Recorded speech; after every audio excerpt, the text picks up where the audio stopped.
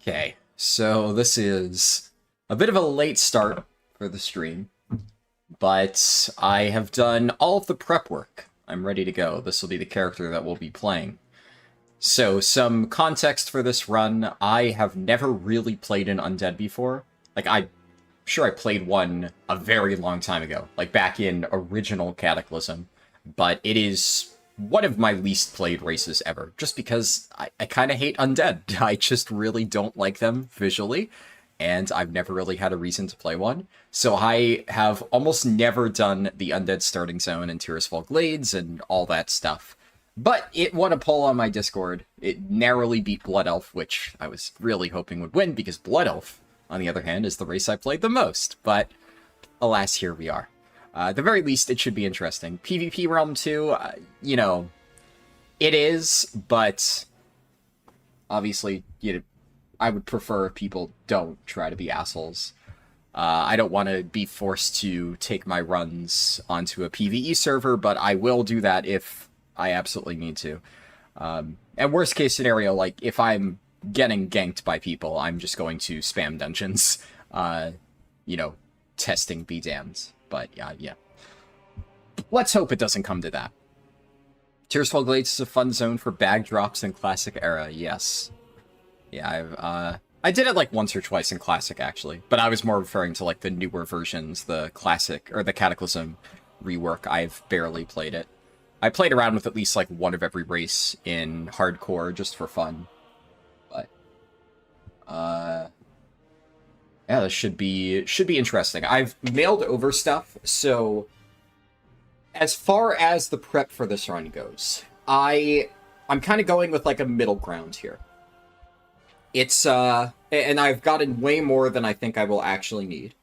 So if you've watched a lot of my retail speedruns, you'll know that I go crazy with prep and I buy a ton of stuff and I get all these fancy consumables.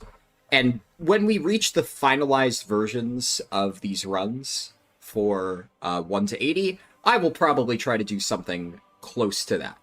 And I will hunt down every small little optimization that I can as far as consumes can go and get a bunch of really niche items to boost my character. For this run, I have done some stuff. I've mailed over bags, I've mailed over a good amount of golds, 5,000 in this case. I'm not going to need it, but just on the off chance. For flying eventually, I know I'll need that, but we're obviously not going to get there in this particular stream, because that's a ways off. And I've mailed over bare minimum consumes and some starting gear. So heirlooms, obviously, with enchants, that's at this point a thing, and obviously I'm going to use enchanted heirlooms. That's just kind of a no-brainer. And the starting gear that I'm going to use is white items with enchants on it. Because the nice thing about those is I can put relatively expensive enchants on that, and because they're white and they don't get bound, green and onwards, I can then reuse them for future runs. So it's not an actual investment at all for me to use it for this testing speed run. You get that once and you're good to go. So, for instance, I've put a thorium shield spike on a gray level 1 shield. And that's what I'll be using for this run. Does that seem extra? Absolutely, but I can reuse that shield for any future runs that I do with anyone that wants to use a shield. So paladins, warriors, etc.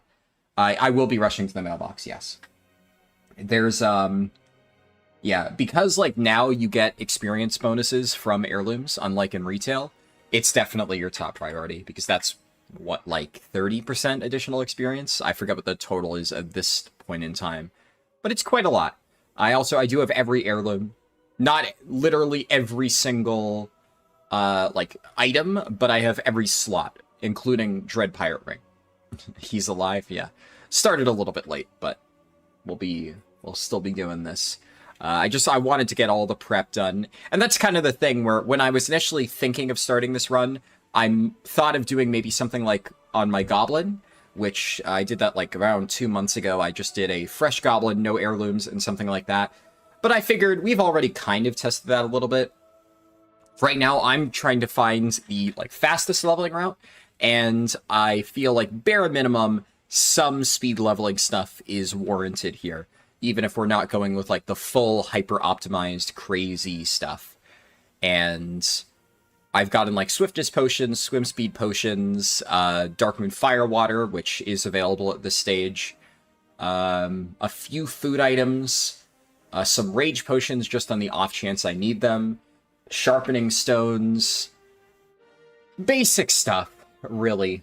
There's like a few other niche items that I thought of using, but I was like, let's save that for a future run. But all these things, like, I know they're going to help. I know that they're important consumables. Might as well. I'm not doing, so Ricky Auger, I'm not doing like one thing in particular. So I'm not going to lock myself to, I'm only spamming dungeons, which I should note, in this version of WoW, only spamming dungeons, at least with random dungeon queue, is really not a good way to level. Because dungeons don't scale with you, so you'll have stretches of time where there's just no good dungeons in your level range, and you're killing mobs that are like green just to get through it.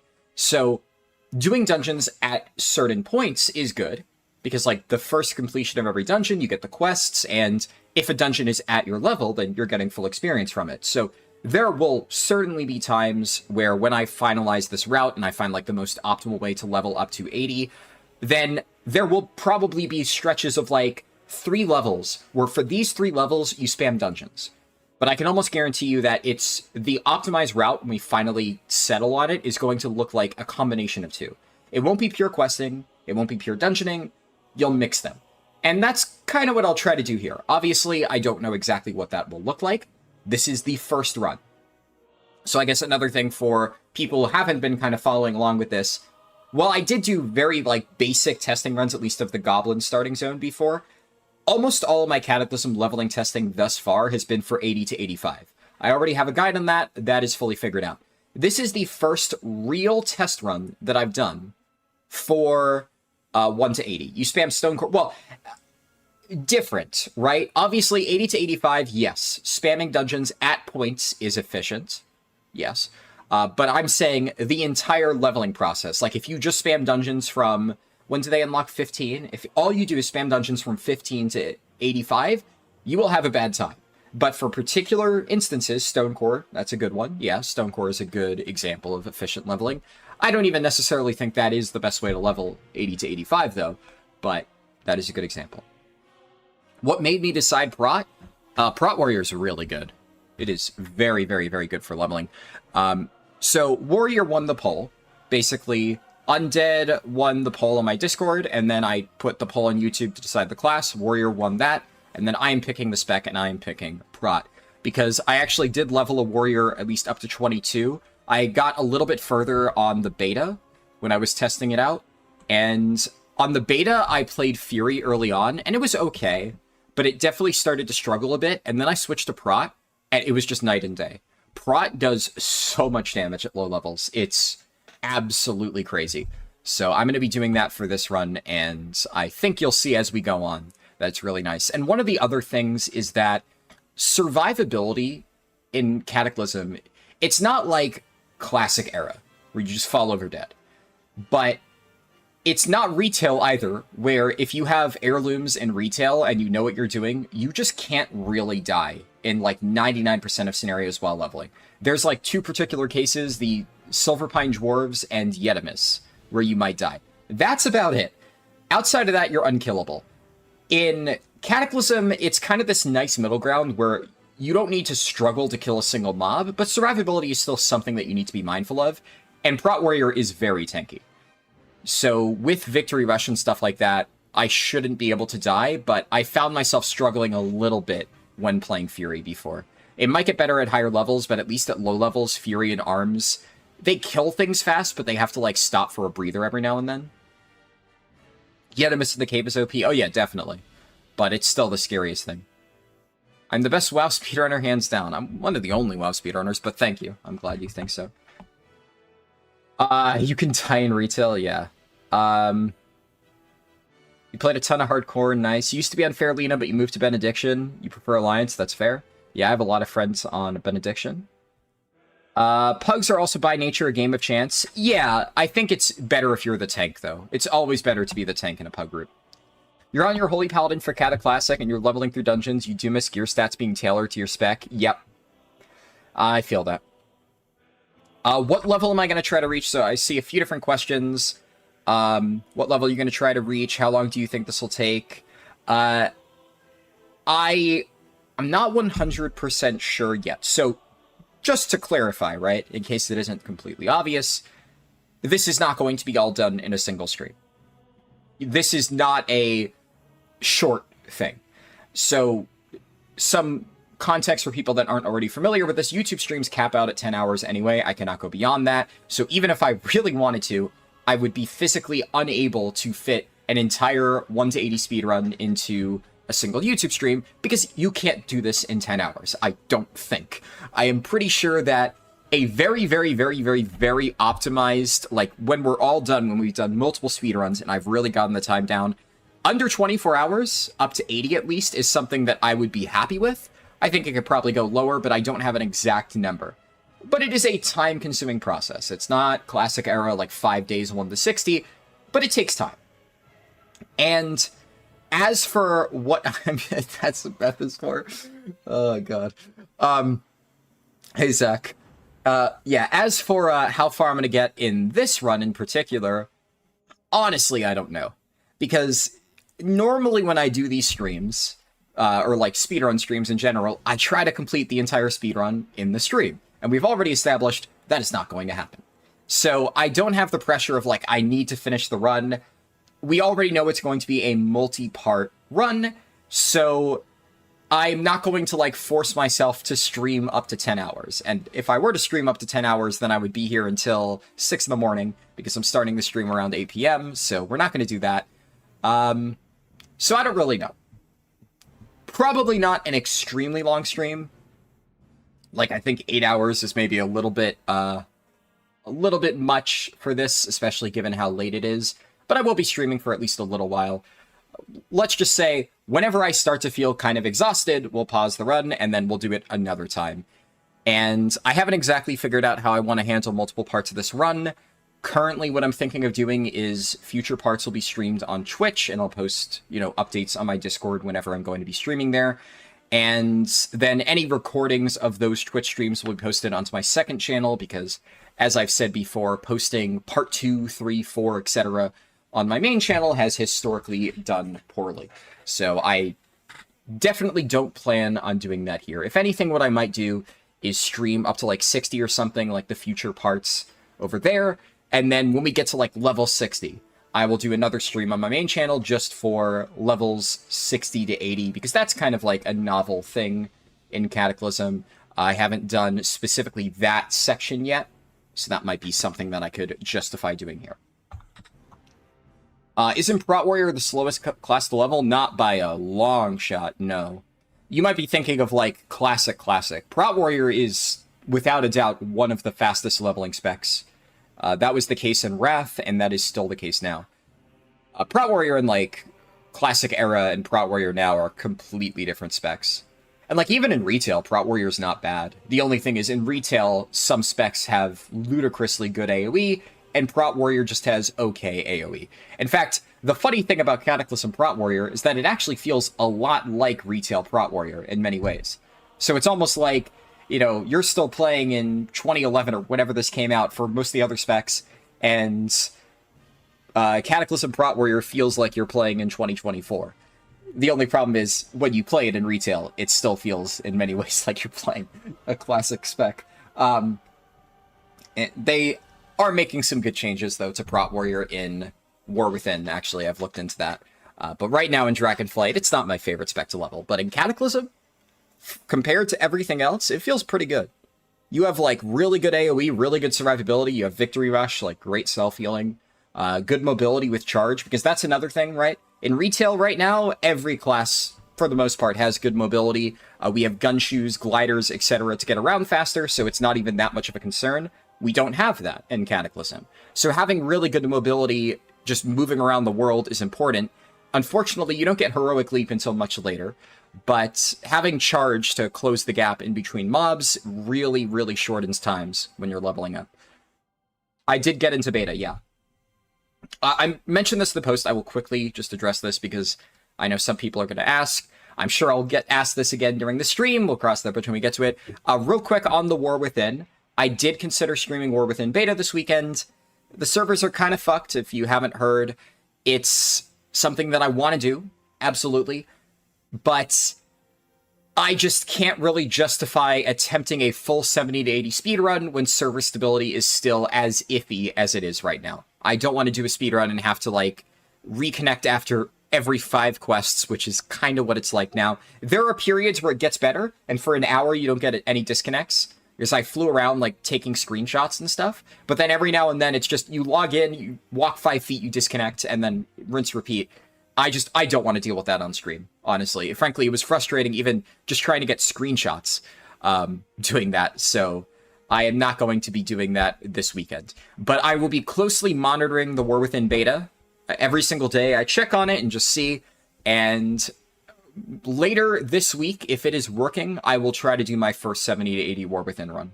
Go, had to do it, it's all good. I'd rather somebody say it as a joke than some asshole say it seriously.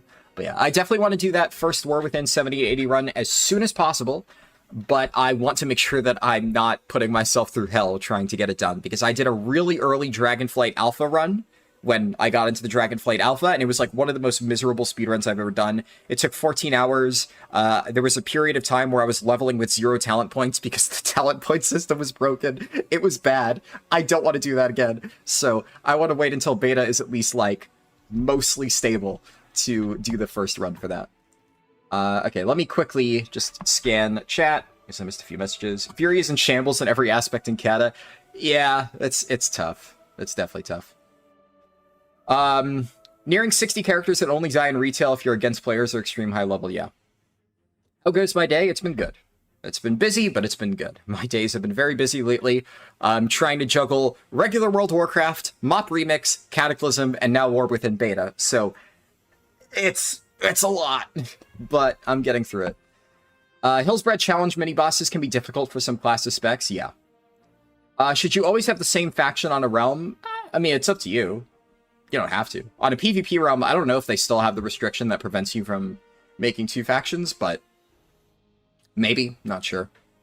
You already risked full Wither during Remix. Best to not risk further. Cata leveling, let's go. Yeah, it's finally time. If not playing 12 hours, one is casual, yeah. Can't decide if you want to play Hardcore Era or Cata until War Within pre-patch. I'd say Cata. Honestly, I'm really enjoying Cata. My guild has done all of normal, and we've so far only killed Heroic Magma. Nothing too crazy, but I've been enjoying it a lot. I've been having a lot of fun with raiding, and Blood DK is just as awesome as I thought it would be. I fucking love Blood DK. It feels so much better in Cataclysm than it does in retail right now, which is really a shame for retail. Though I will say, credit where it's due, the War Within changes for Blood DK look like amazing. Probably not enough to still make it on par with Cata Blood DK. That's just how good Blood DK feels right now. But I am a big fan of basically everything that I've seen for Blood DK in War Within. Oh, Zach. Oh, God. Choked on my words there. Zach became a member again. Thank you. I appreciate it. I didn't realize that it must have lapsed at some point. Let's see. Wasn't Cata when in-combat charge came out? I think so. Not 100% sure. They're shamans. Holy shit, their forums are on fire. Yeah, it's rough. Thankfully, most of the specs that I play, I'm happy with, except for Vengeance Demon Hunter. Vengeance Demon Hunter is eternally fucked. I have no idea what the developer is thinking. They, honestly, like, I don't say this lightly. I've really only ever said this about, like, Steve Denuser before, and thank God it happened. They really need to just fire whoever the fuck is working on Vengeance Demon Hunter. Or at the very least, just take Vengeance Demon Hunter away from him, please. Like, for the love of God, that man does not know how to do his fucking job. Like, I am okay with developers who are just, like, maybe a bit slow on the uptick, but, like, fucking hell. When you continually ruin a spec nonstop for years, like, at a certain point, just fucking get that man out of the kitchen. He has no fucking idea what he's doing. Every other spec and more within it, like Guardian Druid too, I'm really excited about, but Vengeance Demon Hunter, Jesus fucking Christ. Everything about it, like, new tier sets, Vengeance is the worst one by far. Fucking talents, Vengeance is the worst setup by far. It's just fucking tragic, man. Warband stuff, Blizzard's needed to update the character screen for years. Yeah, it's nice. What time is it right now? It is 8 p.m. for me. It's pretty late, yeah. You got into beta, made an earthen, and then spent 20 minutes waiting for the NPC to port you to the wrong zone. Yep. You haven't played Cataclysm yet. How long would you say 80 to 85 would take for an average player? Around 10 hours. I have an 80 to 85 guide, and I was able to consistently get it in 10 hours. You could definitely get it faster. Like, I thought about doing additional 80 to 85 runs to optimize it. I haven't really had the motivation to do that. Maybe after I've done all of the 1 to 80 testing, I'll go back and try to push that. But I did a lot of testing. It's pretty easy to get 10 hours. And if you're, like, brand new, really struggling, unfamiliar with Cataclysm, worst you'll probably get is, like, 12 to 14 hours. And that's, like, if you're really going slow, really taking your time. It's not too bad. Quite vengeful today, yes. I am always salty about Vengeance DH. You like Cata, but it lacks content. I mean, matter of perspective. And the nice thing about World of Warcraft right now is if you aren't having fun with Cataclysm because you run out of content to do, there's other versions to play. Now, I know not everybody plays every version, but I do. So, to me, like, I'm not concerned that, like, yeah, Cataclysm has, like, less content than some other expansions, but I am enjoying the content that I am playing in Cataclysm. That's really all I care about. I'm not going to, like, force myself to play something that I don't. If I get bored, I just don't keep doing whatever it is that I'm doing, and I go play something else, and all that matters is I'm having fun with raiding and, well, leveling. Blood DK never die, they're crazy, plus really good damage. Yeah, Blood DK damage is absolutely mental in Cataclysm. It's crazy. Dracos are now able to be all classes in War Within. I did see that. Yeah, that's interesting. You think Monk is worse when you only look at the style of the test? I'm not sure I understand Chokes. Or the style of the T-set. Are you talking visually? Because when I said the worst tier set, I meant, like, the bonuses. I'll be completely honest, I do not give a fuck about the visuals of the tier set. I know some people care a lot, and when a tier set is cool, like a Mirdrasil Priest had a really cool tier set, awesome. Like, I'm glad when there is a new cool transmog. But if my class gets a shitty-looking transmog set for the new tier, do I care? No. I'm gonna transmog it anyway. I've used the same transmog on my monk for, like, a long time. The last 5 monk transmog sets, or tier set appearances, have been awful. And I don't care, because I just transmog anyway. Actually, I take that back. Sepulchre Monk was actually pretty cool. I did like the monk tier bonus in Sepulchre. But yeah, it's been pretty bad, but I just couldn't care less. I was specifically talking about the bonuses. So, I don't really remember what the monk set looked like. I didn't look at it, but yeah. Usually the monk sets lately have been kind of bad visually, but I like the bonus, at least for Brewmaster, which is the only one I looked at. I did pre-make a character with the same name, yeah. I don't really know exactly how much carries over, and I'll be honest, I didn't really mess around too much with, like, doing add-on stuff to get my binds and whatnot set up. So, if it's not working 100%, that's fine. It takes 30 seconds to fix it. This is going to be a multi-hour speedrun anyway, so I don't care if I lose 30 seconds at the start here. Took you 17 hours, but it was harder on release. The leveling zones are better now. Yeah, it took me like a little over 10 hours, like 10 and a half hours on launch. But I also got ahead of the pack pretty early, so. Last level took you 5 hours. Yeah, 84 to 85 is like almost as long as all the other levels combined. Not quite, but it's pretty long. How long do I think 1 to 80 will take? I am going to estimate, ballpark, 24 to 30 hours for this first run. I think I can get it faster than that after, like, a lot of testing, but for this initial first testing speedrun, where I'm, like, figuring out the routing, ballpark 24 to 30 hours. If I get it in, like, under 30 hours, I guess I'll be totally fine with that. If it takes longer than 30 hours, that's where I'll start to be like, okay, yeah, maybe I fucked this up. Farming Bronze on Remix, nice. I finally maxed my gear on Remix. Can we get on with the Warrior gameplay? We will get on with the Warrior gameplay when I want to get on with the Warrior gameplay. Which will be soon, but, you know, don't rush me. You just meant visually you care a lot, you don't have any cool transmog for it? Ah, yeah, there's a lot of cool monk transmog out there. A lot of the Mop and Wad monk sets were really, really cool. I am using heirlooms, yes, I have every single heirloom. How many hours do I think this will take? I answered that, yeah. How many days am I planning to do it in? No idea. really. I don't have like a set schedule for when I'm going to be streaming this, so I'll just repeat it. I'll say this, and then we will move on with the run. If you want to watch future parts of this, then make sure to join my Discord, and I will post updates there. And a lot of those parts will probably be streamed on Twitch. All right, let's get on with it. Okay, skip that and start the timer. You have to talk to Agatha. All right, so it looks like some of my settings carried over because of that. Yeah, it like has that stuff, interface. So action bar settings don't carry over. Did class colors carry over? Where would that be? No. All right. I'm gonna throw that there, throw that there.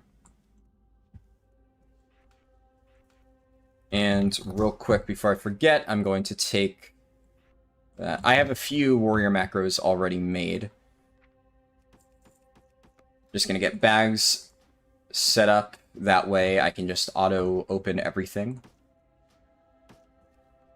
And this should hopefully go in the order that I planned. Yep, it looks like I have that figured out correctly.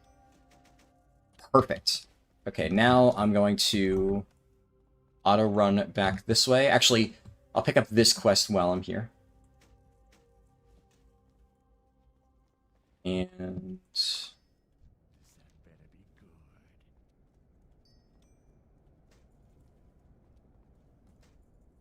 bear with me as I get everything sorted. There's the shields. And that there.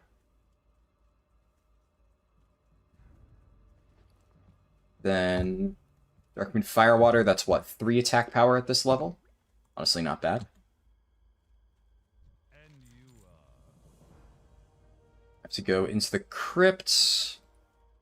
And rough sharpening stone. It's over here, I think.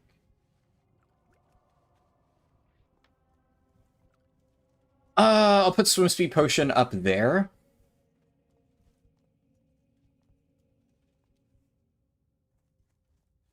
Like the stream? Yes, thank you, Zach. Yeah, if you enjoy these types of streams, make sure to throw it a like. That helps me out. I should be able to 1 to 2 shot pretty much everything at this level, we would hope. And also just, like, I'm not looking at chat right now, but if people are saying anything, I see, like, a handful of messages. I will read that once I get, like, everything situated.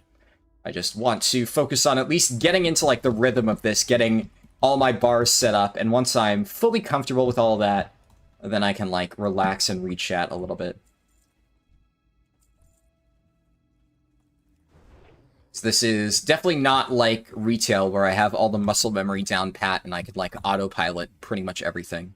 Do I not have automate quests? Oh, I guess because it's a reward. Whatever. I just popped into your feed and you thought you'd check out the stream? Awesome. Good to have you here. What else do I need? So I've got the sharpening stones in the right spot.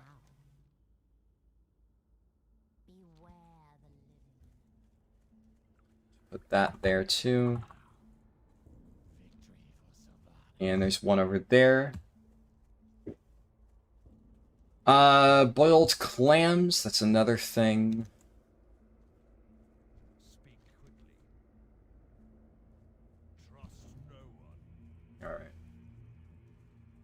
One thing that I'm still unsure about is what class and race I would want to do for, like, the final speedruns. Because early on, like, these speedruns, I'm not too concerned about them being super duper fast. Okay, we need to be level 5 for swiftness potions. Like, some of these speedruns, they're going to take a little bit of time to get used to. But I'm mostly trying to get the routing down. But once I have the routing set, I'm going to try to get a really fast speedrun like we do on retail. I'm thinking that Guardian Druid or Feral might be the fastest option, but I'm not completely sure. And within that, I'm not sure if I want to do Troll or Tauren. And I mean, maybe it's Alliance. Maybe Alliance is just faster 1 to 80. I don't suspect it is, because a lot of the Alliance old zones are kind of eh. Horde tends to have better ones, but who knows? Could even be Worgen. I don't know. Well, I can tell you one thing. Rogue is not the fastest, and it's not even, yeah. And not even close. Really, in my mind, it's between Druid or Paladin. There could be a surprise, and it's like something that I haven't really considered, but I think Druid or Paladin, one of those two, is probably fast.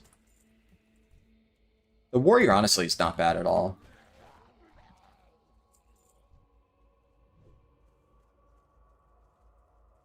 Sure. Yeah, gotten everything. Yeah, I just need to gather Scarlet Corpses. See one over there.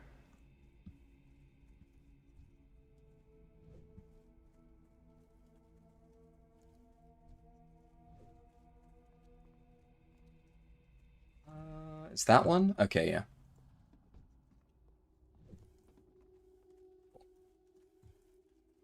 Head back. I don't know if there's a good time to use the sharpening stone, so I'm just going to send it. Just want to get the supplied as soon as I can. And I think that's all I can do now, because I can't use boiled clams until level 5. Not that it really matters. Okay. You miss old recruiter friends? Yeah. For sure. Okay, Lillian Voss. I remember this one. Rage Potion, I guess. Be able to use that at some point. Okay, wait, Warrior Trainer. I need to actually learn stuff. Alright, so we got Charge. I have a Charge macro.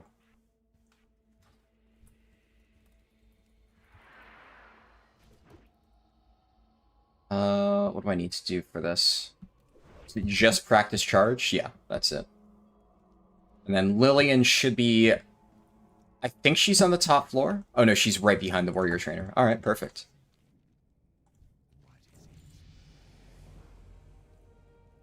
And then...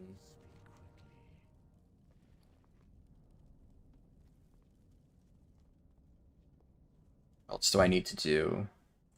Have I forgotten anything? No. Okay, I think I have everything that I need on my bars. Obviously, I'll update it as I get to the necessary level for the new stones. So I'm just going to go ahead. This is at level 5. I'll put that on my bars now.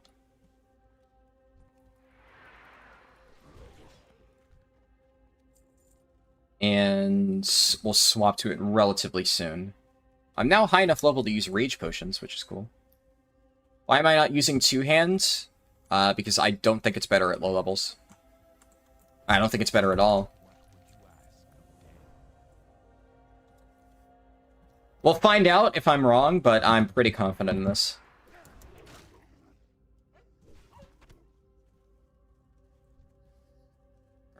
Alright. I guess we'll just send Rage Potion whenever I can. I wasn't able to find too many on the auction house. Yeah. A two-hander still isn't going to one-shot here.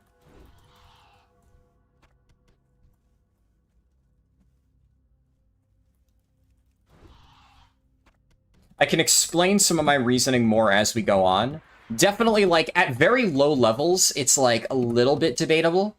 But I still think this is better, and also this is what I'm going to use at mid-tier levels, and I am, like, extremely confident that, basically, from, like, level 10 onwards, this is the best setup.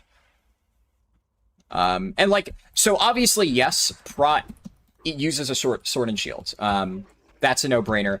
But there is a fair argument to be made of like, I am not Prot right now. We don't have specs. So level 1 to 10, you're just a warrior.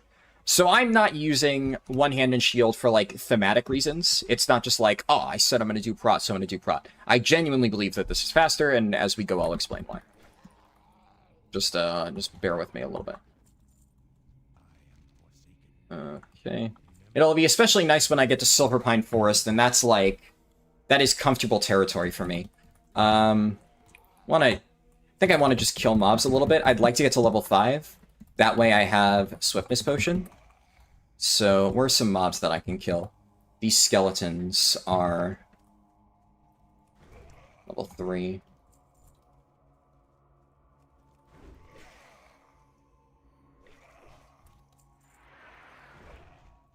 And honestly, mob grinding in Cataclysm, just like in older versions of WoW, isn't really that bad of a way to level for certain parts. There are now better ways to level because compared to, like, Classic Era, quests are actually significantly better. But still relatively efficient to just whack mobs. And I probably won't be using Rage Potion too much from now on, now that I can actually use Swiftness Potion. And the time saved from using a Speed Pot is going to be way faster. In the vast majority of cases.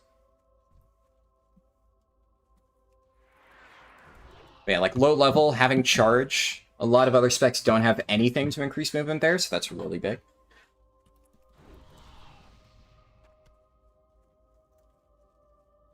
EverQuest, all you do is kill mobs? Yeah. Definitely different MMOs have different styles. Let's see, one shot there. I was... How many hits did I get? Okay, that was only just one. I think I just crit on that auto.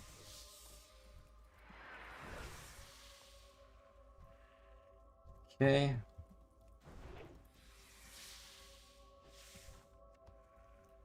Not using the Swiftness Potion yet, because I would get relatively low value out of it right now. But I'm also not going to use the Rage Potion, because when the Swiftness Potion is up, I want to make sure that I have it. So...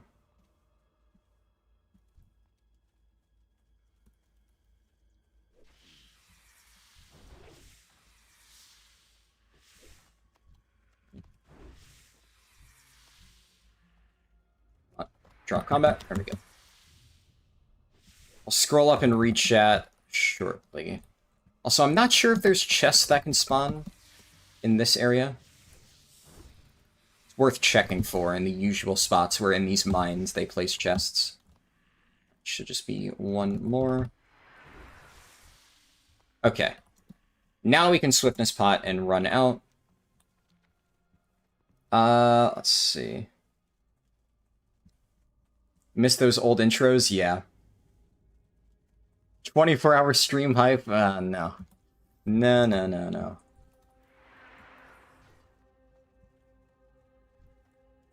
Would be fun. Unfortunately, I don't have the stamina to do that right now.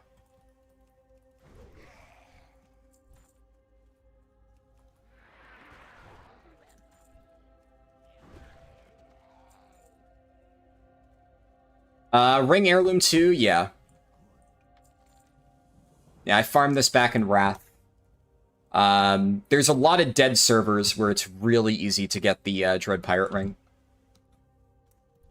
Still is, but now a lot of them are closed and you can't make characters on it, which ironically means that if you have a character still on one of those locked servers, it's very, very, very easy to get. So there's, like, no competition. But if you did not do that, then... it could be rough.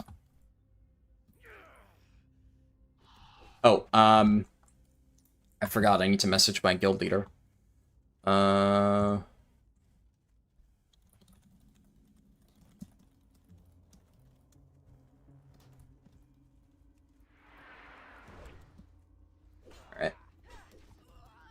So I'll be joining a guild. That way I get guild perks. You get most of the important ones. So, like, Fast Track, the stuff that gives you experience. But the main reason that I need guild perks is you don't get Hasty Hearth and, like, increased mount speed and stuff just by default. So that's very important.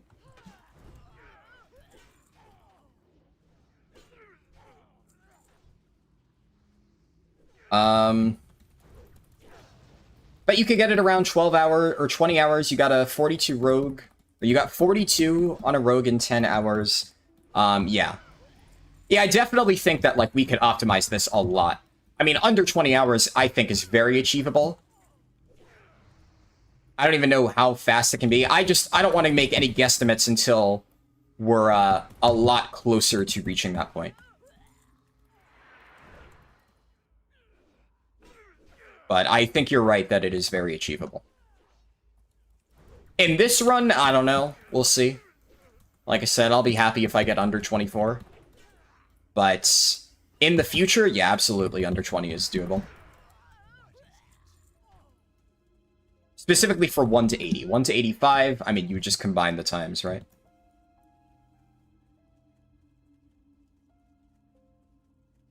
Hold on. I'm gonna just ban somebody really quick. Don't rush me, or you can just not watch the stream. Only just caught that. But, like, yeah. I am not your dancing monkey. I don't have to deal with bullshit like you telling me that you want me to start the stream now. Go fuck yourself. Go watch somebody else. How much bonus XP do you get with heirlooms? It is 10% for helm, 10% for shoulders, 5% cloak, 10% chest, that's 35%. You don't get any for the weapons, 5% for the ring. So 40% in total.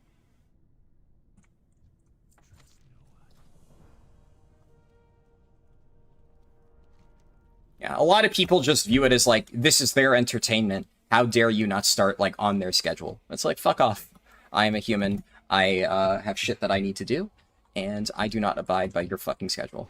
So I'm just, you get those people all the time. It's just, I'm not going to tolerate that shit. I'm not going to dwell on it either, but yeah. I didn't join a random guild. I joined like the guild that I raid in. So I let my guild leader know ahead of time that I was going to be making a character, and then he said, just shoot me a message when you're ready, so I just messaged him like a minute ago, and he invited me to the guild. You're not human, you're undead. True. Yeah. They took off Joyous Journeys now that Kata is out? Yes, I believe so.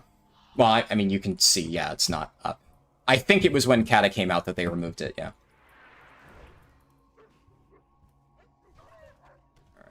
Now that I'm past level 5, I can drop that. What else can I do? Rule of stream, do not provoke the streamer, yeah. I am not one of those, like, you know, false positivity streamers who's like, wow, guys, thank you so much for being here. I love each and every one of you. Like, I do appreciate you guys for watching. And, like, I'm glad that you watch the content, but you know, if somebody's being a twat, I'm gonna tell them they're being a twat. Like, I'm not gonna sit here and be, like, fake. And if you're being an ass, I will ban you. It's that simple. I do not give a fuck. How long do I expect the run to be? In total, probably 24 hours. I don't know how long this particular stream is gonna be, though.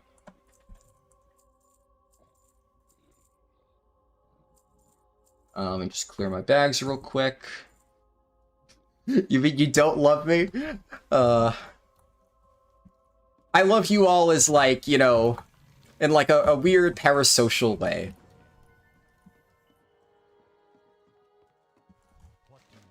But, like, all joking aside, I do appreciate you guys all being here. But you get what I'm trying to say. What is this quest? Okay, yeah, it's just questy is janky sometimes. Am I going to do dungeons? Yes. Yeah, I'm not going to spam dungeons, but I will do it. Haralded using his anime voice. Oh, God.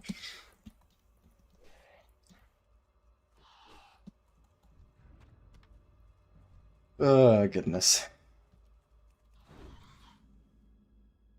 I just started streaming. Harlan is going off. Today is a good day, yeah. What level do you get Mount in Kata? I think it's 20, I want to say. Memory serves. I'm definitely not doing it in one go. This will be multi-part.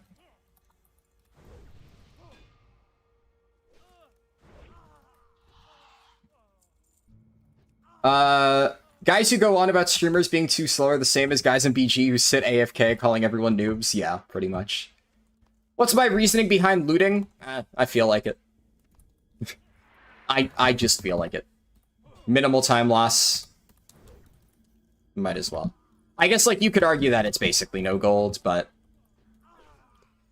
I also have not, like, pre-mailed BOEs and stuff, so if I get a mail BOE, cool. But, like, genuinely, it's just because I feel like it. There's no particular reason.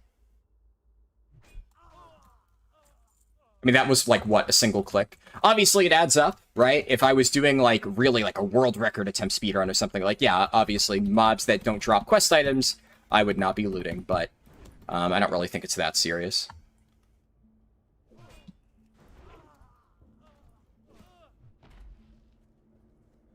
Looting leads to heavier shit like selling. That's fair, yeah. That said, when I hit level 20, I will have my Traveler's Tundra Mammoth, and then I will be able to sell on the fly. So selling isn't really that large of a downtime because you almost always have, like, 5 or so seconds to clear your bags.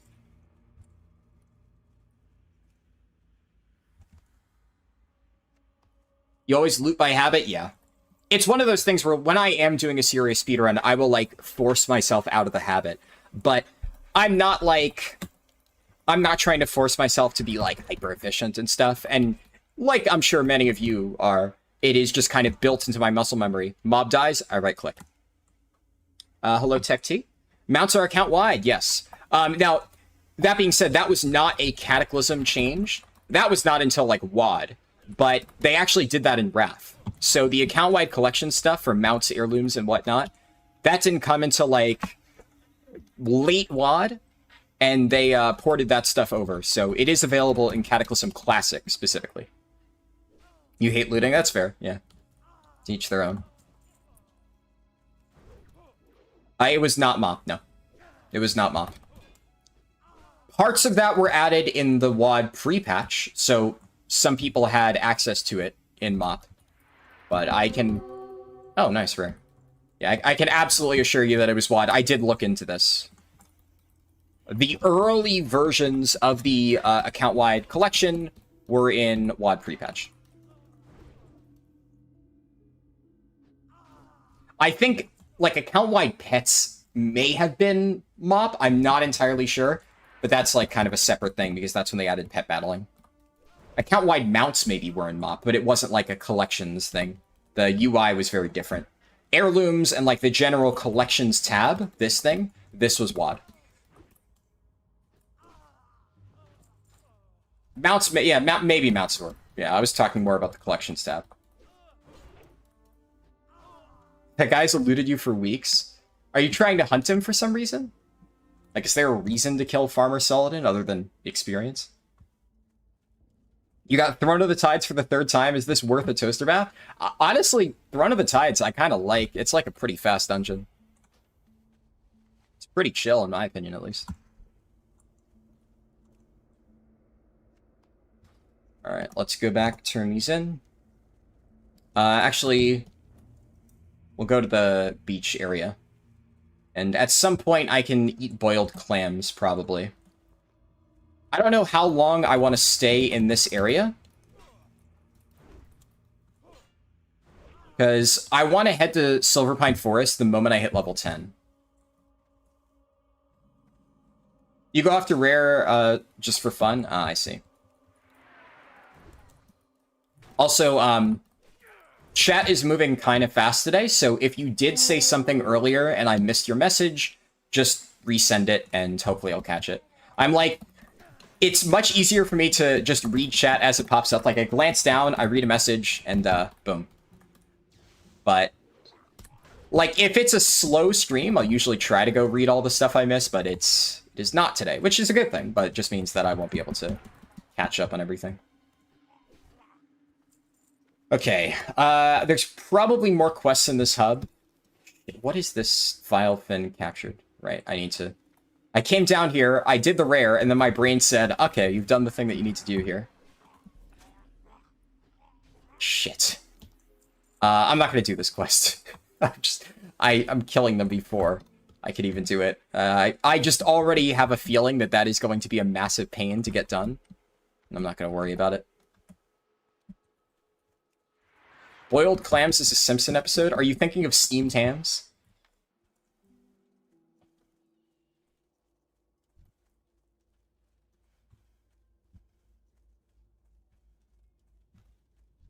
A Throne of the Tides enjoyer would like boiled clams. What's wrong with Throne of the Tides? You get to skip the really shitty boss. It's like a little bit of trash. Then you go to like a bit of trash up top after the elevator. And then you have two bosses back to back. You hook left, you do a little bit of additional trash. Neptulon, which is like one of the easiest bosses in any heroic dungeon, and then you're done. That's it. Like, if you're doing a Throne of the Tides full clear, then yeah, it kind of sucks, but if you're the tank, you can just say no. No, I'm not going to do that, boss. Follow me.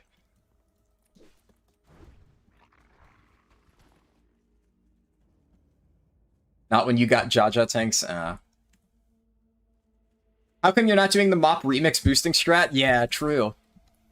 I should get a level 20 twink to boost my my warrior in Classic. Yeah, I'm not gonna do those quests. What is this one? Okay. I'll follow the road to see whatever these quests are. That quest he says is available. Because I'm not really familiar with the quest layout here.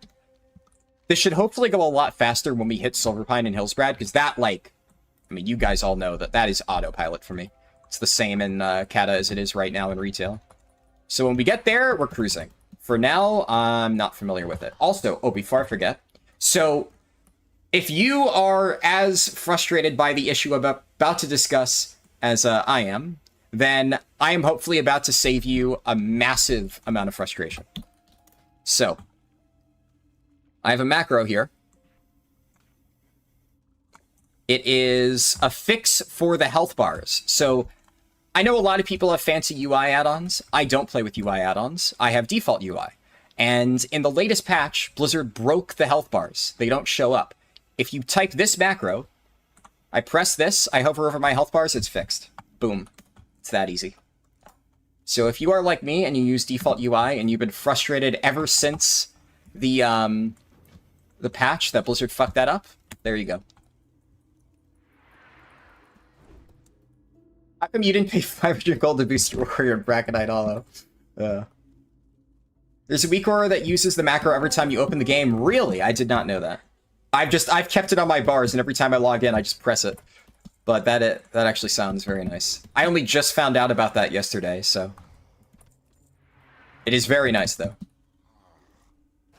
This is with pre-nerf vengeance? I don't know. I'll need to go to the warrior trainer when I reach Brill. Because having only the basic attack is kind of... starting to slow me down a little bit.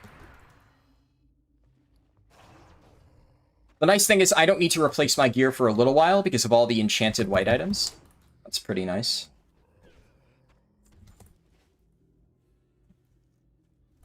I'll charge this one. And then this should drop the item I need. Yeah. And we'll go back, turn that in. Yeah, you can tag me in Discord. I'll check it out after the stream. I'm not going to download that right now, but that's definitely something I'd be interested in. Yeah, I'd say post it in my Discord server, though, so that if anybody else is interested in that, they could easily find it, too. I appreciate it. There's, like, a lot of mobs here.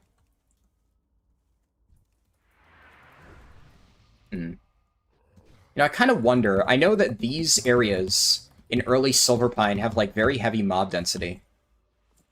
I wonder if this is just, like, a nice mob farming spot for early on. Let's check it out, because I remember this spot. Really, really, really high mob density. Lots of dungeons in Cataclysm? It kind of depends. We'll figure that out. I'm not 100% sure.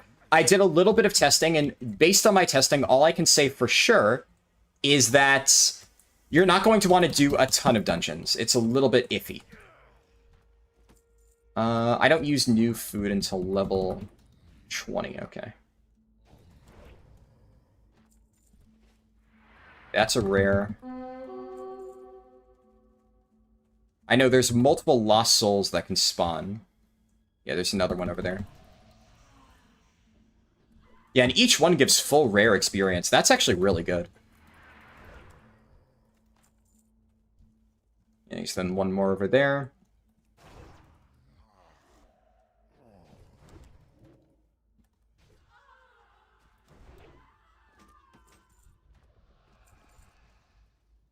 Mob density here is actually quite good, so I could definitely see this being a thing.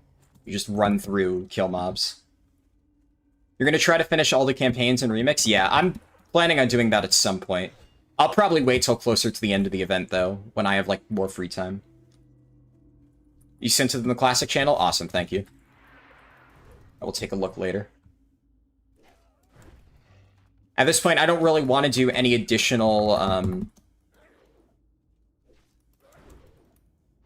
quests here, so I'm just going to kill mobs until I reach level 10, and then we'll head to Silverpine.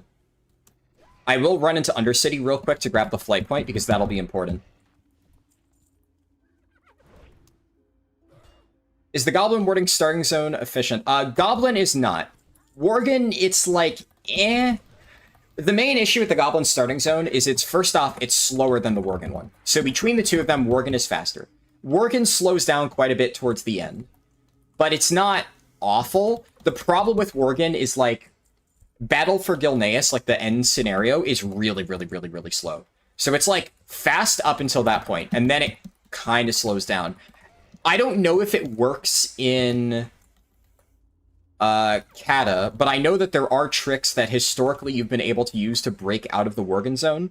So theoretically, if you made a Worgen and you, like, escaped from it right around then, it could be nice. Have I ever run any other MMOs? Not nearly as seriously as I do speedruns in WoW. Like, I've done a few runs in, like, Final Fantasy and stuff just for fun. Guild Wars 2, I played around with a few things. I play other MMOs. But in terms of, like, efficient speedrunning like this, WoW is the only one where I've really tried to ever optimize it. But I've always meant to go back and try Final Fantasy more again, in terms of speedrunning. I play Final Fantasy every now and then. It's a fun game, but Final Fantasy, like, leveling speedruns would be a very big undertaking. That would be a very, very, very, very long process. Speedrun A Realm Reborn's Endwalker, no cutscene skips. Yeah, I don't know about that one. Don't know if I'll go that far.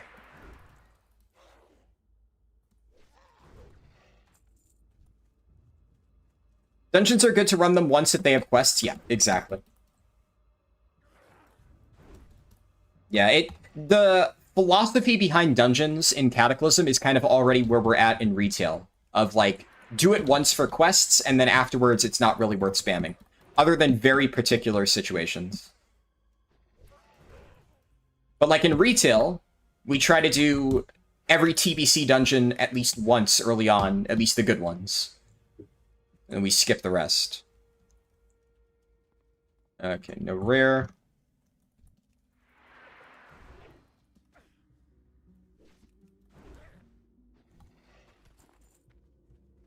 Star Wars The Old Republic, probably not gonna ever do that. Like, here's the thing. It has nothing to do with, like, I'm not just trying to speedrun MMOs, right? Like, I'm not doing that just for the sake of doing it. I started doing fast leveling in WoW because I like playing WoW.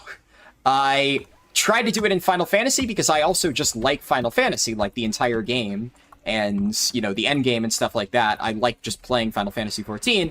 And then, because I was bored one day, I was like, wonder if I could do this in FF2. And I'd still love to go back and try it again at some point. But I'm not, like, speedrunning World of Warcraft just cause. The entire point of all these speedruns at the end of the day is to make a leveling guide. It's to find the fastest route so that you guys can use it. So, I've played Star Wars The Old Republic. I don't hate it, but it was definitely not, like, not really my favorite game. It was okay. It's not something that I could really wholeheartedly recommend. Speedrun Cryptolands. Oh boy. WoW leveling is cathartic? Yeah, that's a good way to describe it. There we go, level 10. I'll just keep killing stuff as I go. We're gonna get to Brill, I'll pick up the flight path there. And I think after this, I can Swiftness Pot. Alright, let me check my bag, see if there's anything else that I can use. I believe, yeah, next Rage Potion isn't for a while.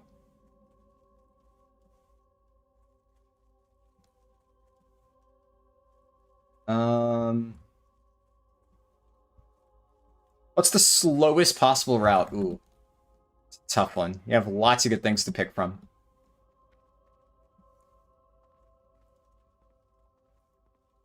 I would say the slowest possible route in Cataclysm Classic is... it's probably pet battling, because it doesn't exist. But if you wanted to, maybe you could try killing critters with your sword and see if that, like, achieves a similar effect.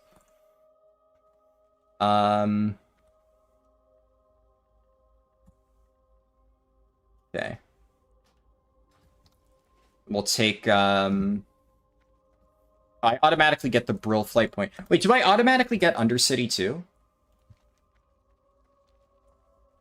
Let's check. If I do, then that would actually save me a bit of time. Gathering Profs? Yeah. All joking aside, it probably would be Gathering Profs. Yeah.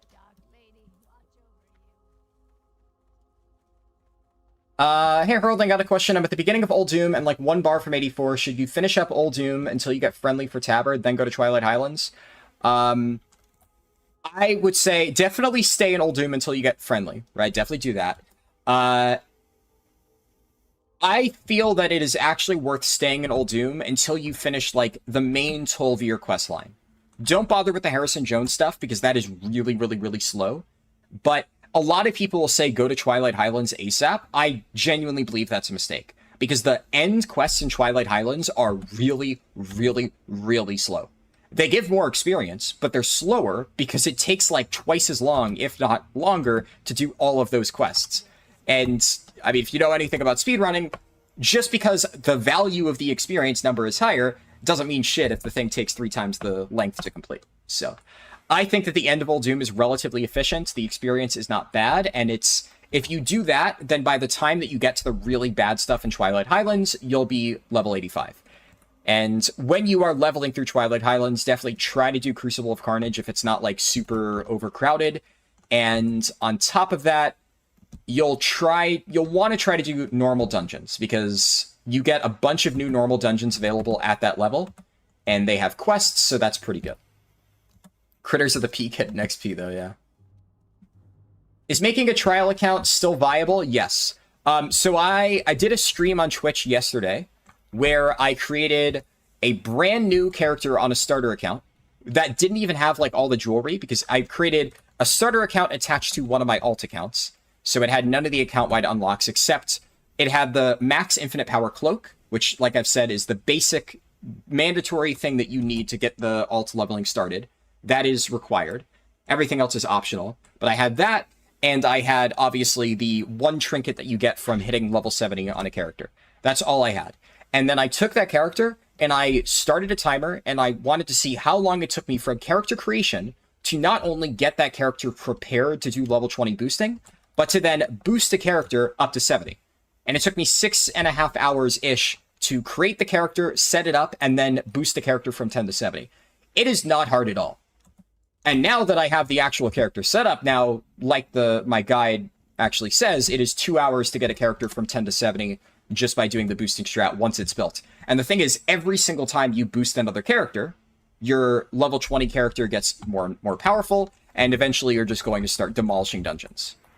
Also, just realized I forgot to stop by the warrior trainer, but that's okay. We'll do that in a second.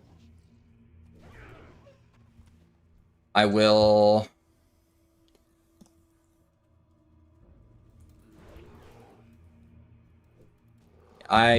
gonna go get the flight point, and I'll start the RP. And once I've, like, started the Silver Pine Forest RP, finished all that stuff, I'll just quickly fly back to Undercity, I'll learn warrior stuff, and we'll go. The other thing is, what level do I get certain talents? Because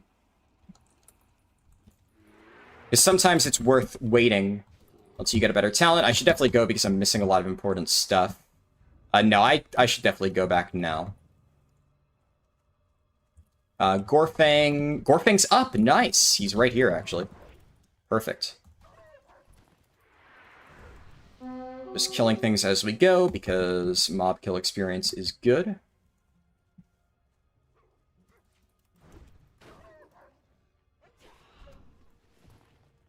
Okay, and... Oh, I phased into Forsaken High Command. Alright.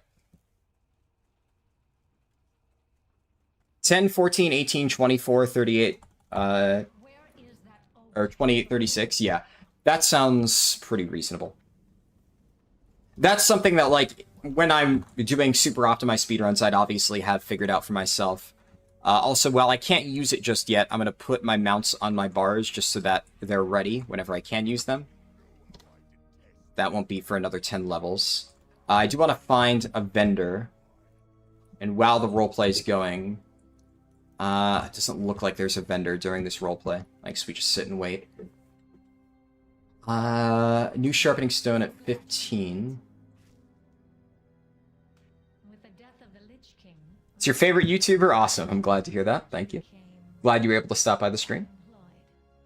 It doesn't matter what race for level 20s, no. And Priest is, in my opinion, the best. But there are a lot of other good options. Like I did for the stream that I'm talking about, I did an Arcane Mage because that won a YouTube poll. And even with Arcane Mage, which it's not bad, but it's not like the best option, it was still perfectly fast. Also, I'll put Elixir of Defense there. I'm going to use Boiled Clams before I forget. With the aid of the Valkyr, we are now able to take the corpses of the fallen and create new Forsaken. This will be at level 12. I can use that. Just quickly, I'll move this here. I'm pretty sure that nothing is going to replace my other gear for a while. Because, like, these bracers, for instance, have +9 strength on them. I'm going to be using these for quite a while. Same with my pants. These ones I'll replace. Minor speed increase on these. I won't be replacing this for quite a while. Belt I'll replace relatively soon, probably. And same with the gloves, +7 strength. So what I was talking about earlier... Void Elf lets you skip Scarlet after the Hounds boss. Yeah, you can do that with Blink, but I guess Void Elf Racial allowing you to take Heroic Leap as well would be pretty good. I could see that. Yeah. Level 20 Priest OP, yeah. But yeah, so the reason why I think that one-hand offhand is better is because it's hard to really tell on a lot of these things. If I look at Gorfang, obviously my Shield Spike isn't going to do a ton of damage on a single target, but I'm going to get more damage doing this than I will by using a two-hand.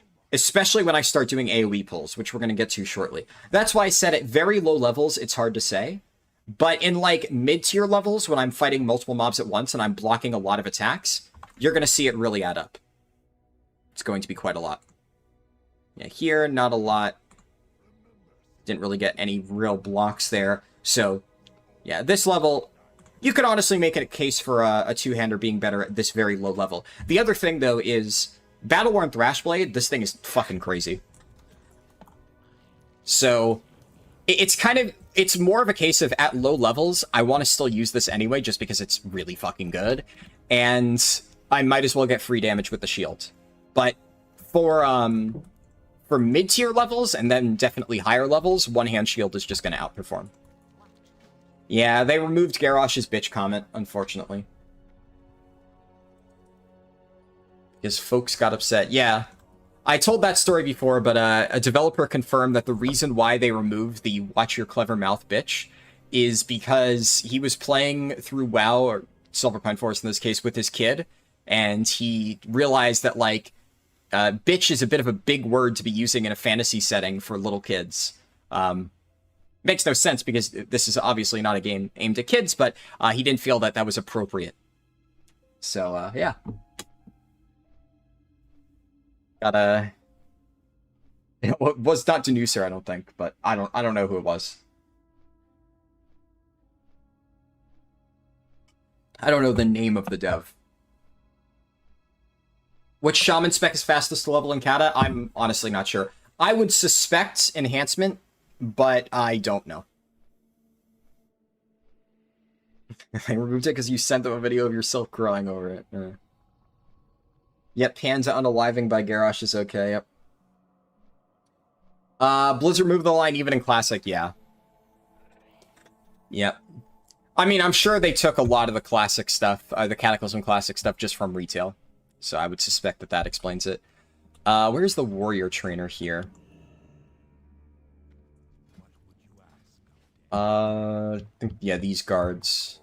It might have been faster to talk to Brill, or go to Brill.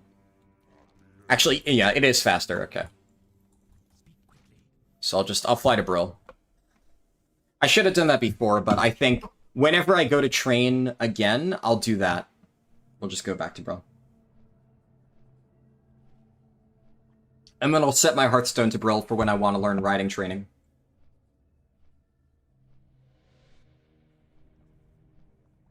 Throw to the Tides again. Ugh.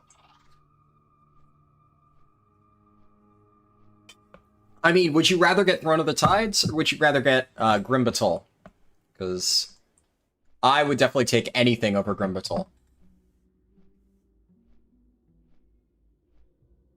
Game is rated for teens? Yeah, exactly. Yeah, it's enhanced by a mile, yeah. Yeah, in retail, things are weird, and, like, Elemental is actually quite good. And even Resto Shaman at low levels in retail is really good. But historically speaking, Enhance has been the best in Shaman leveling spec. The only reason I don't want to confidently say is because I have not tested Shaman in Cataclysm. So, I don't know. So I will say it's probably Enhance. Other people are saying it's Enhance, so I think that's a safe pick. Where would the Warrior Trainer be here? First off,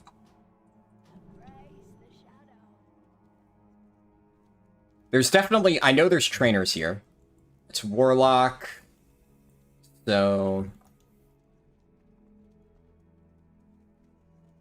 you don't need anything from Throne of Shit. Yeah. Priest Trainer. Surely it should just be out in the open, right? Does anybody happen to know their way around the Undead starting zone that can tell me where the hell the Warrior Trainer is? I don't know this place at all. Oh, it's right there. Okay, I'm fucking blind. Whoops. Ren, Thunderclap, Victory Rush. Okay.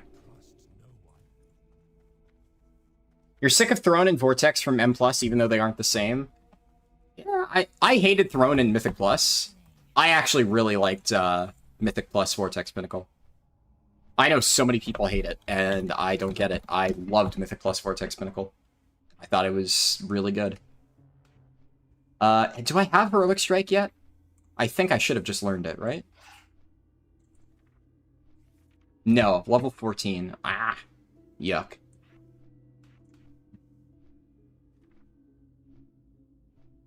Victory Rush.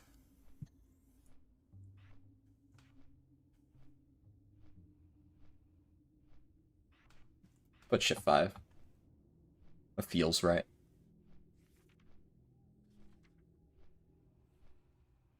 Oh, I do get Shield Slam. Okay. I didn't realize I got Shield Slam that early. And, okay, it has a 6-second cooldown, but so does Strike, right? 3-second cooldown. Okay, for now, I'll use Strike still. I replace it when I get actually Heroic Strike, but...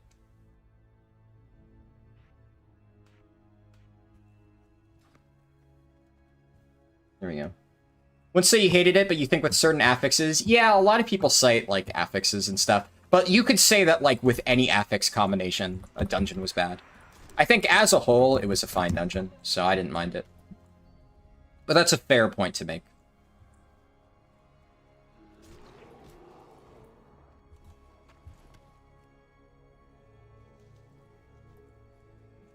I mean, am I really ever going to use Strike? Things die way too fast for me to care. Just take it off my bars. That mob pack before second boss is still in your nightmares? Yeah, that's fair.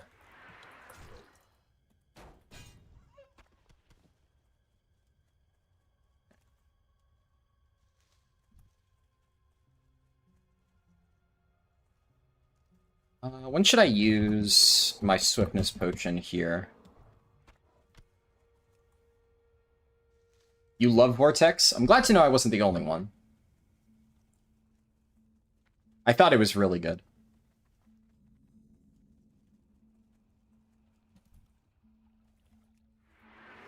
What's this buff? Oh, you get a 15% crit buff from looting a Doomweed? I actually never knew that. I never had a reason to check that in retail. I'd assume it's still there, but, like, you one-shot everything at this level in retail, so it, like, doesn't matter. That's actually kind of nice. Do you open world quests the whole way? No. I'm going to do dungeons at some point, but I'm not going to spam them.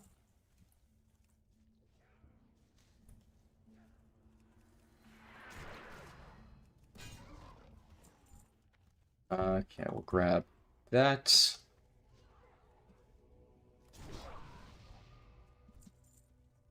Alright, I got all the Doomweed I need.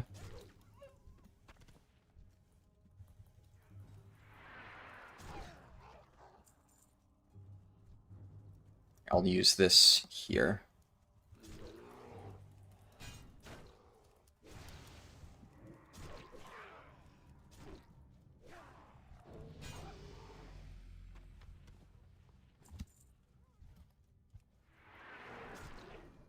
And still need working Renegades. And then I'm going to check the farm for the rare. So one thing that people who are familiar with the retail questing might be surprised by is that some of the rares are here, but not all of the rares are here. So a lot of the rares in these Cataclysm zones were actually added in MoP.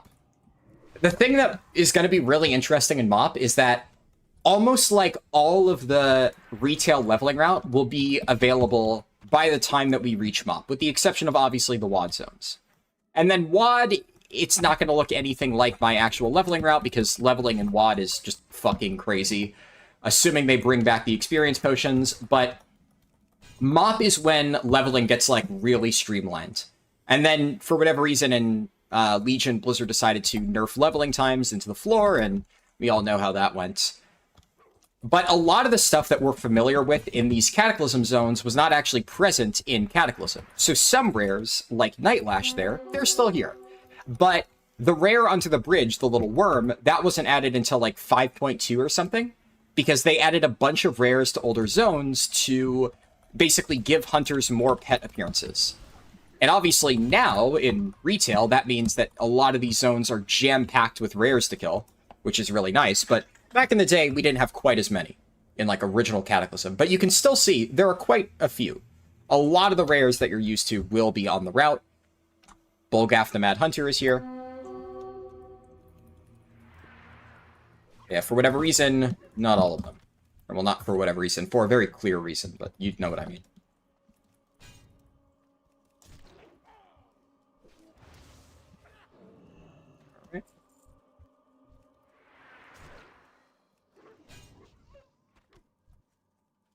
Problem with Bliss storytelling, they can't decide what tone they want? Yeah.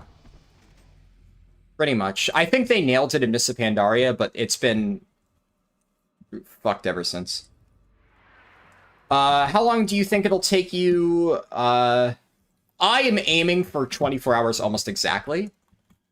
I think for a starting run, that would be a time I'm happy with. I feel like that's doable. If it's shorter than 24 hours, I'm happy. If it's longer, I'm mildly disappointed, but, like, for a first testing run, I would not be upset with that, honestly. 30 hours is kind of the point where, like, if we hit that, then things are dire, but I really don't think we will.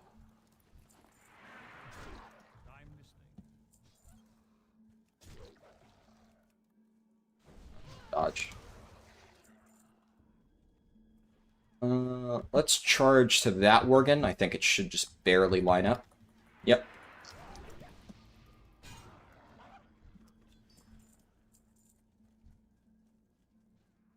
Do you think they'll do a MoP Classic? They'd be insane not to. Are you kidding me? MoP is like one of the most beloved expansions of all time. They would be literally throwing away money if they didn't do MoP Classic. There's going to be MoP Classic. I was saying for a while that Cataclysm Classic was almost guaranteed because it's just free money. a lot of people like me were genuinely excited the entire time about Cataclysm Classic. You know, if you've been around for a while, you'll know that I was saying for years, back in like original vanilla, that I wanted Cataclysm Classic. And everybody called me crazy, and I said, it's going to happen, just wait and see. And I'm glad that we got it, and one of the things that I've been really excited about is so many people seem to be really enjoying Cataclysm. So I had been saying for a long time, I think Cataclysm's going to be awesome, I think everybody's sleeping on Cataclysm, and I feel kind of vindicated. I think that it has been shown at this point that Cataclysm was nowhere near as bad as a lot of people remember it as. But, I mean, Mists of Pandaria? Everybody loved Mop. They're definitely going to do it. Yeah, after Mop is where it gets a little bit weird. I think they should just keep going. But that becomes a little bit more uncertain, I will say.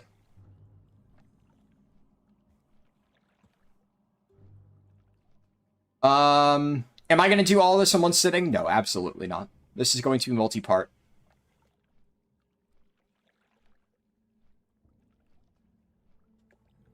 You want to relive 5.4 again? Yeah. Yeah, Mop Remix, it's been okay. I've been enjoying Mop Remix a little bit more now that I've gotten my Demon Hunter to max item level. The grind to get there was miserable. Now that I don't need to grind bronze mindlessly anymore to, like, reach the power level required to do all the content, it's not that bad, but the main feeling that I've had playing Mop Remix is it just makes me want to play Mop Classic even more. Because it's like, it feels so close to being able to play Mop again, but it's just not quite there. There's so many things where I'm like, I wish that it was more like actual Mop. And we'll get that in Mop Classic, hopefully. When do they stop? I think they stop at Legion. I think BFA and Shadowlands are just bad. There are, like, very few redeeming things about that I think anybody would want to really play through. Legion, I think everybody would want to play. That's why I say it's a little bit finicky after that. Because there's a lot of people who just won't play WoD. Now, I am going to say... I mean, I'm going to say hot take, right? But, like, it's a hot take that I've repeated multiple times by now. A lot of you guys, if you watched a bunch of the streams, are familiar with it. I think WoD was really good. I don't think it was a... Maybe not the right word. I think WoD was very fun. It wasn't a good expansion, but it was a very fun experience. And I genuinely believe, wholeheartedly, that if they did WoD Classic and sped through it really quickly, people would enjoy it. WoD was fun, it just lacked content. And because it was a complete development shit show and it lacked content, a lot of people dropped it, and it got a very bad reputation, rightfully so, because the developers dropped the ball hard. And, like, I'm not saying that WoD deserves to be remembered better, because it doesn't. WoD was basically shafted by the developers. But a lot of people abandoned WoD because of everything surrounding it and didn't really get a chance to sink their teeth into the expansion itself. And I think that's a shame. And I think a lot of people, if they go back and, like, play a streamlined version of WoD and get to, like, play all the content and all the class design of WoD, they'll be like, holy shit, this is amazing. Why didn't I enjoy this back in the day? And then they'll think back and they'll be like, oh yeah, everything else. It's a shame, but, like, I had a lot of fun during WoD. It was a shit show. Most of my friends quit, but I still had a lot of fun. And I definitely think they could pull WoD Classic off. And then, of course, then we get Legion Classic, so that's the main reason to do it. You want a raid in Mop Classic? Yeah. I love the Mop raids. It's really cool seeing them again in Remix, but you're right that they just kind of fall over. I get, like, a taste of the really cool, really fun mechanical fights that I miss. But I don't really get the fights back. You still love your garrisons? Yeah. The sad truth is that almost no one is raiding in Cataclysm. What are you talking about? There's plenty of people raiding in Cataclysm. I'm raiding in Cataclysm. I'm enjoying raiding in I love Cata raiding. I don't think that's true. There's obviously going to be less people raiding in Cataclysm than, like, in older versions of Classic, because to a certain extent it is less approachable. And that is maybe one of the issues of raiding, like, higher level raiding that has gone on over time. It is a little bit less approachable. But at the same time, for people who really enjoy raiding, it has gotten a lot better. And I know that everybody has their own opinion on that, and I'm definitely dug in. I like Mythic rating and WoW. But that's like saying that nobody does WoW Mythic rating. And like, yeah, Mythic rating in World of Warcraft is definitely a very niche thing relative to the general population. But like, I love Mythic rating in WoW. All of my friends, because, you know, obviously I'm friends with a lot of other Mythic raiders, we all love Mythic rating in WoW. I know a ton of people who do play it. So it's like, if you're interacting with just the WoW community at large, you're going to find that there aren't that many Mythic raiders. But Mythic rating still has a gigantic community built around it, and the people like me who enjoy Mythic rating, they play WoW for Mythic rating. It is what they do. It is what I do, right? I'm speaking for myself here. So, I mean, like, you can argue, yeah, there's less people rating than Cataclysm. I believe that. Absolutely, I believe that. But is there nobody rating in Cataclysm? That is just not true. Tons of people are rating in Cata. Cata rating is awesome. My voice is amazing. Thank you. What joy is there in this curse? I appreciate that.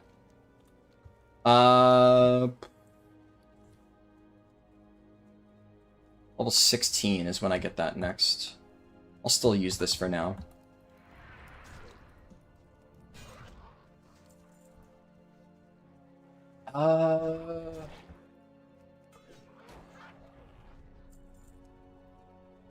Do that.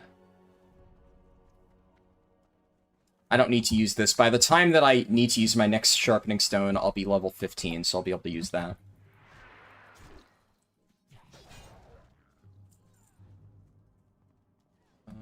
Pop that, and I'll at least throw this on my bars for when it's ready.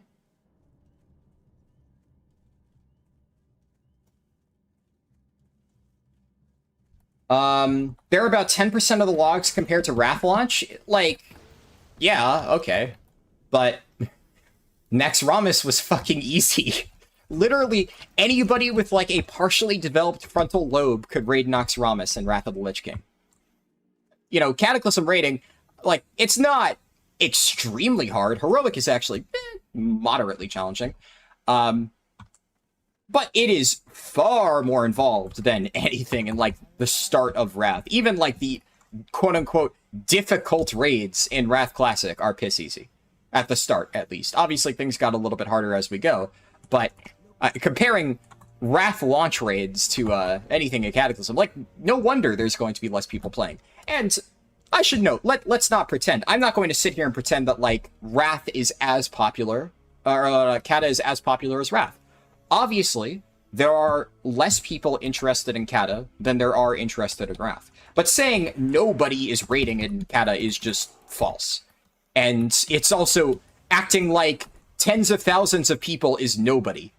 Like, compared to a lot of games out there, tens of thousands of people doing your content when it first comes out, for a game that came out years ago, that's still really good.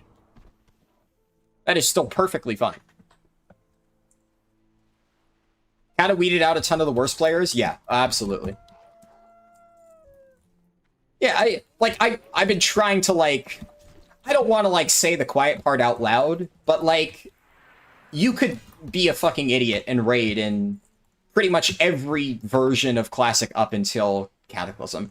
Like, ICC, Trial of the Grand Crusader, kinda required you to, like, know what you were doing. Those were when raids, like, finally started to be a little bit more involved.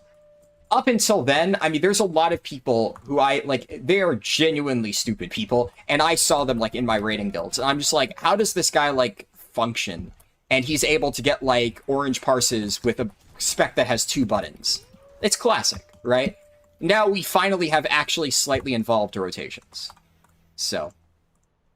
And, like, don't get me wrong, right? There's nothing wrong with preferring older versions of WoW.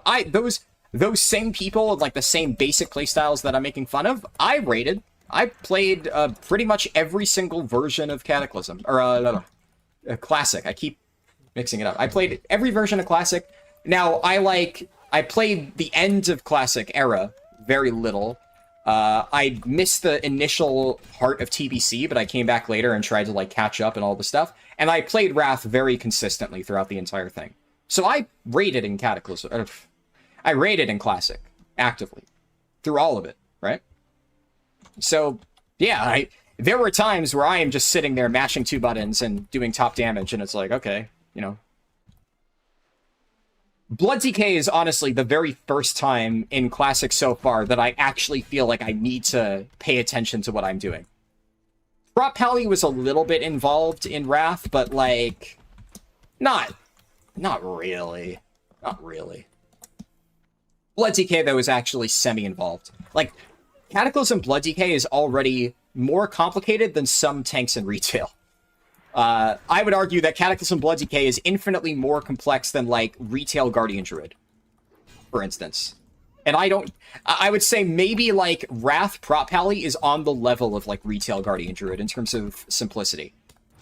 But here on out is when we start to get, like, actual modern WoW class design. And I'm all here for it. Yeah, I fucking love Cata Blood DK.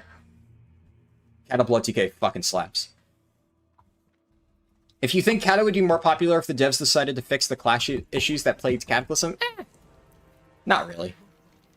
And I don't really want them to go around and, like, make targeted, like, changes and stuff like that. I think they've made enough changes that I'm happy with. I feel like the approach to class design should be very, very, very, very minimalistic. And I understand that some people want their class to feel better.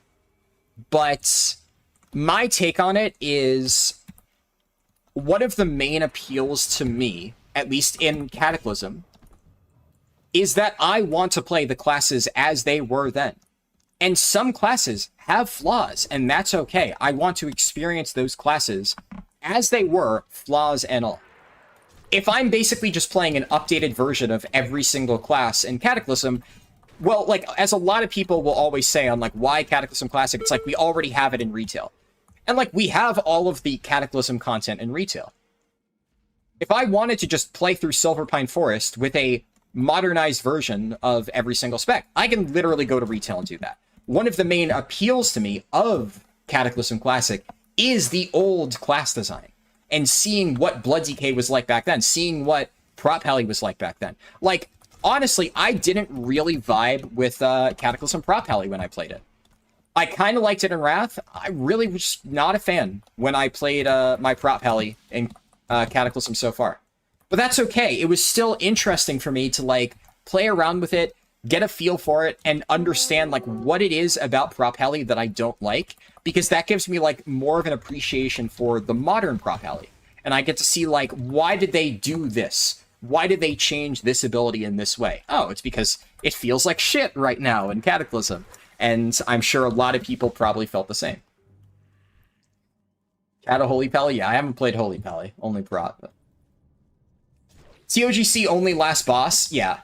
Well, TOGC was not, like, hard per se. You are right that, like, Anubarak was the only really challenging fight. I really liked Beasts of Northrend. The other bosses, yeah, they were kind of easy. But, like, Beasts of Northrend wasn't the hardest fight ever. But I actually think it was a really well-designed encounter.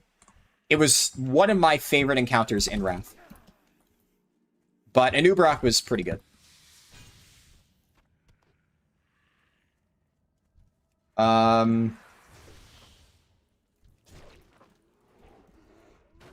Sorry, I'm trying to scroll up a little bit in chat. I missed a handful of messages. Apologies. Again, if I missed your message, just try to type it again. It's really difficult for me to scroll up when people are typing this much. Which, you know, good problem to have. That mob had the exact same abilities, a problem for the Tolbarad daily? Yeah. In War Within, we're apparently getting freedom for our Mogs? Really? Where is this? I did not hear about that. I don't know about that. I did hear that you'll be able to learn Transmog on, like, anything regardless of what can use it. But that is more like, if you're playing a warrior and you collect a cloth piece, you'll be able to add it to your collection so that you can then transmog it on a cloth user. So, that is what I heard. I did not hear that we'll be able to transmog cloth onto, like, a plate user. If they announced that, that would be sick, but I'm pretty sure they've been relatively ironclad on their decision for that, unfortunately. For retail, you miss XP percent on heirlooms. Definitely not just you, no. I actually think that almost every single person prefers the old heirloom system. I really don't like the new heirloom system. The only advantage of, like, the new changes that they've made to leveling is they have removed XP percent from heirlooms, but they have streamlined leveling and retail as a whole.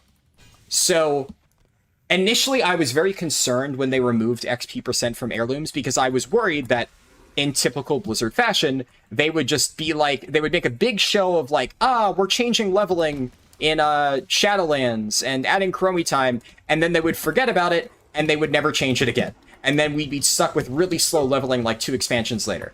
Credit to Blizzard, they have not done that. They've been pretty consistent in Dragonflight, and now again in the War Within, with updating the leveling scaling so that it feels consistently fast every single time. So would I love the older heirlooms? Absolutely. But you don't really need them because Blizzard has done a good job of, like, streamlining the experience. So it's okay. And the one advantage of heirlooms not giving an XP bonus is that the barrier to entry for leveling for, like, a new player is much lower now. Like, imagine telling somebody that if they want to level as fast as possible, they have to get a Dread Pirate ring. And, like, technically speaking, for speedruns, yeah, you still need to get all that stuff, but speedruns and, like, generally efficient leveling are 2 completely different things. And you can still level perfectly fine if you don't have Dread Pirate ring. You just won't be able to, like, match my speedrun times. BFA 1 to 120 was so much fun. You and I have very different definitions of fun. I did not like End of Legion and BFA leveling. I think that is maybe the worst that WoW leveling has ever felt. Because that was, like, all of the grinds of, like, older WoW. They basically removed all of the quality of life stuff that we got in MoP and WoD. But none of, like, the fun, slow progression of Era and TBC. In my opinion, that was the worst that WoW leveling has ever been. It was just arbitrarily extremely long. The routing was still fairly rigid. And class design while leveling felt really fucking bad in BFA and Legion. Because we didn't really have great talent systems back then. So, like, the main advantage of the Dragonfly talent system is that you get to pick when you unlock, like, important stuff. So, I remember, like, Enhancement Shaman in, I think it was BFA, didn't get any AoE until, like, level 40-something. It was so bad. Like, their enhancement went from being, like, relatively okay for leveling to just, like, for whatever reason, the arbitrary, like, level unlock for their abilities just made it effectively unplayable while at lower levels. It was just really bad. Shadow Priest was also just completely terrible for a while there for leveling. Some specs you basically just couldn't use for leveling. And that is in stark contrast to Dragonflight now, where almost every single spec is okay for leveling because they have options when you're leveling up. You prefer MoP talents? Yeah, I mean, I didn't hate the MoP talents, but I definitely prefer the Dragonflight tree. I'm gonna Hearth. My Hearth should be back up by the time that I need to learn writing. So I can do this, and that way I can learn some important abilities. I'm also gonna clear my stuff. So, let's see. One thing that I should swap to is this. Going to just mail over this shield.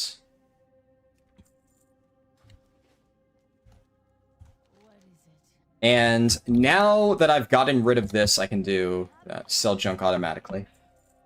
The problem is if I keep sell junk automatically turned on while I'm using that gray shield with the thorium shield spike, there's a chance that I accidentally vendor it. I had that happen a few times, and then I had to go, no, wait, shit, and grab it back, so I disabled it just to be safe. We're going to do all this. Just clear out everything. This. Send the basic belt over for future use. Just toss that. Okay, heavy sharpening stone, I can upgrade that now.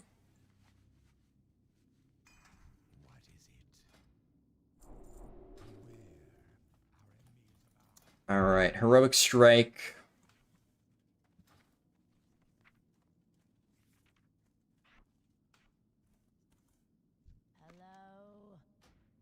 Forsaken High Commands.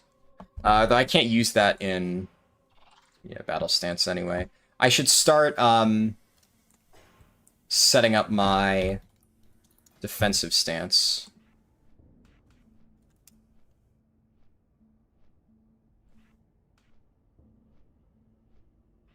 Charge.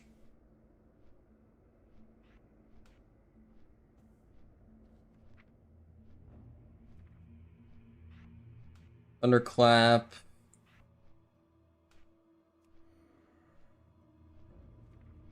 That's all for now, right? Yeah. Hero talents are this weird hybrid between WoD class perks and mock talent rows too. Yeah. I'll be honest, I'm really not a fan of hero talents conceptually. Like, I know that's going to sound weird to people because some people are like, oh, they look really cool. And some of the ideas within the hero talent trees I think are neat. But I think the implementation of hero talents are really bad. I've talked about this before, but obviously not everybody was around for that, so I'm sure, you know, just to really quickly recap my thoughts on hero talents. One of the main issues that I have with hero talents, just by their system design, right, is where do we go from here? And I'm kind of annoyed at Blizzard effectively lying.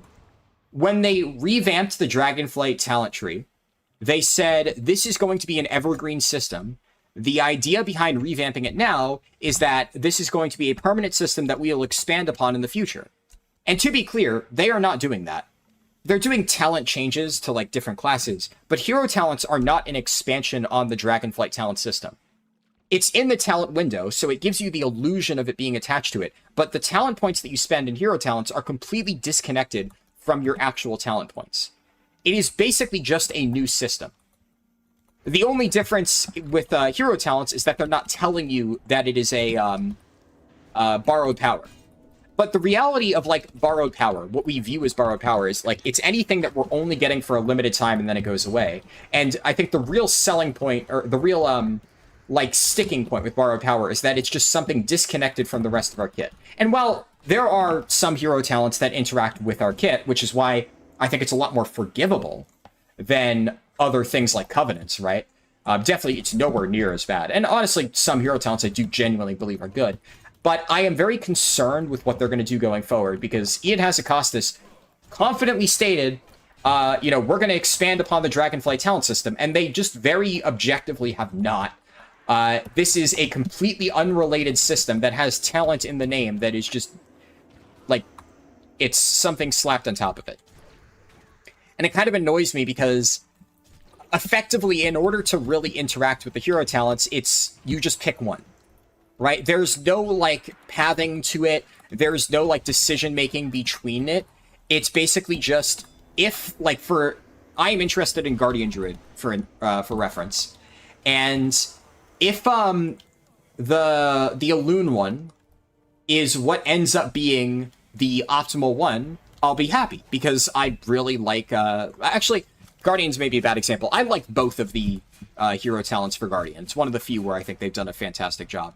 I'll give you an example for Brewmaster. Brewmaster...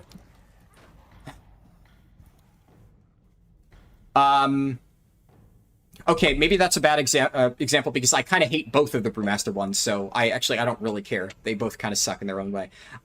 Okay, here is a good one.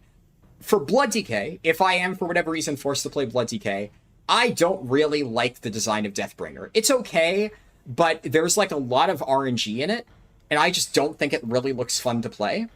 I vastly prefer the playstyle of Sand Lane. And realistically speaking, one of the two is going to be tuned to be better than the other. And the only decision that you will really be making is which of the two are you going to pick for all content.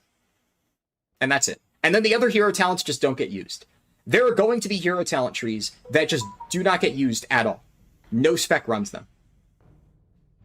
And...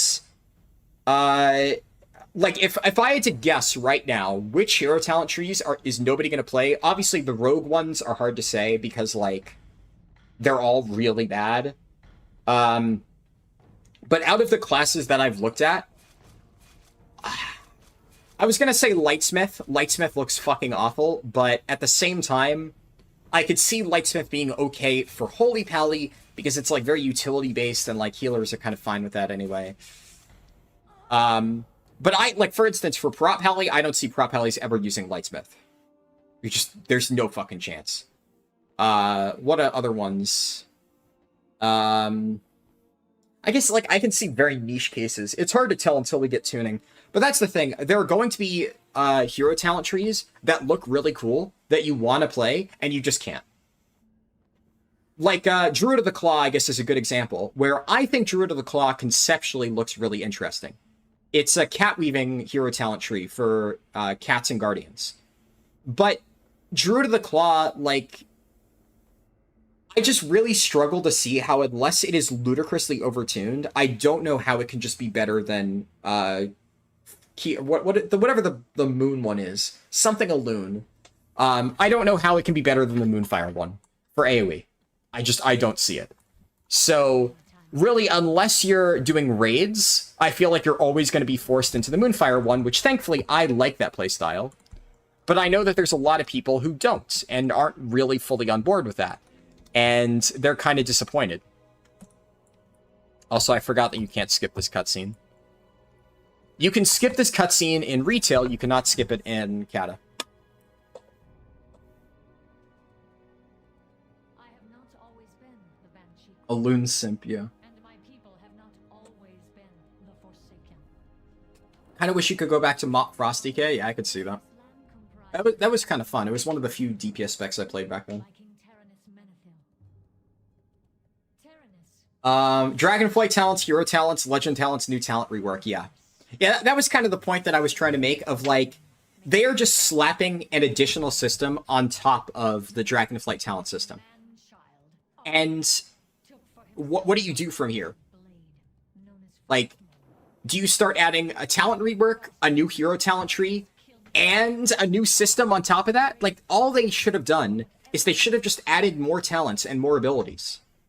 Adding hero talents, the problem is they always need to add something. This is the problem with Blizzard.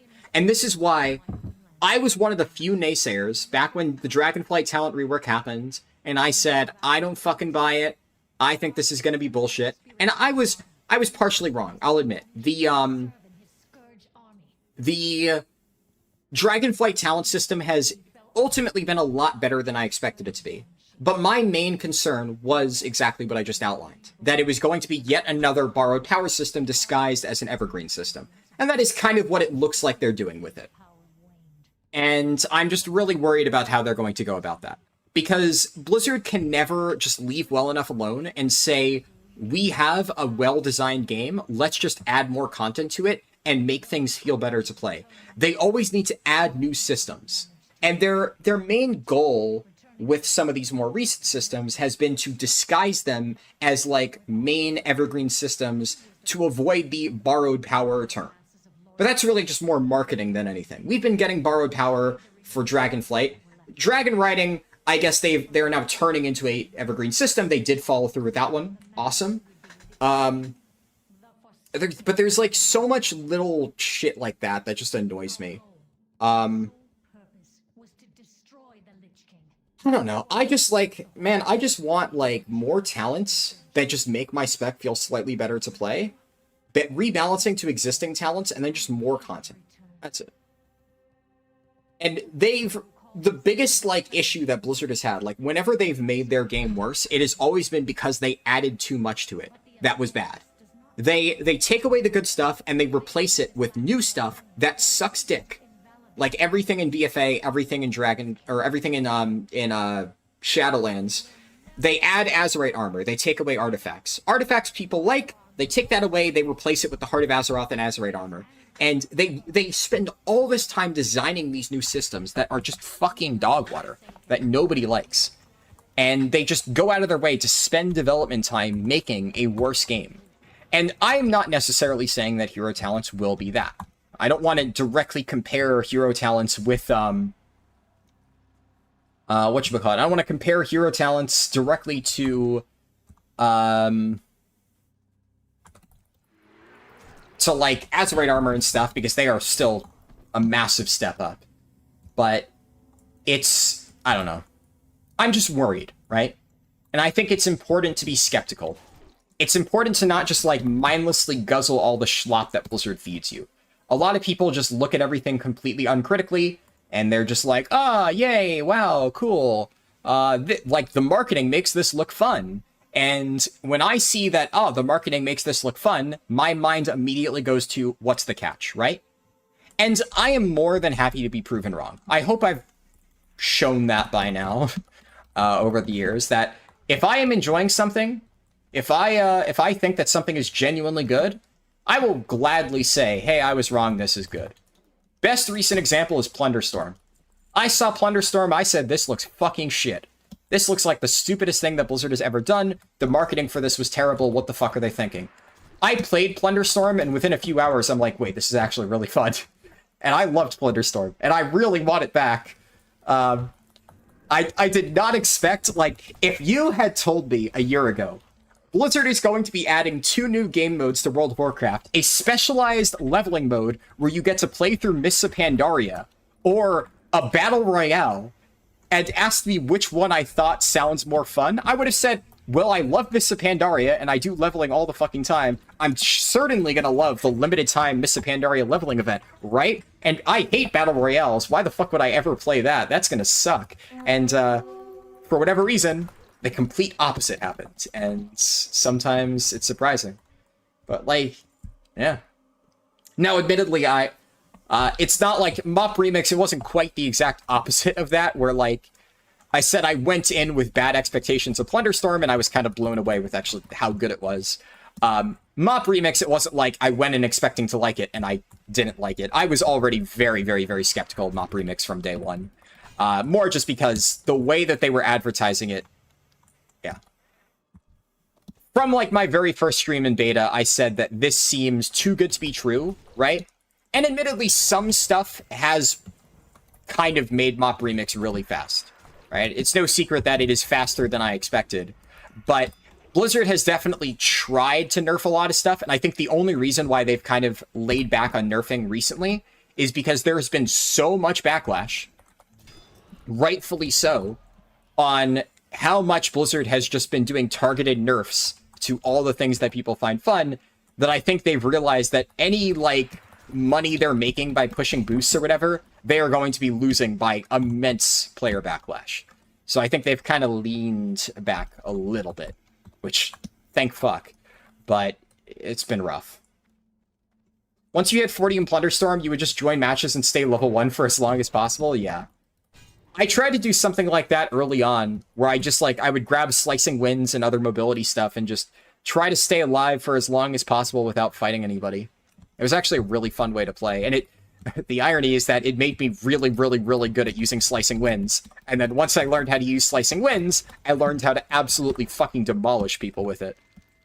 Because Slicing Winds was just god tier for damage. But, yeah, I really liked Plunderstorm. It was a lot of fun.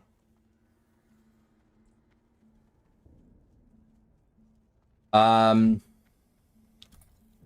me see messages that I missed. I know I'm inevitably going to miss a lot of messages, and I apologize for that. Lightsmith is a player-targeted rather than ground-targeted now, so it's one step closer to being playable. That's definitely better. The fact that the original Lightsmith design was dropping stuff on the ground, like in a raid fight, drop an item on the ground that people need to pick up, like, who the fuck thought that was a good idea? But I still think that Lightsmith is a fundamentally flawed concept. Lightsmith is one of the very few hero talent trees that I just have no fucking idea what they're thinking. I don't really think there is any iteration of that talent tree that I think will be good.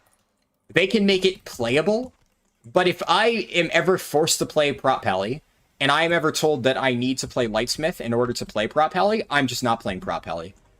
The general game design for that feels terrible. It's just why. And that is kind of one of the issues that I have with some of the hero talents. And the way that I am looking at War Within, so a lot of people ask, like, what am I looking at for War Within, like, in terms of mains and stuff like that? My philosophy for what I'm going to play is I am looking at which class, or spec rather, because, like, I only tank, but which tank spec is going to have 2 hero talent trees where I don't mind either one of them. Right now, that is Guardian Druid and Prot Warrior. Guardian Druid, I really like the idea of both. I do have some concerns, like I said, with, I think Druid of the Claw looks really cool on single target.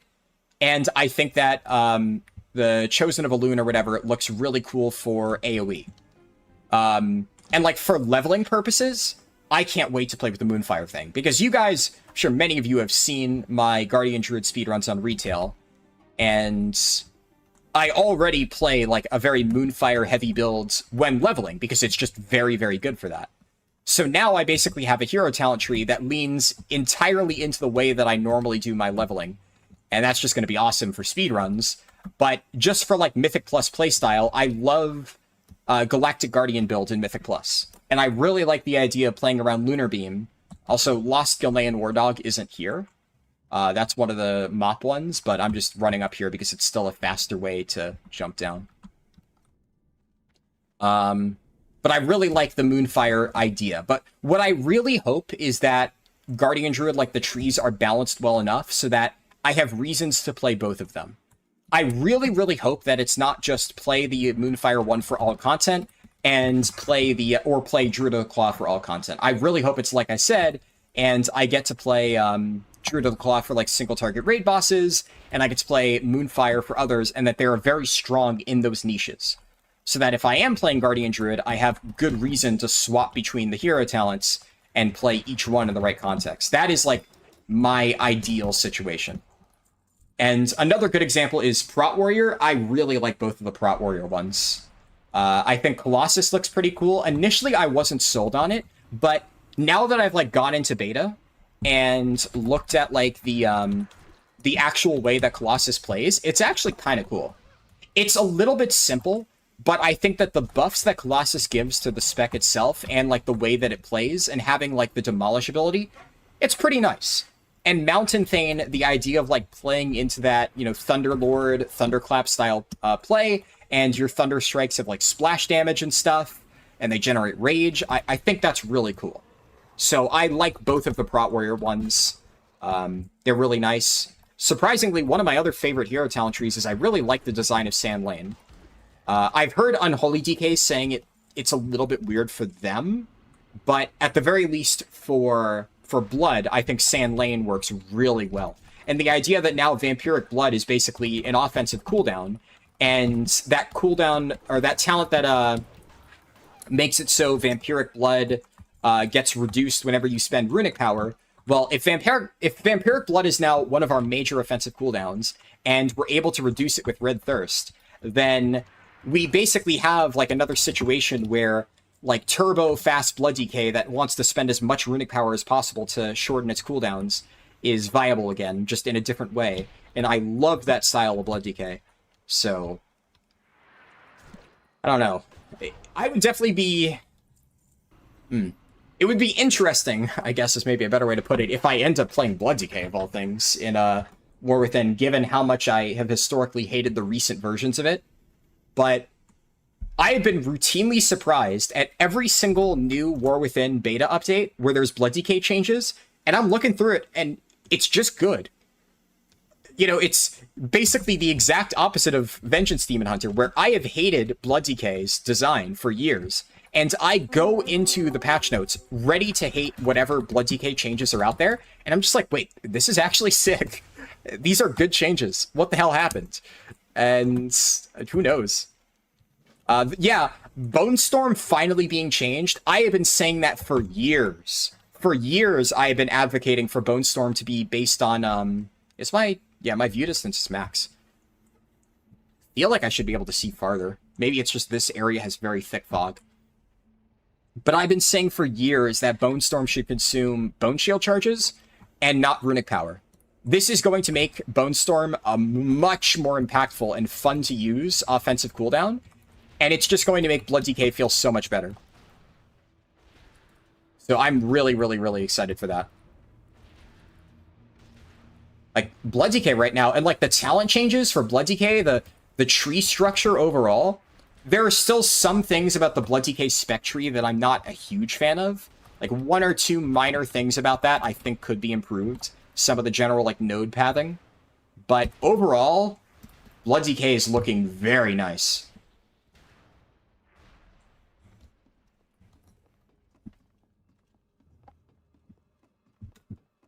They reached out to the community council of all places to ask for feedback. Yeah, I saw that. That's interesting. I'm out of coffee. Mm.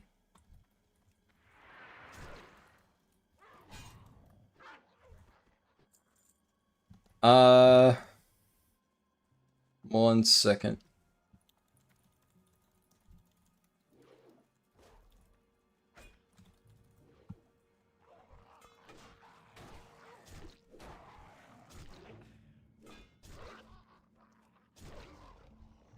Nice.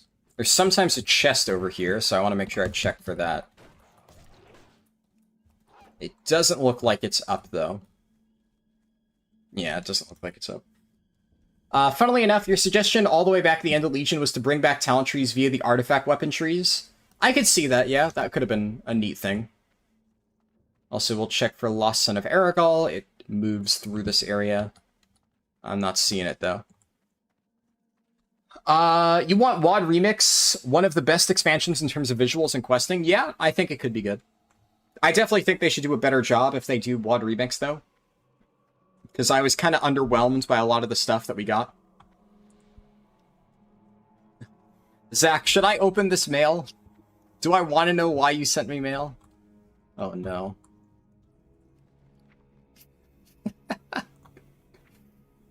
Jesus Christ. Oh, Jesus fucking Christ.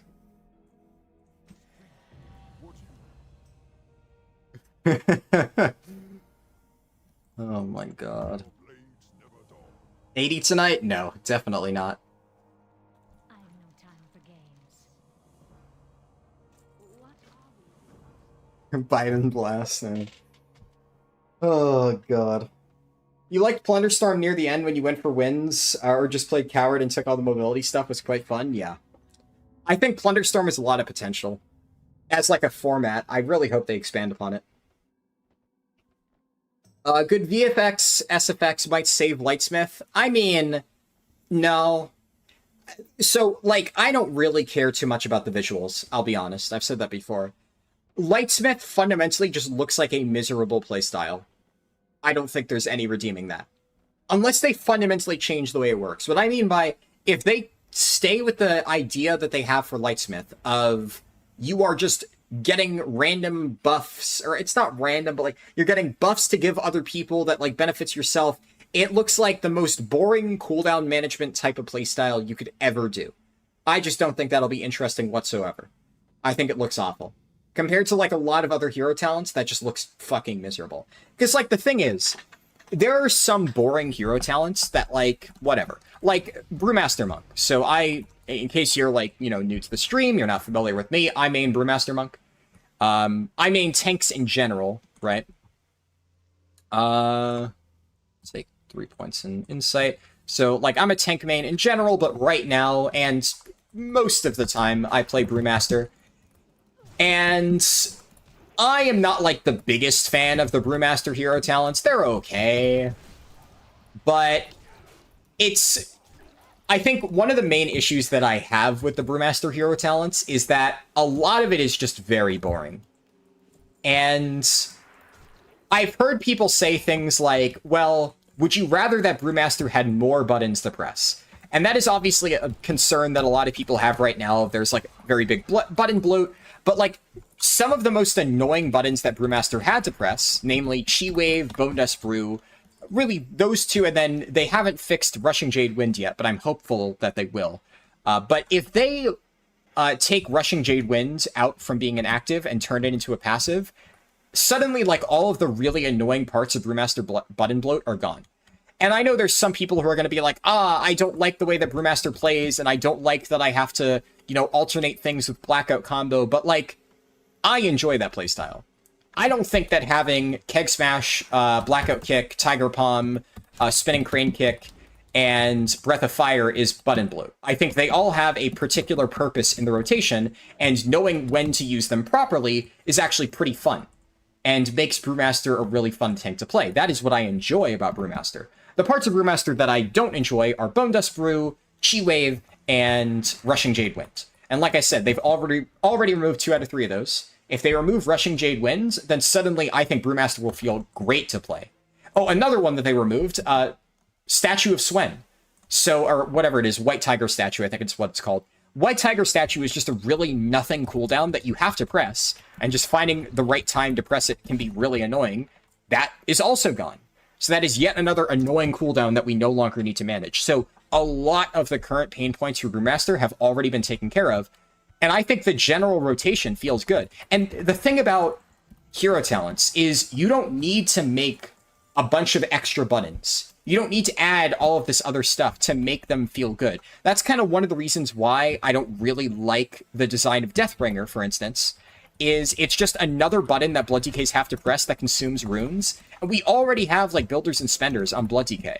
And a lot of times, Blood DK feels very resource-starved. So one of the things that I like about Sand Lane is Sand Lane changes Blood DK in an interesting way without adding any other builders, spenders, whatever onto it.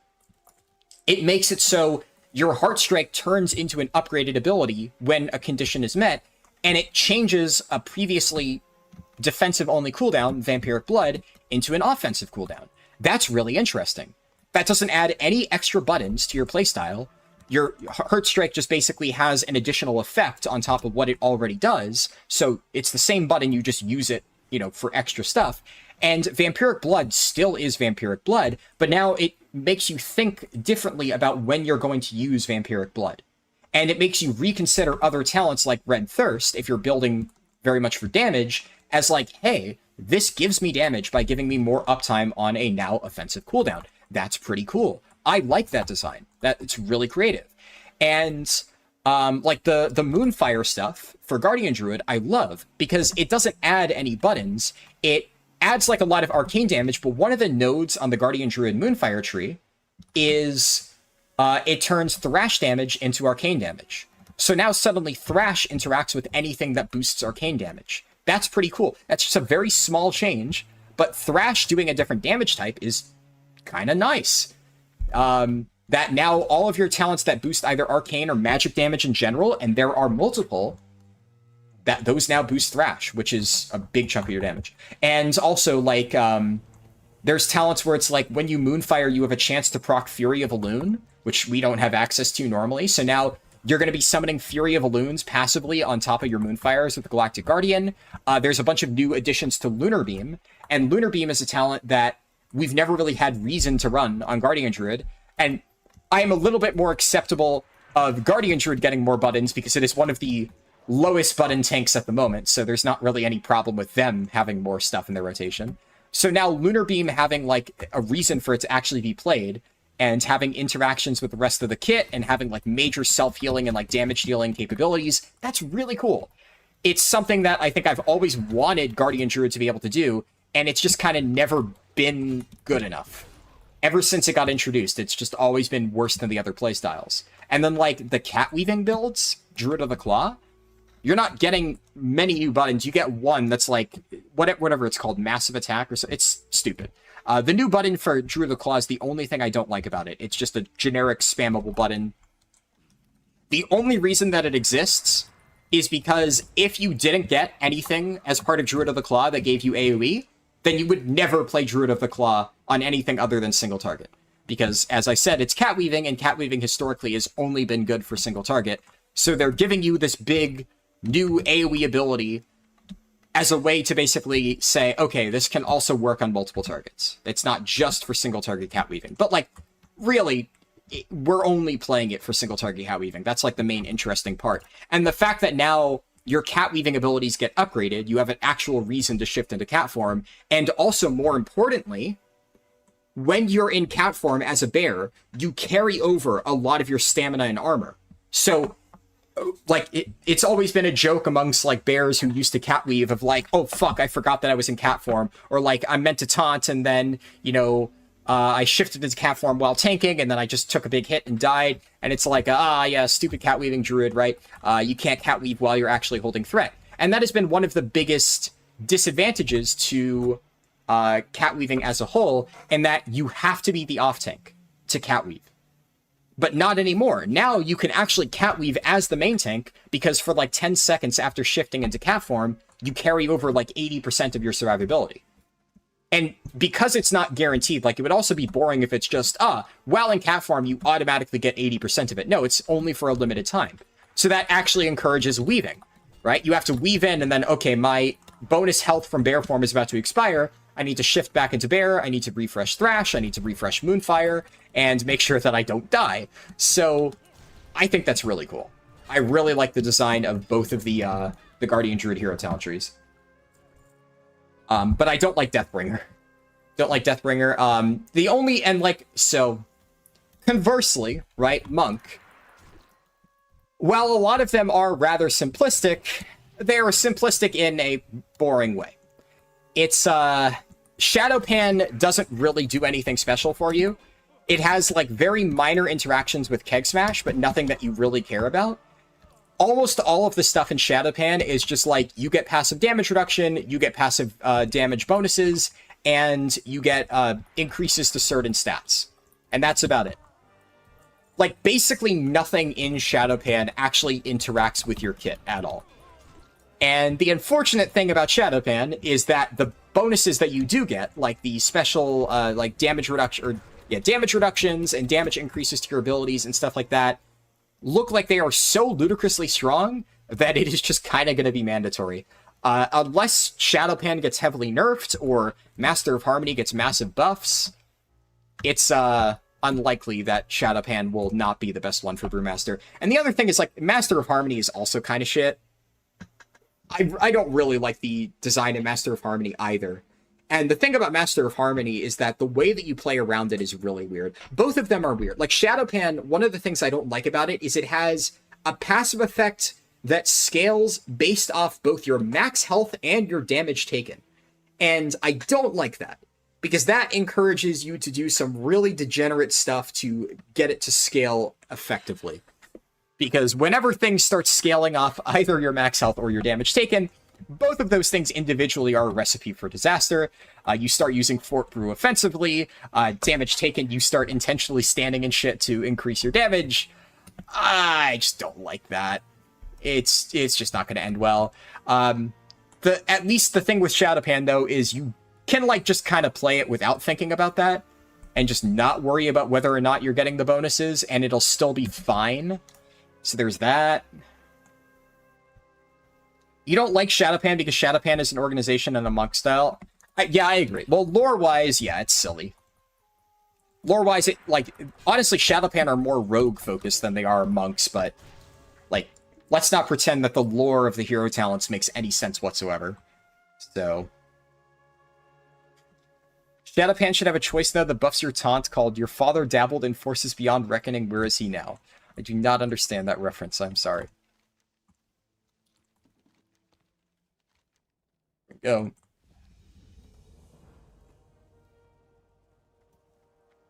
Massive Attack is not a new button. It's a proc like Heartstrike for Sand Lane. Yeah, well, that's true. It replaces Maul, right? That's fair, yeah.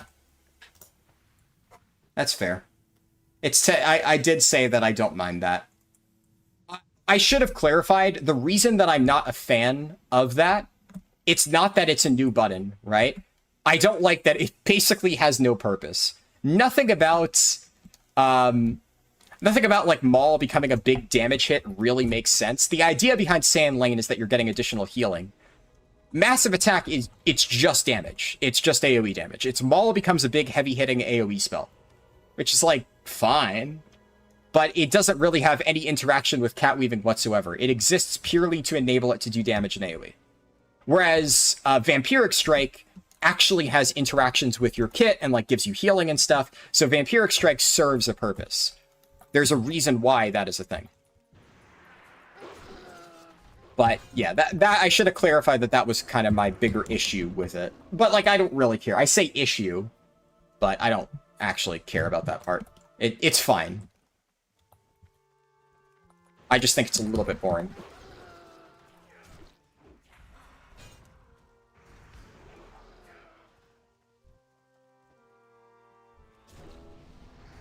Maul becomes the high damage AoEs and that just raise? Exactly! Yeah!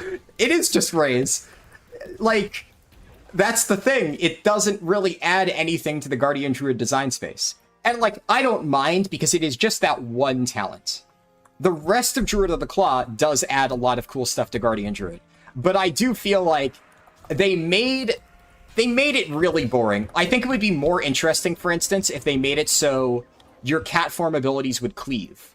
Or, like, your Guardian Druid abilities would cleave. That way, you know, it gave you a reason to, like, do AoE as a cat. But, I don't know.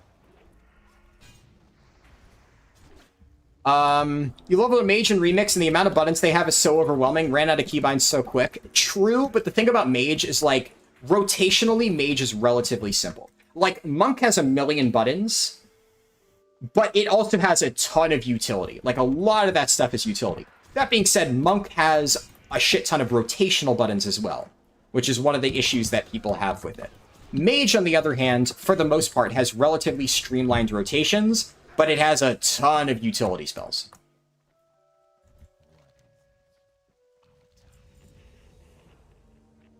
One thing you're happy about Windwalker is being able to build haste now. Yeah, unfortunately, Brewmaster doesn't get that stuff, but it is nice that Windwalker has better stat scaling. The Windwalker stuff does seem really good.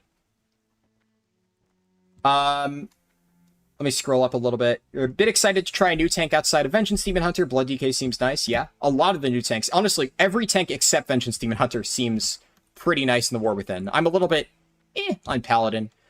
I don't think Prop Heli looks bad. It's just they aren't really getting anything that's really exciting me. Their talent tree just seems like fine. It's not really particularly cool.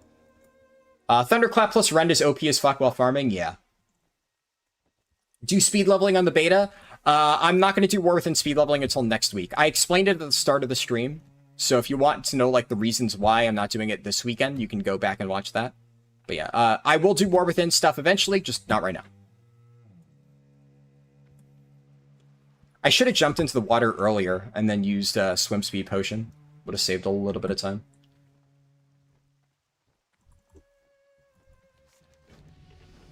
Nice, level 20. I can do Hillsbred Foothills now, right? Yeah. So we'll ditch the last part of Silverpine just because you know, we're out leveling it. But I'm going to we'll do the roleplay on this quest. Actually, you know what I should do? Honestly, this doesn't matter. This yeah, this doesn't really give that much. I'm gonna Hearth to Brill. I'm gonna learn riding and my new talents, and then I'll do Hillsbred Foothills. You mentioned earlier that Prot Warrior is going in the right direction. Power aside, which do you think will have the biggest glow up? Oh, definitely Guardian Druid, and it's not even close. Yeah, definitely Guardian. Maybe Blood DK could be an argument now with all the good changes they're getting. I was surprised at how much they're getting. Also, I can use Redbeard's Crest now, which will last me for a very long time. And this I can vendor because it's soulbound.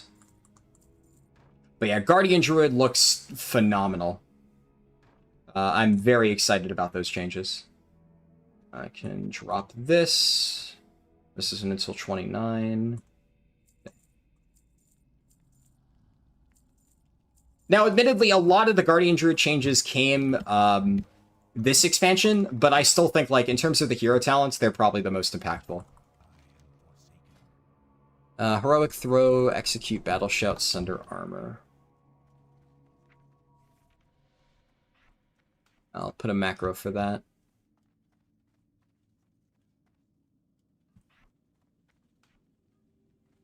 Be quick about your business. Beware the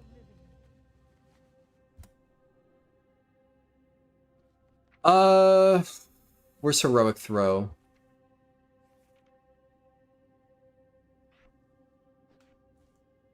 I'm listening. Do not.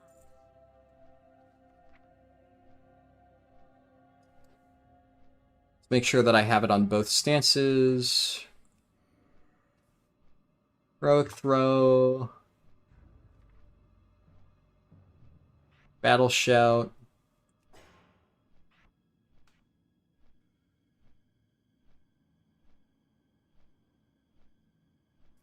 And then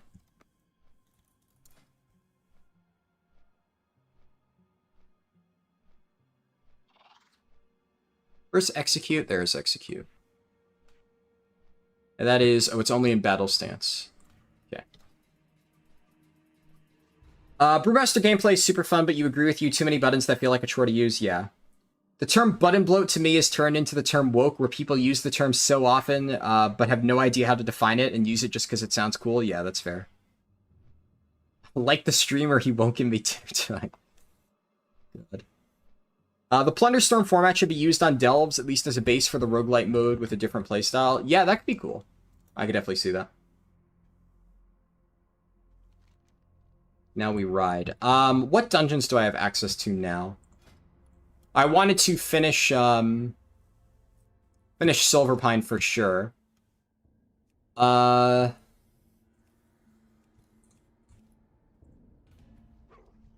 It'll probably be worth doing like Ragefire Chasm once. If I get that. If it's Wailing Caverns, then I kill Anacondra and leave. Though the like kill first boss and leave thing has been kind of buggy lately. Doesn't work a lot of times. So who knows. But if I eat a 30-minute penalty, then it is what it is. Nice. Shadowfang's honestly fine. There's NPCs that spawn in.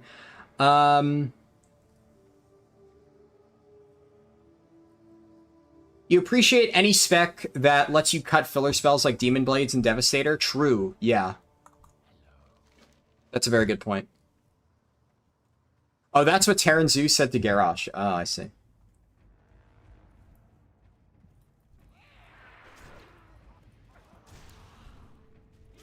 Alright.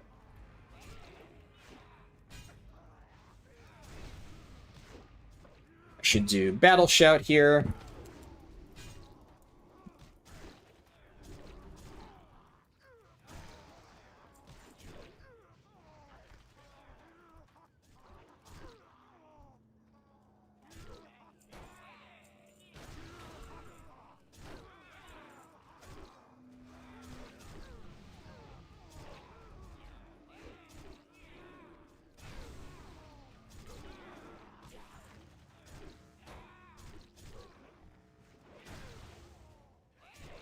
Make focus. I'm trying to focus and make sure that I do this correctly, because I'm not quite familiar with, like, AoE stuff just yet. Though I am, like, absolutely demolishing on damage here. Should definitely keep that up. And then I should Sunder Armor. It stacks up to 3 times at this stage. Think that refreshed Rends. Okay, nice.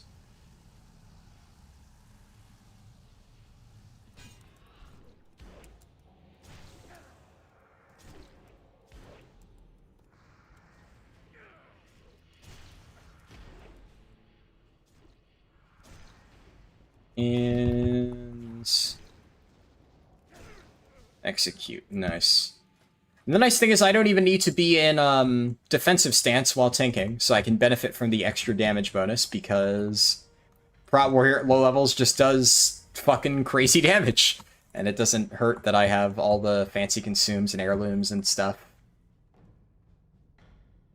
When do I upgrade my Sharpening Stone? Level 25, okay. So I'll put that there and get ready to swap to it at some point.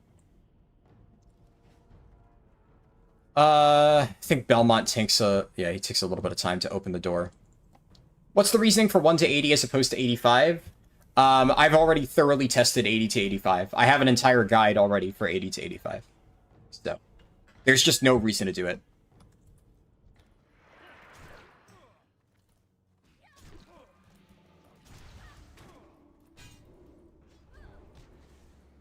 I always forget that I need to, like, constantly refresh Battle Shout in this version.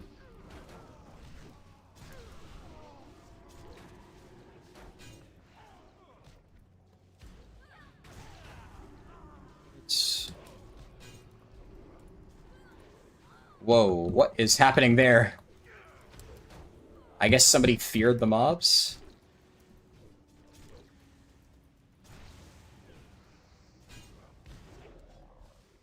This is like... For anybody that was asking, why Prot Warrior? Yeah. I would not be doing this much damage as Fury. Or Arms, for that matter, at this level. It does a lot of damage.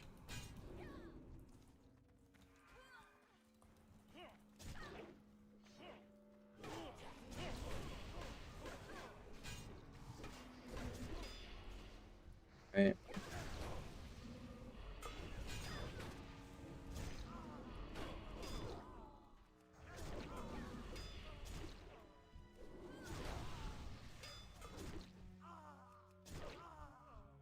You can just chain Victory Rush. Okay, how did that happen?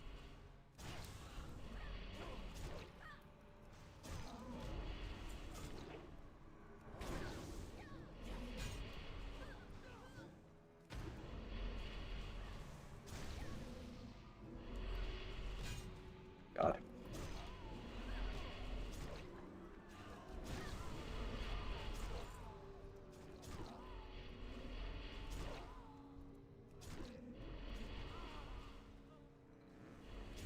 And there we go.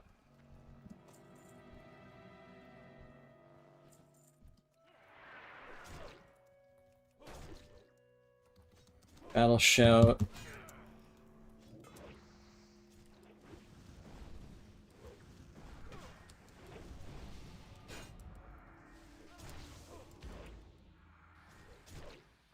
Didn't interrupt Stay of Execution. Well, on normal it doesn't heal him, so I don't need to. On heroic I always interrupt it, yeah. But there's no advantage to doing that here.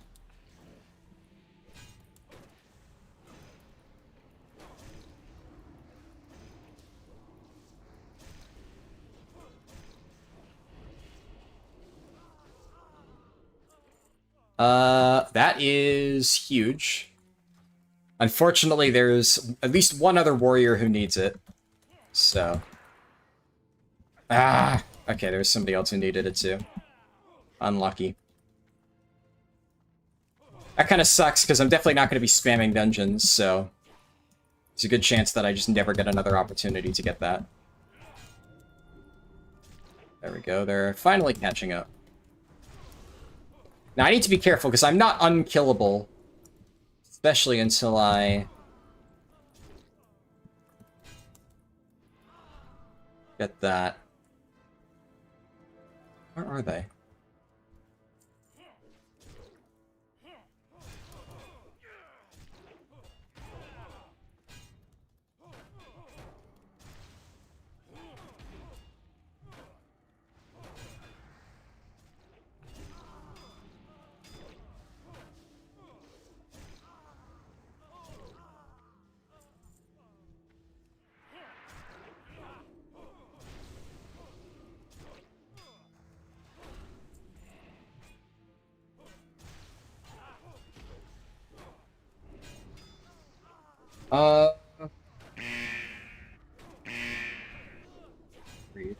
Drew to the Flame Hero Spec when? That would be actually kind of interesting.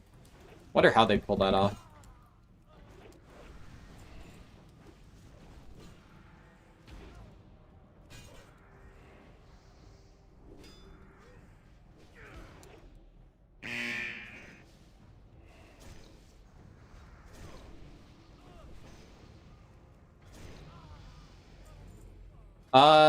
That is not better than my shields.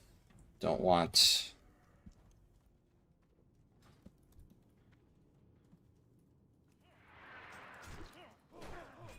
Oh, I got it anyway. Alright.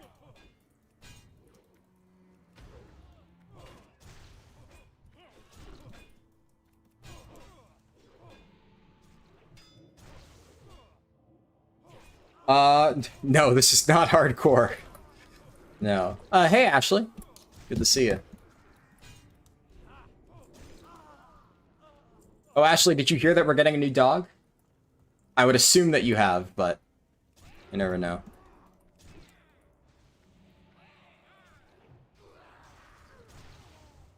Why no hardcore? Brother, it's fucking Cataclysm. What? Hello? Who the fuck plays hardcore Cataclysm? Also, like, it's just a weird question. I don't know.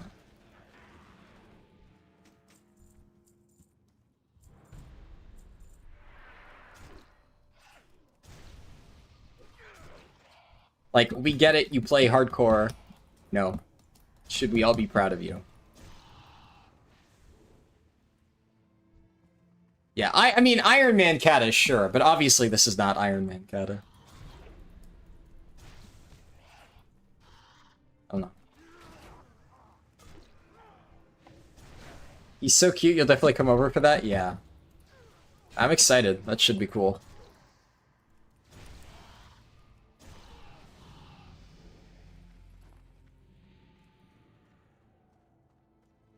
Solo self-bound cat. The guys that can't play hardcore classic because it takes too long. I mean, like, look. I played hardcore. I got farther than a lot of people. I still might finish my character one day. Because I didn't die, I just got bored. But, like, level 44 is farther than almost everybody I know. The only person I know who got farther than me, well, one of my friends before, like, actual servers got to 60. But on, like, official servers, the only person I know who got farther than my level 44 druid was one of my friends who got to 59 and then died at 59. Which... oh, man. Oh, that was good. But, you know, technically, I'm still higher level than him.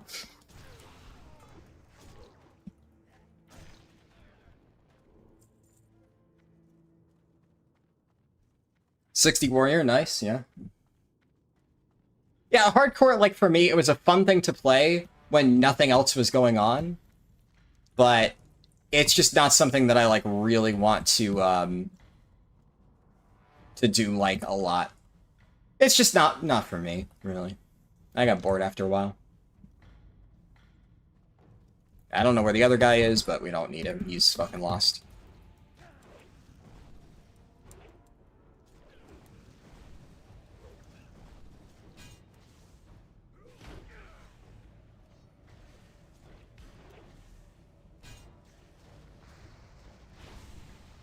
Oh, shit. I barely missed the rend refresh.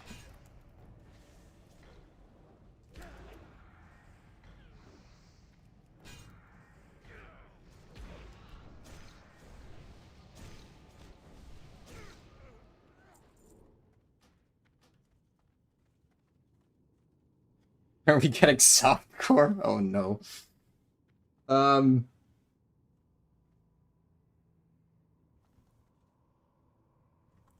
Also, yeah, because it's really annoying that you can't, like, complete the quests reliably.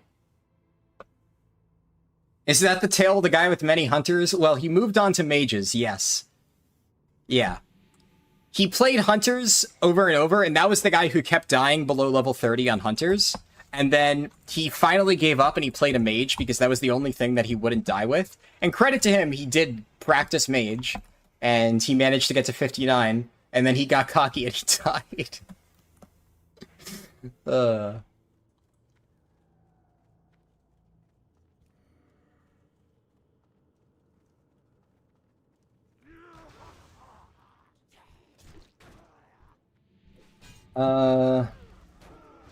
What's the leveling plan? 60 to 85? A lot of dungeons. Yeah, so earlier when I said it's not good to spam dungeons, well, that is the exact opposite for definitely BC. 60 to 70, the plan is almost entirely dungeon spam. 60 to 70 questing is really bad. But, Wrath, probably a mix of the two.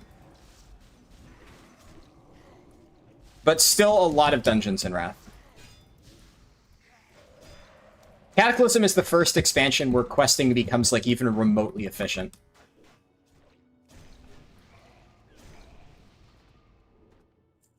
This is undead.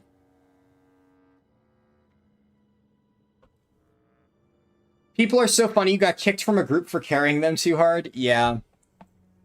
It happens, unfortunately.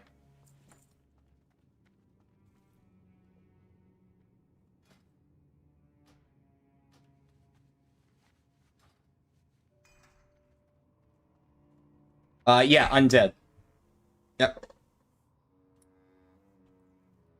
Let's see, it's an undead. Might be hard to tell otherwise, but...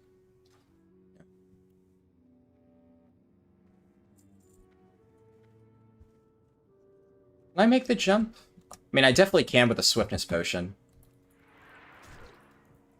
I probably could have made it without it, but this guarantees it.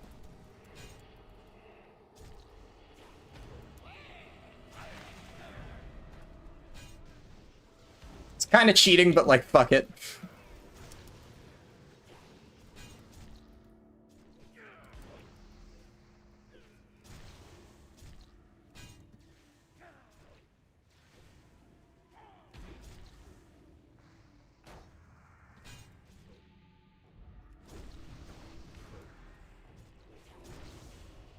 Maybe I shouldn't have done that, because then I could have used a rage pot.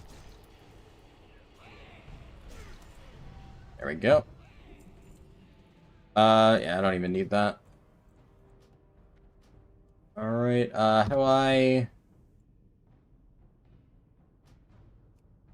leave instance group.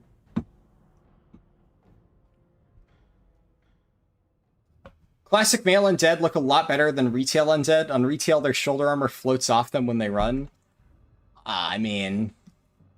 I think that undead in general look really bad.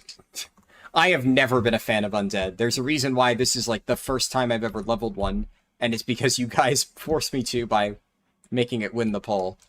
I would never... like, if it were up to me, I would literally never play this character.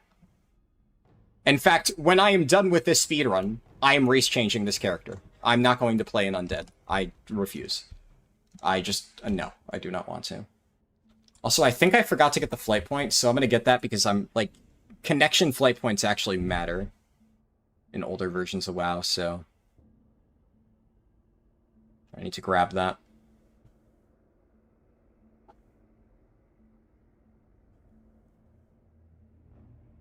Should have remembered to get it, but, you know, oh well. Also, what level am I? Yeah. So here's the thing, if I were to do dungeons right now, Shadowfang Keep is not terrible, but it's also not that good. It's nice once for the quests. Unfortunately, the quests are like really buggy, so I didn't finish. But the thing about like Shadowfang Keep is when you've done the quests, it's really slow. And Wailing Caverns is just bad. The quests in Wailing Caverns are a pain in the ass. The dungeon takes forever. It's really, really slow. And the problem is, in order to actually complete the dungeon and get the end of dungeon bonus, you need to do the really long roleplay to awaken Narrowlex. That's just bad. So, outside of a single run of Shadowfang Keep, dungeons at this level are just not worth doing at all. In fact, technically speaking, I probably should have done Ragefire Chasm a little bit earlier, just to get that out of the way, because that is worth doing at level 15. Honestly, I just kind of forgot. But if I had remembered to do Ragefire Chasm, I would have done that. Once you're strong enough, you'll complete dungeons in less than 2 minutes, and they can't kick you if you wanted to. Yeah, pretty much. I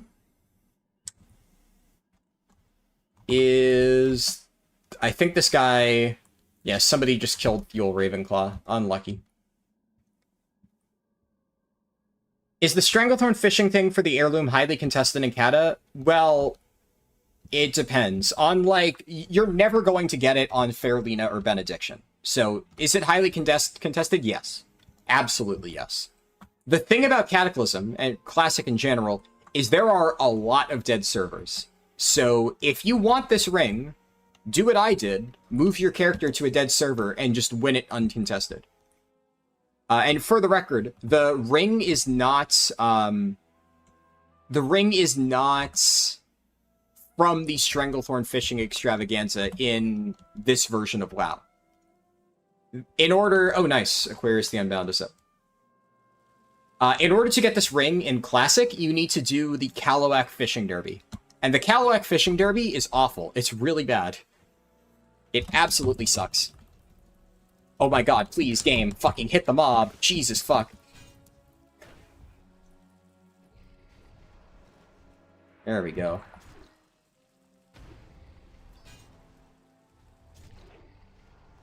Whew, okay.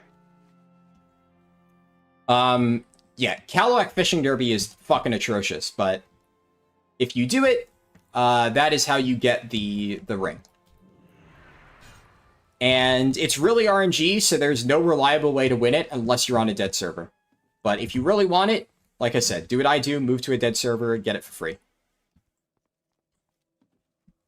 And even on a dead server, I still wasn't able to get it on my first try.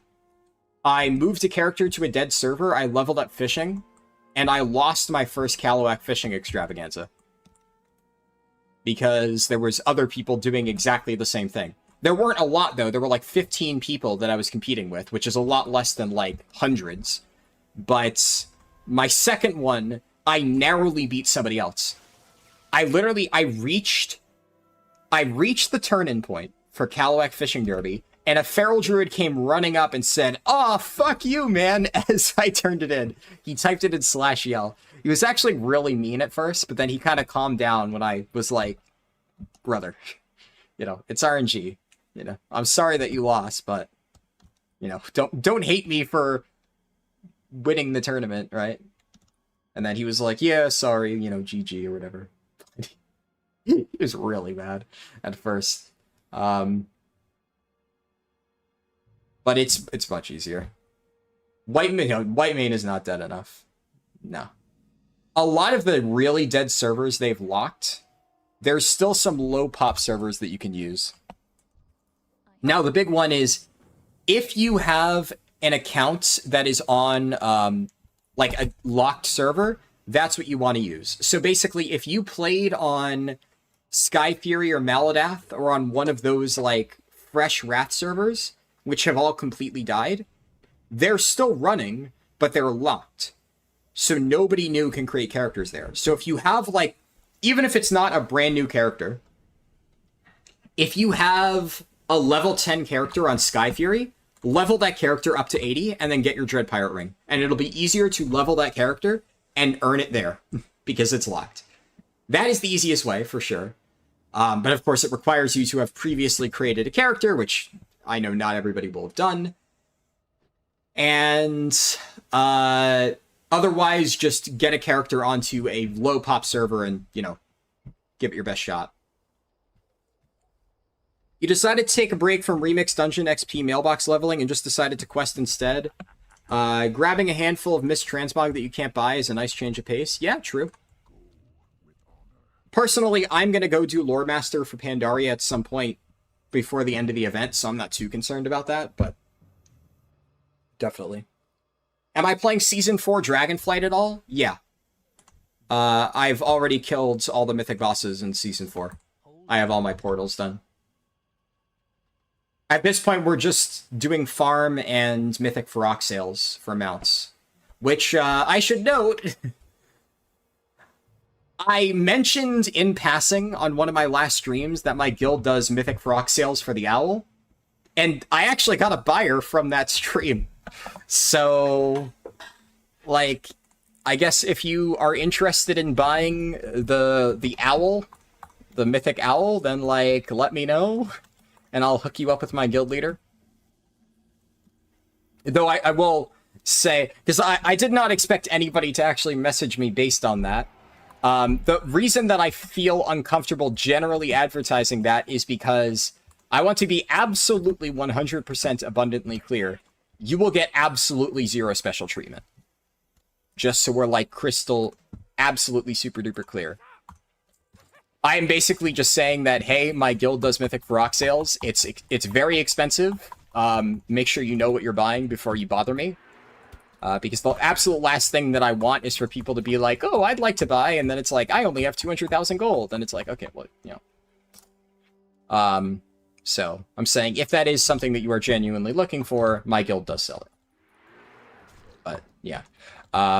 I don't want anybody to think that they are getting anything special because I am one of the people selling it, you know. But figure I may as well, since I was able to, without even trying, get us a buyer for last week, which was pretty cool. 1 more billion gold. How much are we selling it for? I don't even know our prices. It's multiple million gold. It's a standard price. Like, it's a pretty reasonable price. That's all I know. I want to say it's like 4 million golds, but I don't know. I don't do the sales. That's why, like, if that's something that you're interested in, you can message me and I will just pass you along to the relevant people in my guild who actually take care of that stuff. I don't do any of that. You get the first 3% of the boss for 200k. After our opener, we kick you out of the raid. Oh, God. It's around 8 to 16 million, if that's what the price is, yeah. That's why I don't want to say the number. It is 4 million? Okay, yeah.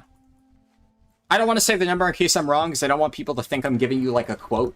I'm literally just spitballing based on what I vaguely remember hearing. And, like, my cut... Like, basically do the math. For 2 buyers, my cut was 450,000 for 1 kill. With 2 buyers. So, split between 20-odd people. Let's say 20. I think it was 20. Because even though there's only, like, 18 carriers, we still split it with, like, the actual raid team. Just because, like, you know, it would suck if somebody was sat for the kill and they don't get that. So... I don't know exactly what the number is, but roughly whatever, basically, whatever that number is times 20 divided by 2. 450k times 20 divided by 2.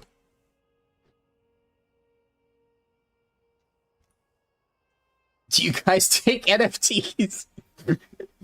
Oh, God.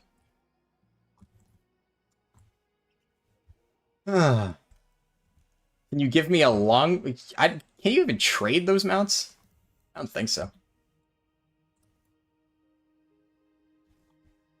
Let me scroll up real quick because I missed a few messages. They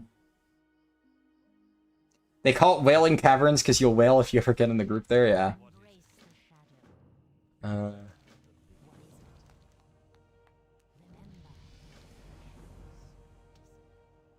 One second. You'll win it tomorrow in Benediction.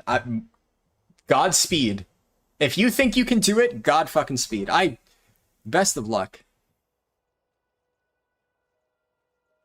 What do I want?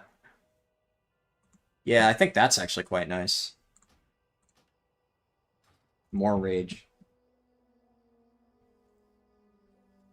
How much do I think a non-veteran player would take?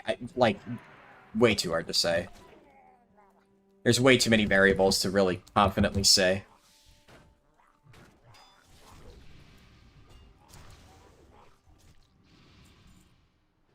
You tried the Calawak Derby for an hour and didn't get the shark? Yeah, it's rough. It is really not a fun time trying to do that.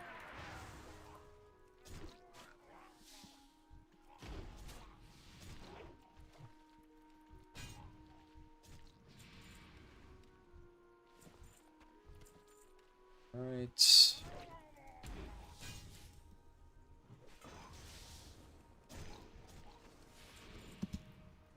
To remember to get that quest. Can't confirm Sky Fury is super fucked. Last time you checked, there were 3 people online. Yeah. Oh, you have a character in Sky Fury? Yeah. If you have characters in those servers, definitely. That's like a guaranteed win. Well, not guaranteed, but like, that is the easiest way to win.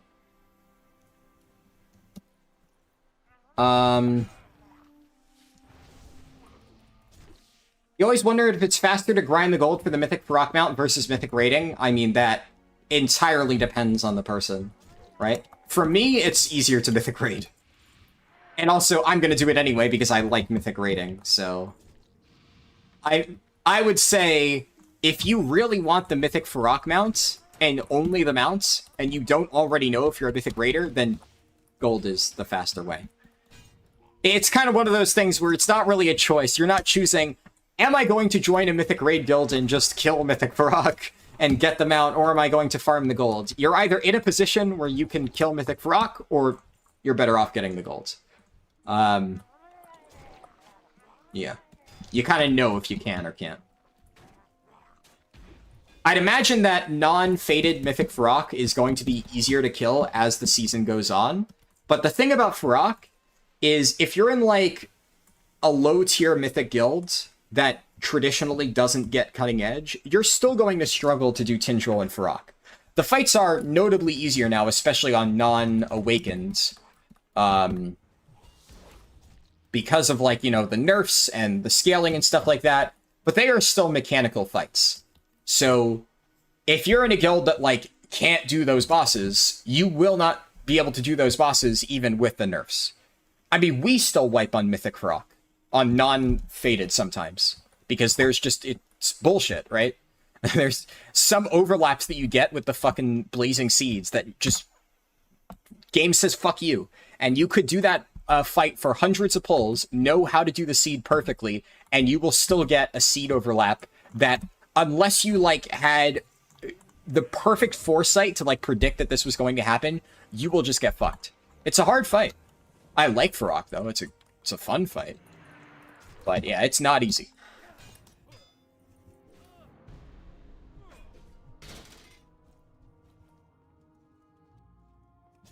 What is faster, quest or spam dungeon for level up? A mix of both.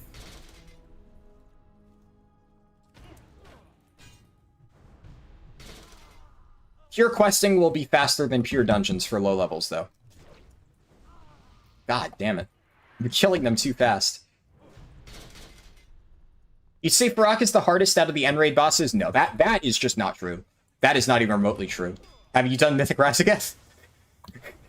Mythic Razageth is one of the hardest Mythic bosses we've seen in a while. At least in the current state, right? Like, you could argue that pre-nerf Mythic Varrock and Mythic Tindril were harder, and that would be fair. Pre-nerf Mythic Tindril was fucking ridiculous. Pre-nerf Mythic Varrock was very hard.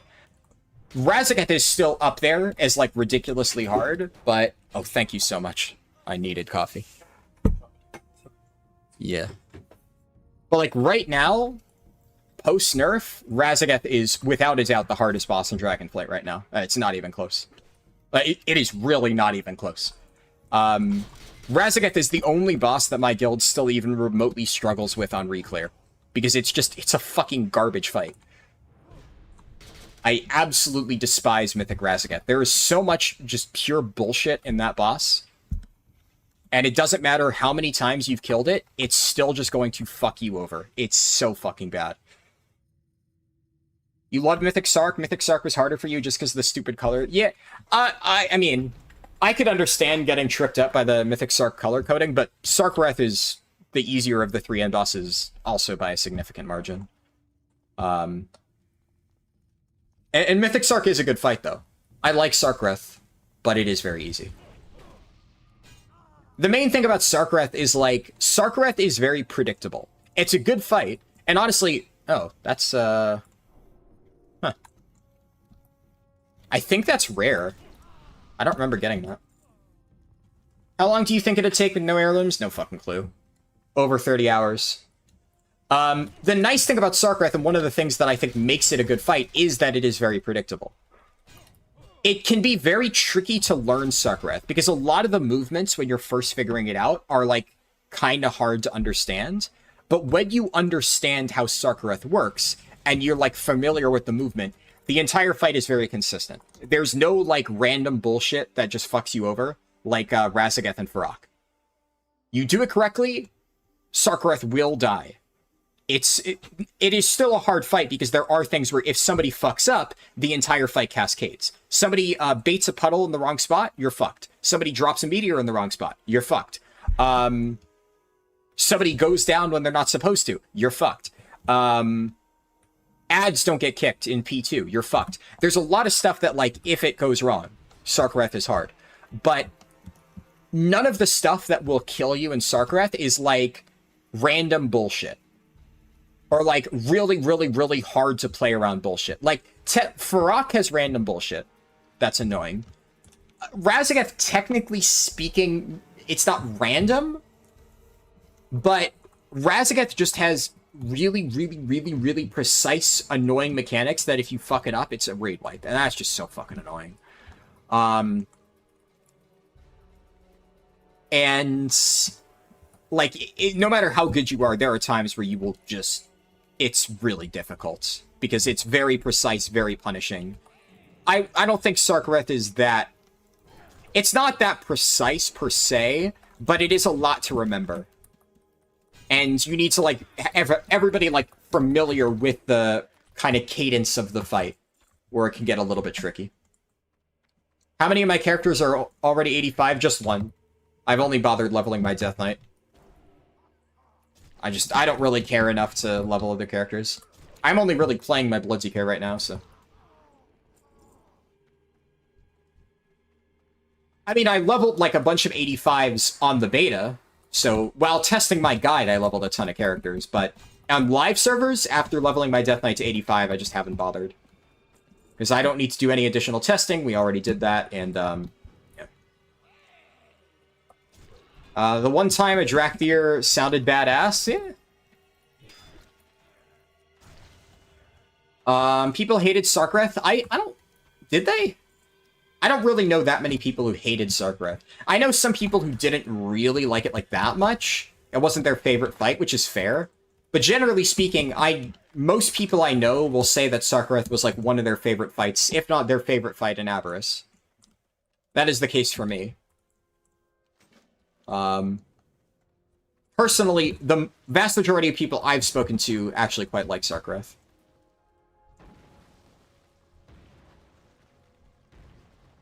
What specs do I main? Right now, Brewmaster.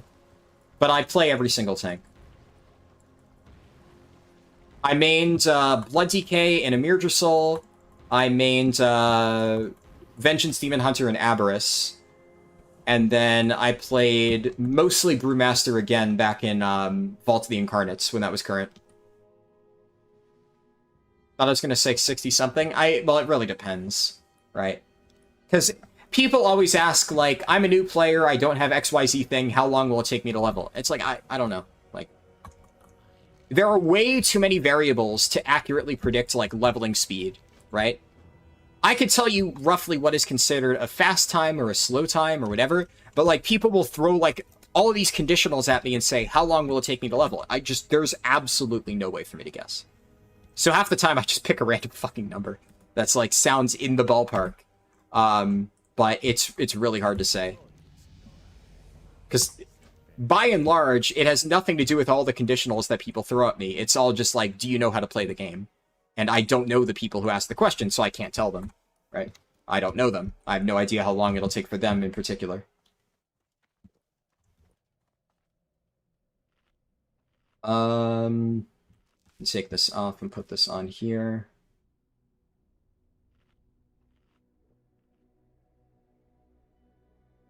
Yep.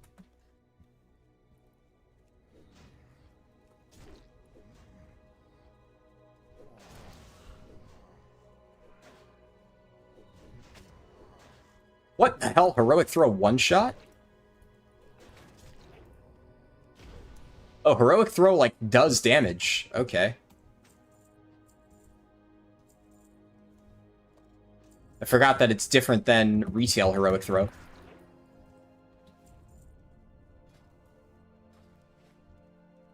You don't know apps.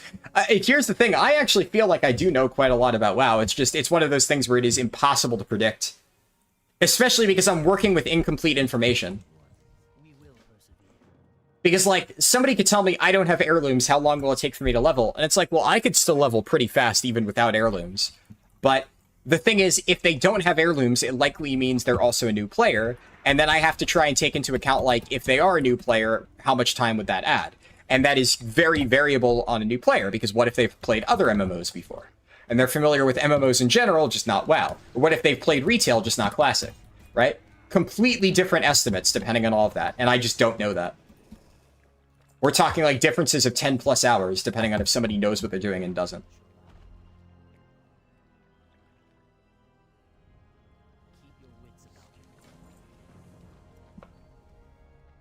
It took you 3 days straight to level to 80 in Wrath with no heirlooms? Yeah.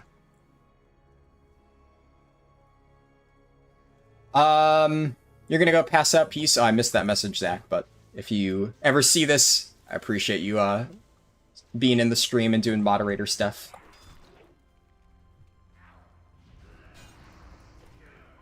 You bet orcs would love non-fungible tokens after fighting fungus for years on Draenor. God.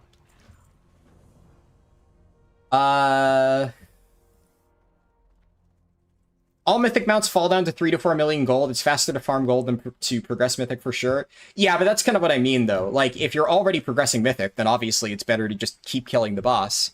If you're not progressing mythic, then you're not just going to magically start progressing mythic just for the mount.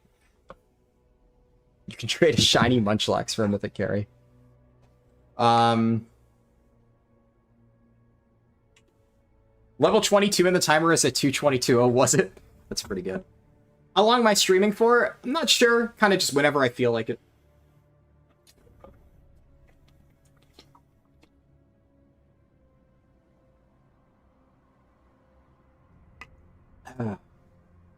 It's almost 11 p.m. my time.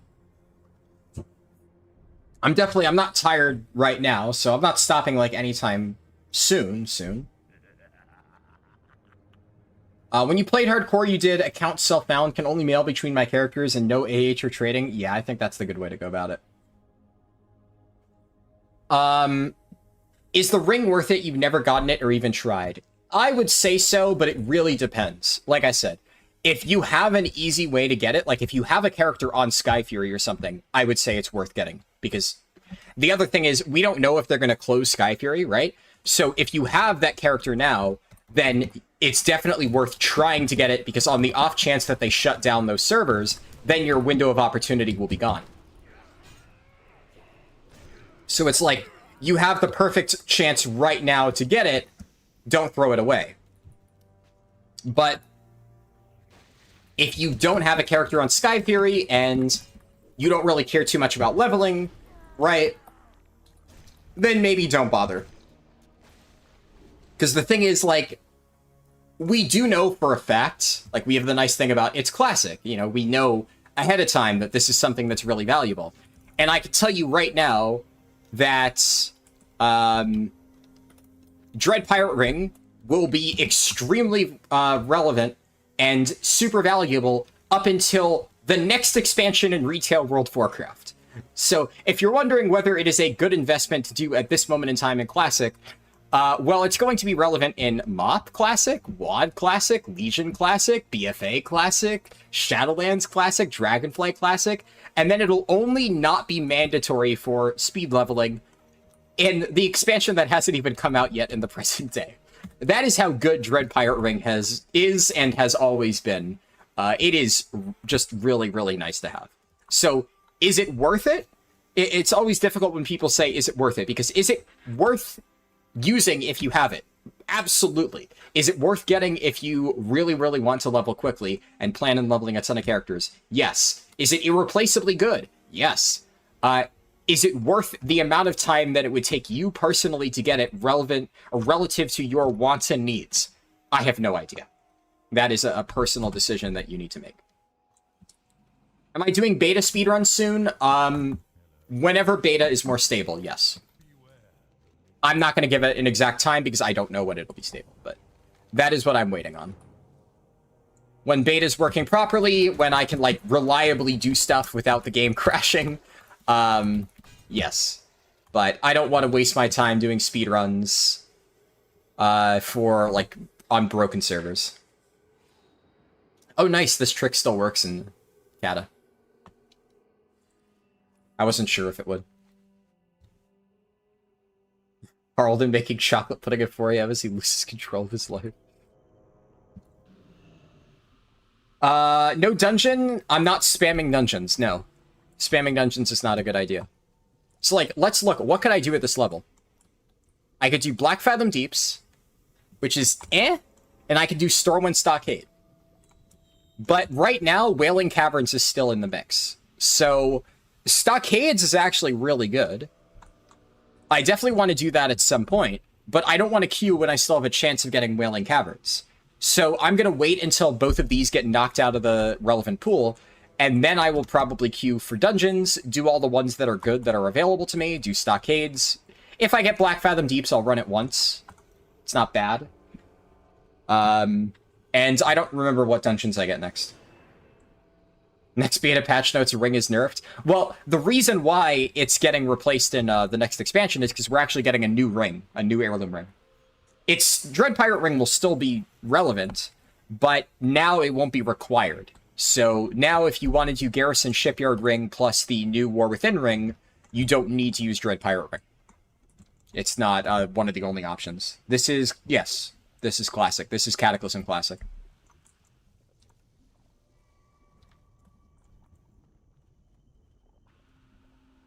Playing SOD for the first time, it's kind of cool. Yeah. SOD is cool until, like, you start to get to the end game. It's, unfortunate how it has ended up. It had a lot of good ideas. It's just, it's a bit of a shame what has happened to it. Also, I'm now starting to reach the section of the leveling run where I will actually need to start looking at gear upgrades. I haven't had to worry about gear so far, which is kind of nice, but I will begin to replace it soon. Though probably not until like more like level 30, but I should at least keep it in mind. Endgame that bad? Yeah, it's pretty bad. It's pretty terrible. And there is no there's no improvement in sight, unfortunately. Phase 4 is, based on everything we know, probably going to be pretty shit. We don't have the exact information, but it's nothing good has been revealed yet. And given the state of the Classic team right now, we don't really have anything to be hopeful about. Now, maybe they'll surprise me, maybe it'll end up being really interesting, but I don't suspect so.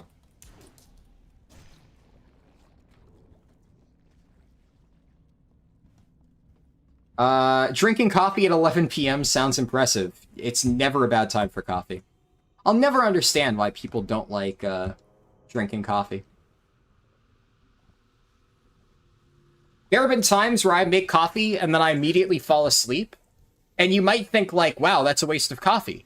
But the thing is, I have, like, a heat-sealed thermos. And then what happens is, I wake up the next morning, I, look at my coffee, and it's not, like, completely piping hot coffee, but it's still warm. And now I have, like, sitting right next to my bed, a fresh mug of decently warm coffee, and now I'm, like, wide awake. So there's literally never a bad time to have coffee. Never a bad time for coffee. You serve earned my subscription. Yes. I'm glad to hear that. Glad to hear that you agree.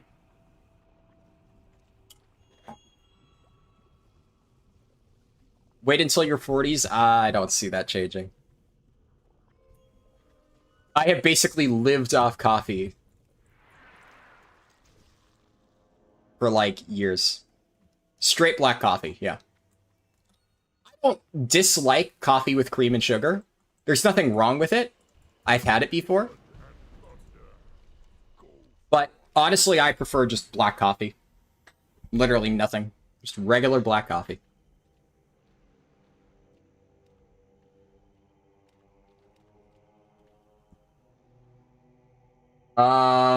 Is it actually possible to level an alt to 70 in Mock Remix within 2 hours, or is that just a clickbait title?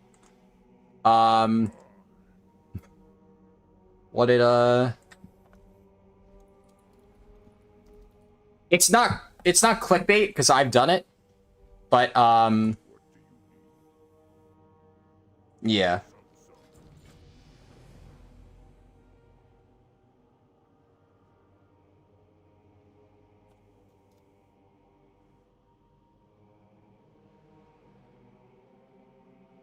Yeah, I've literally done it. I have a guide on it.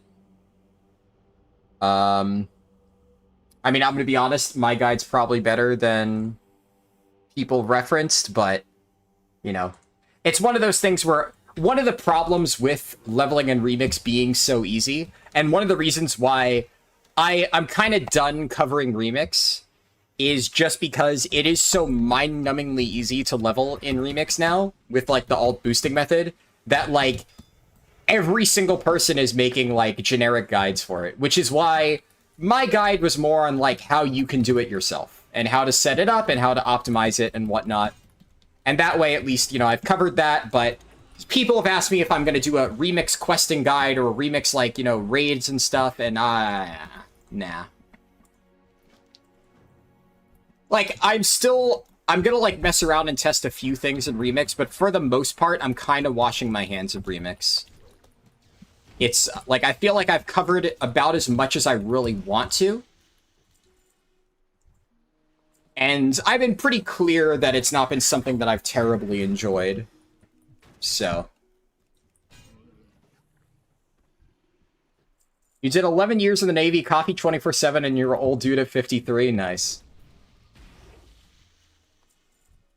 Yeah, I started drinking coffee to, like, stay awake through projects in high school and, like, pull all-nighters and stuff, and then I just eventually, I liked it.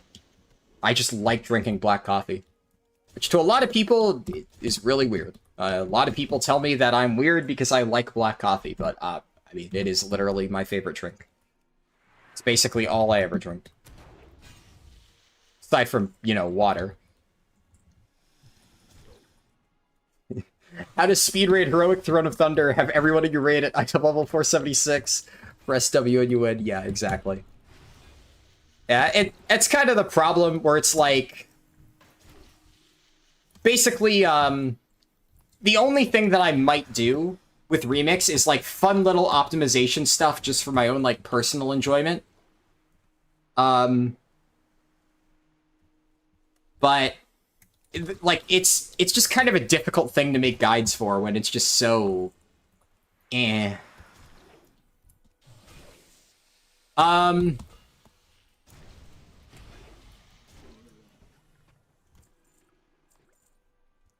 Yeah.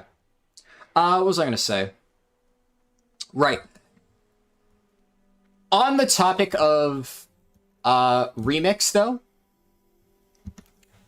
actually... I'll touch upon that in a second. Let me actually quickly catch up on chat. What's the best tank spec in Wrath? I assume you mean Kata, because Wrath is no more. Best tank spec in Kata is Blood DK, by far.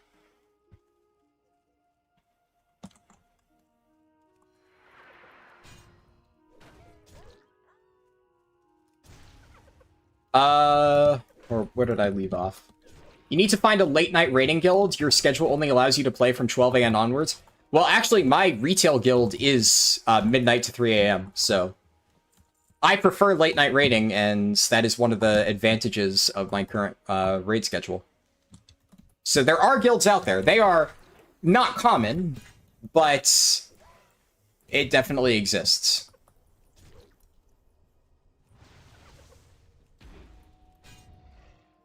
Rather tired of there being Mythic raid bosses, and then also Mythic Plus raid bosses, but only if you're one of the best 40 players in the world. Not a good use of time and effort for Blizzard.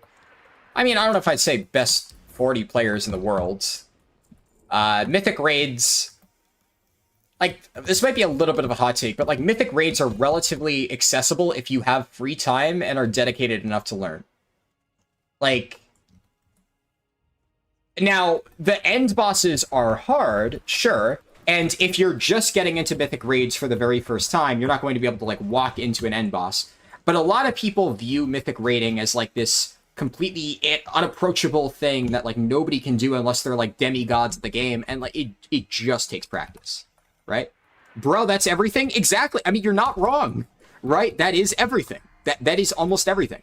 I agree with you. But that's the thing, a lot of people don't think that way. A lot of people think that it's just beyond them, that, like, they just can't learn. They can never learn. Like, really, it's just like everything else. If you take the time to learn, and, you know, it does require a little bit of free time, right? Because you need to set aside time in your schedule. So, it's not like Mythic Plus, where you could join a group at any time. But yeah, I completely agree with you. Just put in, like, dedicate the time to learn, look up resources that help you improve. But, like, a lot of people will just, they'll enter a raid, they'll get, like, a green parse, and then they'll just be like, I don't know how to get better at this game. I give up. I'll never be able to Mythic raid. It's like, everybody starts somewhere. I didn't just magically wake up one day and start mythic raiding. I've told countless stories about me being like a really shit hunter player back in original Cataclysm and original Mop. And I had people teach me. And then I sought out resources on my own and got better. I didn't really actually do mythic raid until Legion. And that was when I first got cutting edge on Kill Jaden. And I didn't consistently get cutting edge until like Shadowlands, I'd say. I got like cutting edge every now and then throughout Legion and BFA, but Shadowlands onwards, so like the last 2 expansions, like now I am very confident that like I am in a position now where I know for a fact if I want to get cutting edge, I will get cutting edge. Like it is easy. I know enough about mythic raiding and I have enough experience and stuff where if obviously, I've been playing consistently, but if I were to, like, take a break and come back, I would be able to walk into any raid tier and get cutting edge. Just because, like, I'm familiar enough with how the mode works. But this is after years of getting to that point. It definitely was not the case early on. Early on, getting cutting edge was, like, it felt impossible. It felt like this ridiculously, you know, insurmountable task that, like, only the best of the best players do, and now I realize it really is just not that hard if I have the time to invest. And the best part about mythic raiding, which is something that, like, a lot of people don't really discuss, but is kind of a notable part about mythic raiding, is that the better at mythic raiding you are, the less time investment it requires. If you are in a really good guild, and like by really good guild, I mean like the level of guild that I'm at. I am not in a top 100 guild. I'm in a world 300 US like 110 guilds. I think it's like the rank, which is good, mind you. But like even like slightly below the rank that my guild is at now, like top 500 world, give or take. Hell, even top 1000 world to an extent, right? The better guild that you're in, the like more efficient you're going to be with your time. Because in a shitty like early mythic progression guild, sometimes you can expect to spend like 16-20 hours a week in raids. There are crazy hours that some guilds expect from you. It's wild. And then they have like sometimes even more if they have overtime and stuff. It's ridiculous, right? But like the guild that I'm in, and most guilds at this level, you raid like 9, basically anywhere from 8 to 12 hours is standard, depending on the guild. The guild that I'm in right now is 9 hours. I would say 9 hours is kind of the standard. Most guilds around this level raid 3 days, 3 hours. Tuesday, Wednesday, Thursday is pretty standard raid days for like 90% of guilds. Tuesday, Wednesday, Thursday, 3 hours each day, 9 hours total every single week. No overtime. And a lot of guilds at this level are pretty strict. No overtime. Because they know that everybody has jobs and stuff outside of WoW, and they want to respect people's time. And the thing about that is, if you're good enough at the game, and you already know that you're going to get cutting edge, there's no reason to do ridiculous overtime, because you know you're going to kill the bosses. You know, if you kill the boss next week or this week, it doesn't matter. So you're not going to, like, force people to show up and raid extra days just to kill the boss ever so slightly faster. So, when I was, like, first getting into mythic raiding, I had to raid ridiculous hours. Like, I was in guilds where we would raid, like, 20 hours. When I got Mythic Kill Jaden, I was raiding 16 hours a week. And like I said, I've been in worse even then. And it's brutal. And there's, like, a lot of very heavy expectations even outside of that, right? But when you're in a guild with good players who, like, respect each other's time, you go in, you get shit done, you bam. And nowadays, on Reclear, I raid like 3 to 4 hours tops every single week in retail. We go in, we kill the bosses, we're out. It's that easy.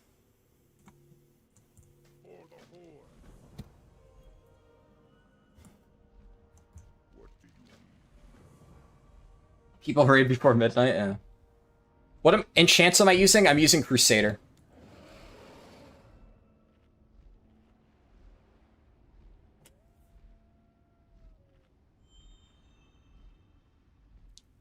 How fast do you level 1 to 80 without heirlooms? Hard to say. Even in late 30s, most raiders never play before midnight. Yeah. It depends. Oh, they overlap. Ah, interesting. I had not realized that until now. Well, this is still definitely worth using then.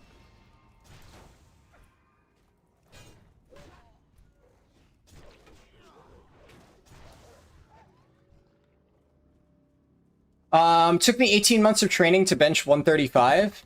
And there you go. Oh, the moth rare isn't up.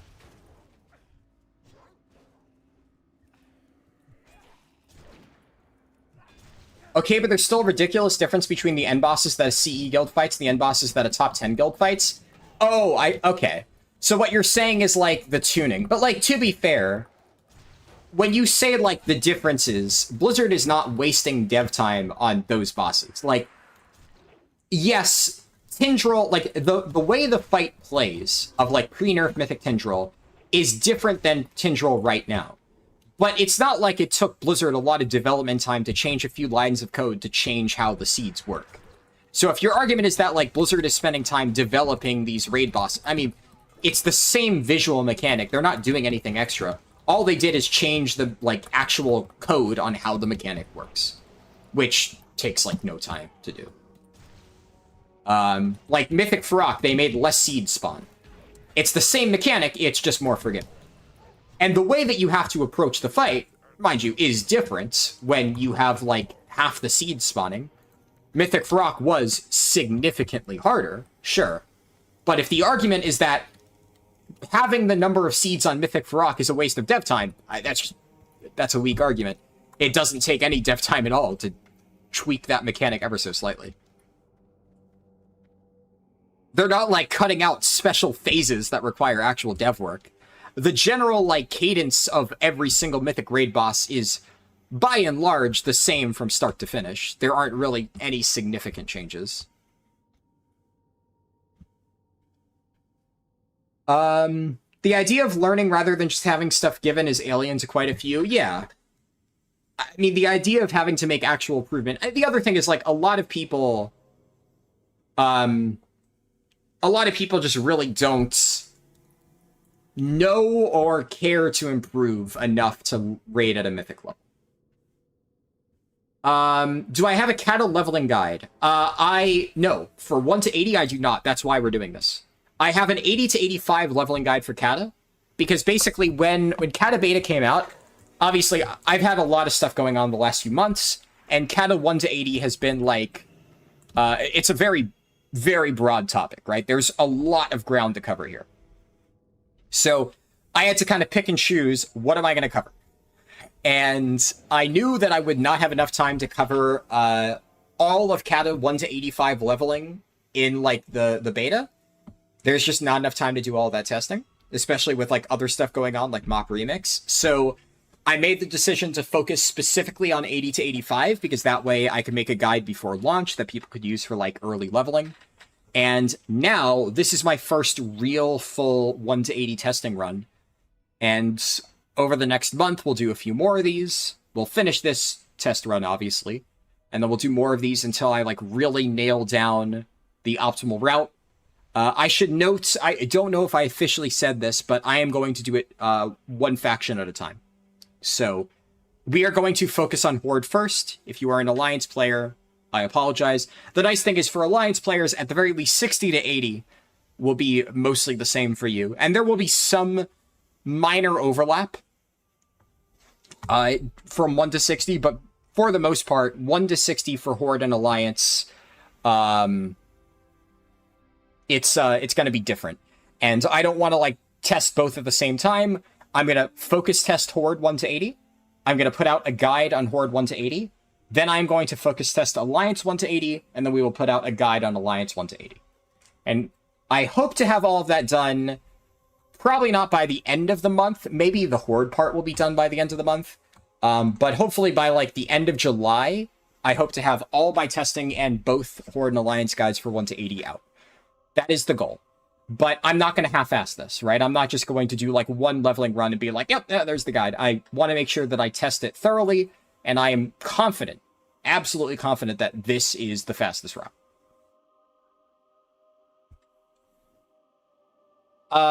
Another problem you find is that for some reason most guilds do weekday raiding, hence why you need late night. Yeah. Yeah, it really depends. Think they meant top 40 because the last bosses get nerfed so much. Yeah, well, I mean, they clarified, but we got World 660 in Raid 6 hours. Yeah, I mean, that's pretty good. Your guild raids 2 days a week. Yeah, that's pretty solid. I know a lot of guilds that raid 2 days. I used to be in a 2-day raiding guild. I'll be honest, I prefer 3 days. I like raiding more days. I mean, I like raiding in general.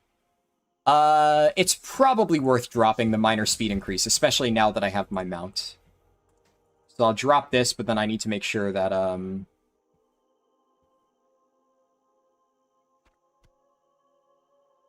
do that, and I want to mail the boots over. Okay. Mammoth. Get all this sorted. It's a different item. There's a few more things that I need to vendor. Okay. Doing some mount farming and remembered Hellfire Assault exists. Yeah, unfortunately. Okay, there's the mailbox here.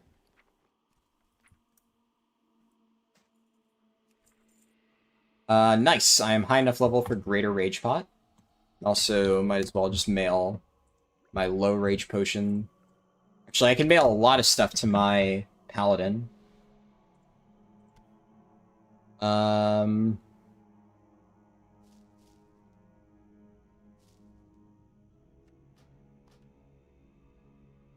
Yeah, all that should do. And Tasty Lion Steak I can also mail.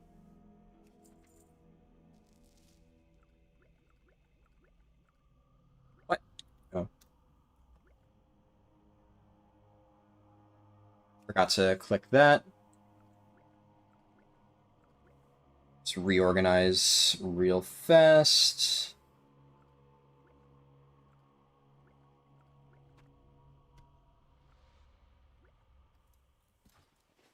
Okay.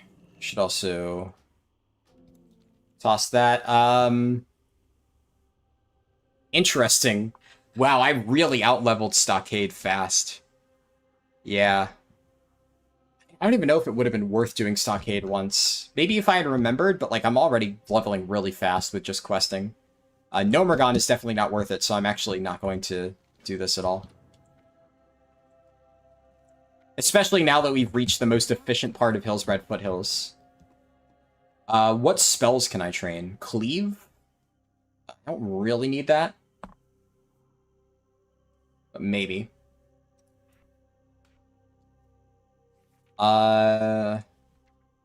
Hamstring, Overpower. Overpower might be nice.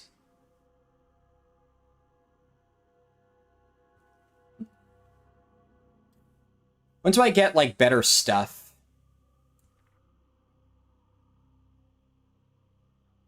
Berserker stance at level 30, that I would want. Shield block.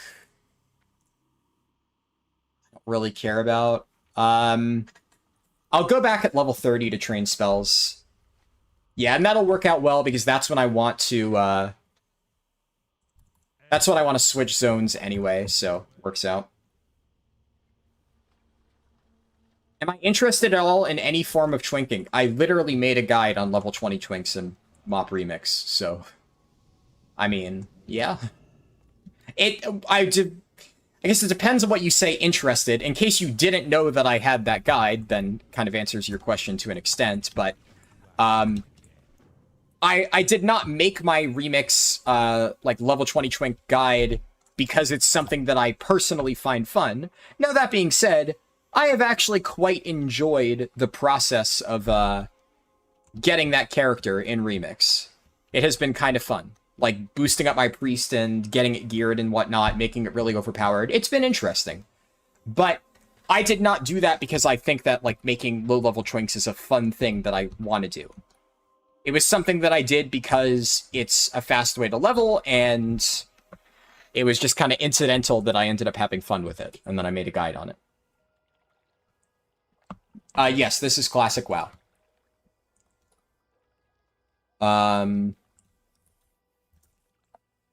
Weekend rating is superior in your opinion. Way easier to organize. Only thing is being realistic. Only Saturday can be used. Yeah.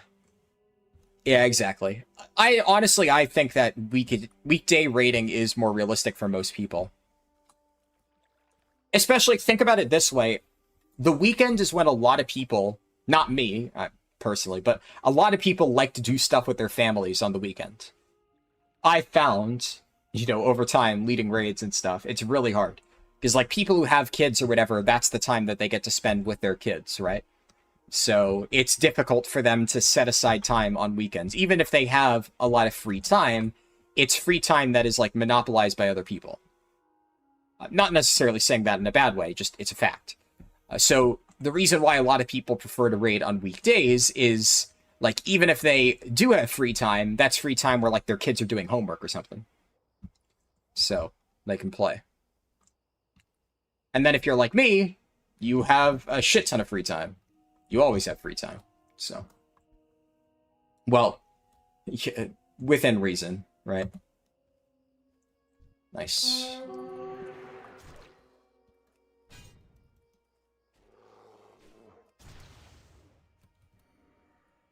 Yeah, scammers have kids, right? Big surprise, but yeah, definitely worth going for rares even still. Big experience there. Sundays is when people are just not available, yeah. Oh, nice. My guild leader got Taranda's favorite doll.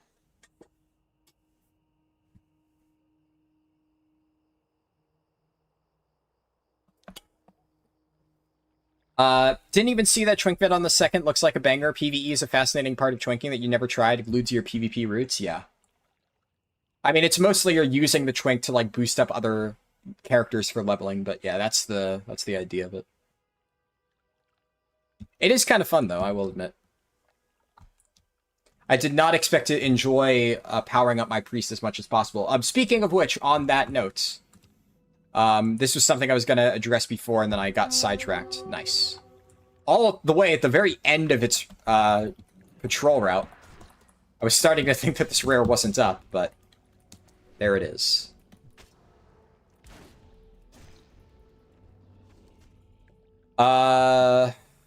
Fortified bracers. No, that's still not worth using. It's crazy how much strength this this bracer gives.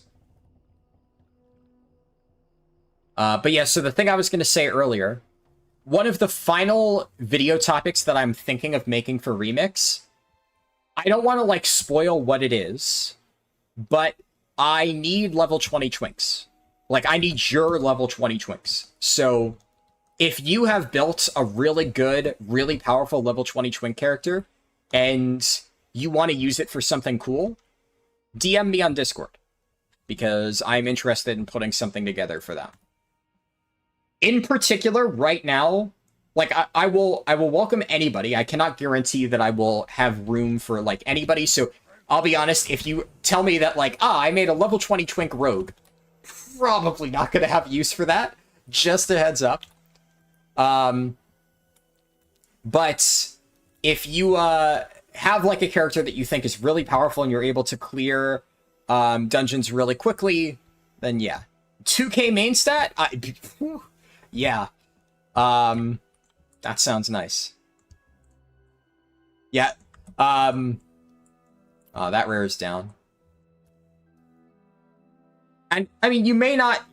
Maybe one of those things where, like, I tell you, like, the basic details of it, and you're, like, not able to for whatever reason, and that's fine, but if you'd be interested in doing a cool video attempt,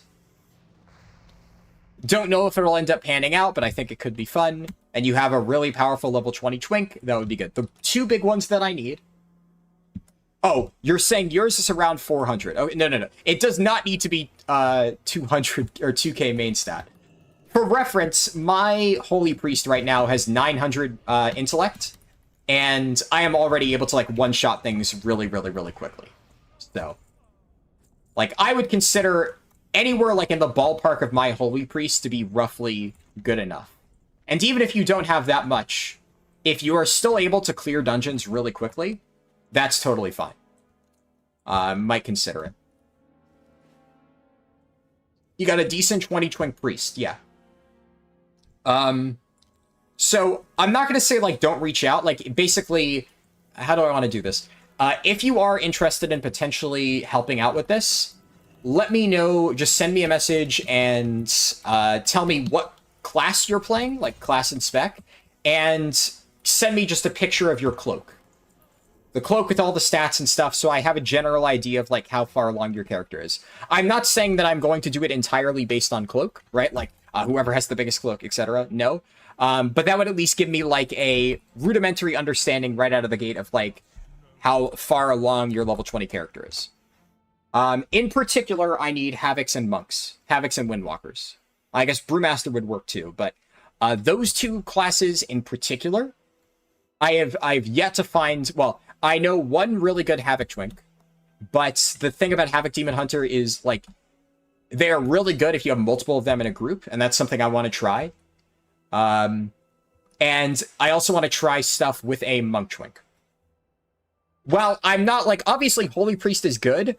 One of the things about Holy Priest is, because it is good early on, and because it is the one that I recommended to most people, I have a lot of people who play Priests. So, I know a lot of people who have a level 20 Holy Priest. I have a level 20 Holy Priest. But if you think that you have, like, an insanely beefy level 20 Holy Priest, like, ridiculous main stat and stuff like that, let me know.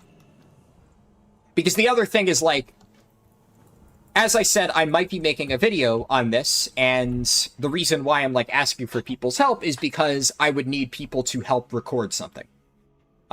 Which would require people to be around at a certain time. So, you know, it may end up being the case that, like, somebody has a really, really, really good cloak in their priest. Like, let's say somebody has 3,000 intellect on their Holy Priest, but they're just not really available for, like, recording times for this idea that I have. Well, then obviously I wouldn't be able to use them for this. So it kind of entirely depends on that. So... and unfortunately, I don't know. I would say when it's going to be, but it's kind of on the fly. The schedule is very volatile because, like, I potentially would need a bunch of people for this. And, like, I have a few friends that I've been asking if they want to, like, try to help with this, but don't know for sure. Your priest is 125% verse? Yeah, my priest is, like, somewhere in that range. I just recently hit mastery cap on my Holy Priest.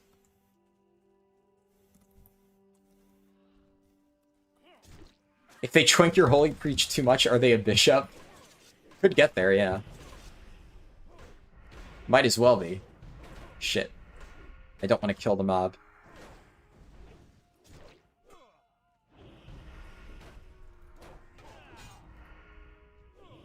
Okay, I don't want to kill him. Unfortunately, my blocks deal damage because of my shield spike. It's going to make it a little bit tricky. 750 int? That's... Yeah, that's not bad. Like I said, I have 900, which, not a comparison, but I'm just saying that is, like, roughly... That is what I would consider to be, like, good, high investment, right? And that said, like, even at 750, you're probably already able to, like, really easily carry. Silverpine Forest is... Oh, I'm clicking the wrong button. It's one of the best zones for speed leveling between 10 to 25, yeah. Arlden needs twinks out of context. This is wild. Yeah, I chose my words very carefully when I was saying this.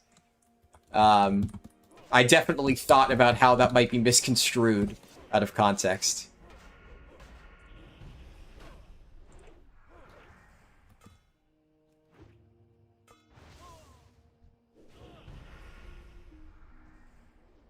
Okay, I need one more.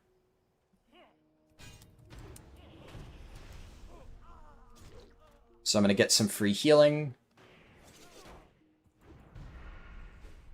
And there we go. I think I've gotten all the quests, right? I planted the nuke, I did the SI7 agents.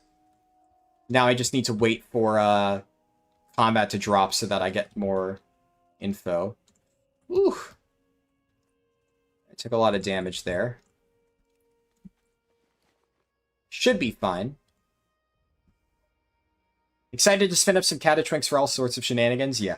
To be clear, by the way, I would imagine most people know this. This is for Mop Remix, just to be clear. Would I need more DH or Monk? Monk. Right now. Especially because DH is more popular. So I already know one Demon Hunter that is able to help. I still could use more. But DH is relatively popular. Like, DH and Priest are the two most popular. The only thing about DH is, like... I should also note that, like, I'm not saying that this is going to be ridiculously difficult, per se. But in case, you know, it wasn't completely obvious, I don't want to, like, spoil the exact idea behind the video.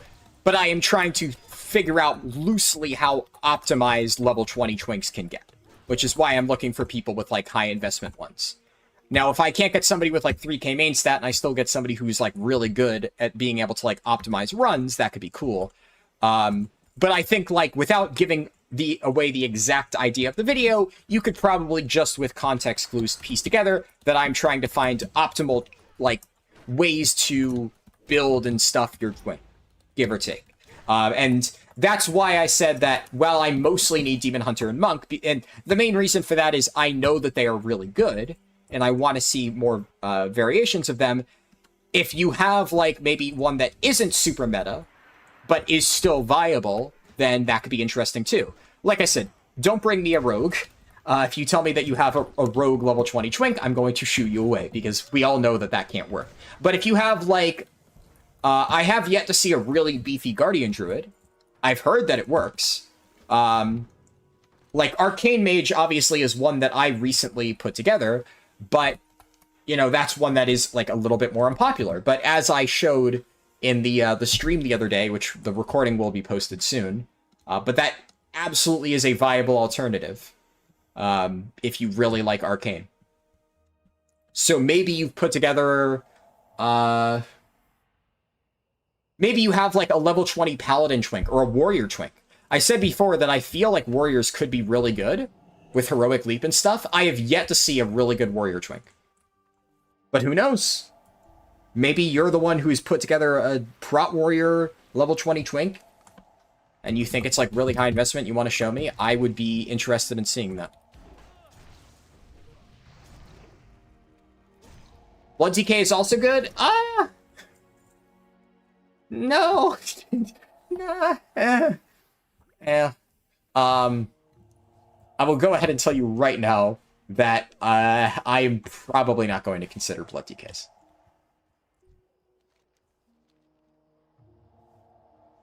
Rogue's rights to die to single mobs, yeah. Saw a level 20 Paladin with a lot of health. Yeah, I could see Paladin being a solid option. Yeah.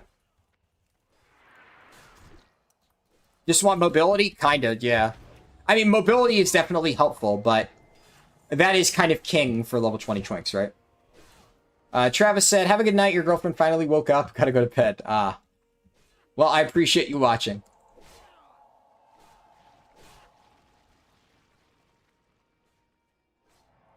New to WoW, boosted 3 characters, but want a power level 1 now. What is the best expansion to do for pure speed?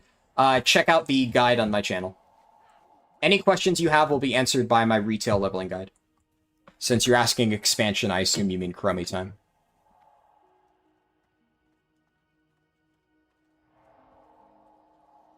Working Guardian Druid? Yeah, Working Guardian Druid could be really cool. I could definitely see that being fast. But yeah, but for reference, yeah, again, my, my Discord tag is in the description, so if you do have... oh, that's good. Finally have a second ring. So if you do have a really good level 20 Twink that you would potentially want to use for this, please let me know. It's like, I could use help for this. I could use more people.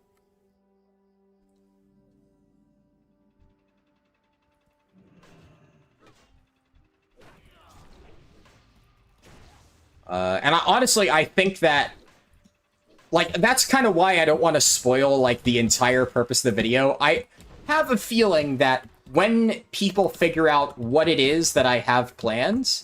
Oh, nice. Random world drop blue. Cool. When people see what it is, I think that most people will want to participate. I think it's pretty cool. But... It would spoil the surprise if I laid the entire thing out in front of you guys. That would kind of ruin it. Return of Twinks is actually fun, yeah. Is Silverpine faster than Ashara? Wait, fucking Rested Experience is telling people to go to Ashara? God, what a fucking dog shit add-on, man. They pay people... They make people pay money to tell people to go to fucking Ashara? Fucking God. What a scam. Fucking Ashara. Jesus Christ. Yeah.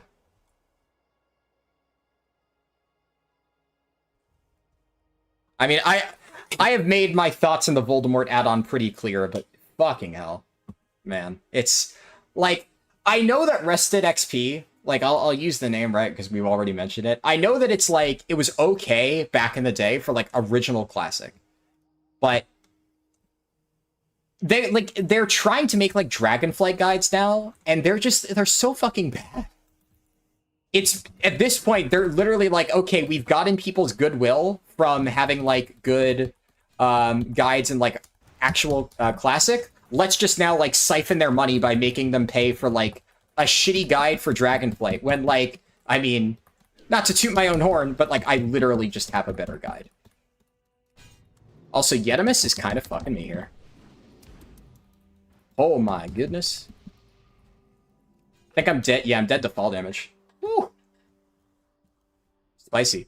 I should have fought him in the cave. I forgot that I can't charge. I'm, like, so used to fighting him in a warrior and just charging back.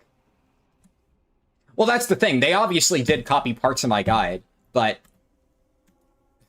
like, and here's the thing. I don't own the basics of, like, Silverpine, Hillsbrad, etc. But the fact that they didn't even do Silverpine for that is, like, crazy.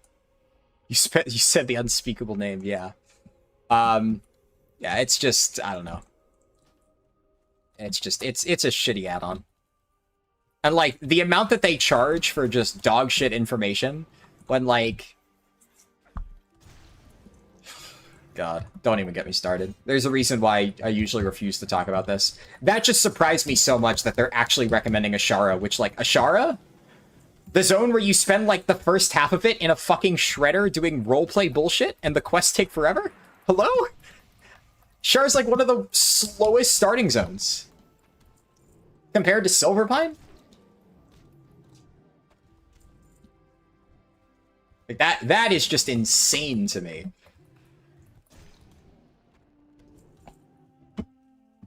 Now, mind you, I honestly don't think that Silverpine will end up being the optimal strat. Because the problem with Silverpine is you just out-level the good shit a little bit too quickly. So, realistically speaking, what I think we're going to end up doing is only parts of Silverpine, and I'm going to look for, like, mob grinding spots. Where did I put Will of the Forsaken? I mean, I don't have it on my bars, but, like...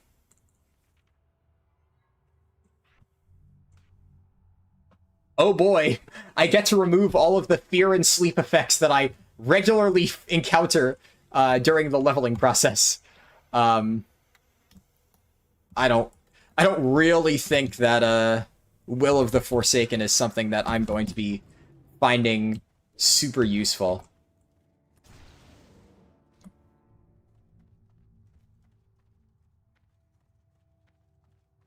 Okay.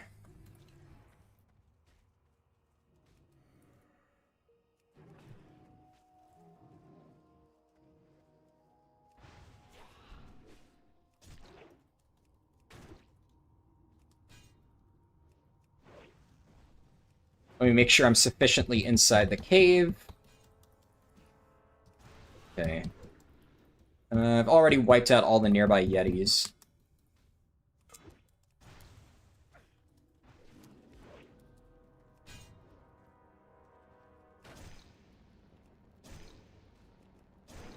There we go. Alright, not too hard. You also put your racials in G? Yeah, that's always been my button for it.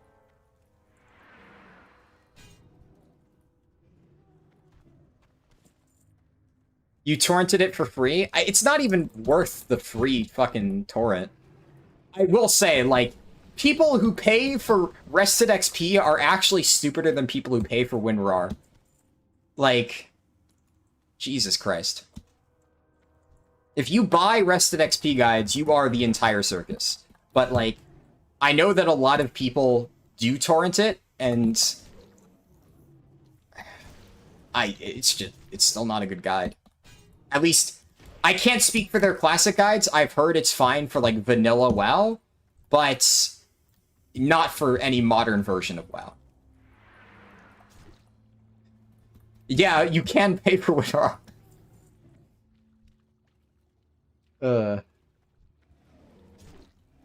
How long do I think it will take 1 to 80? Ballpark 24 hours. That's what I'm thinking.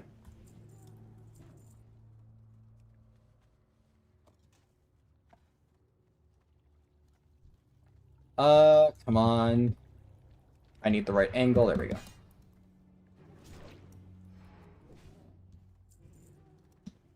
Swiftness pot here.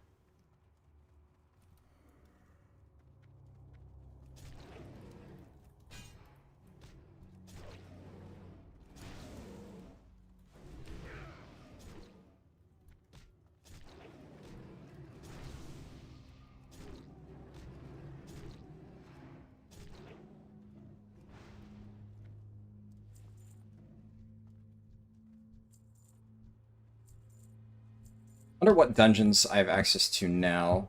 SM Graveyard's actually not bad. Problem is, it's like, that's the issue now. I'm sandwiched between Nomergon and fucking Graveyard. Graveyard's fantastic. Nomergon, not so much. I actually think it is worth queuing for a dungeon just because I wouldn't hate stockades. It wouldn't give me great experience, but it's like, it's fast and the quests are good. If I get Nomergon, I just leave. And SM Graveyard's actually a really good dungeon. The digital version of Rich Guys Burning Dollars, yeah.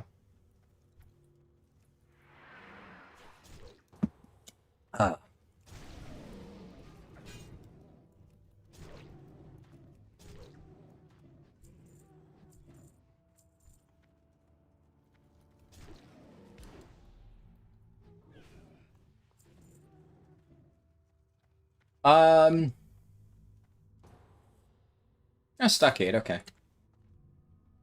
Are there no stockade quests for Horde? Oh, do we not get any? Oh, okay, well that's lame. I thought we would.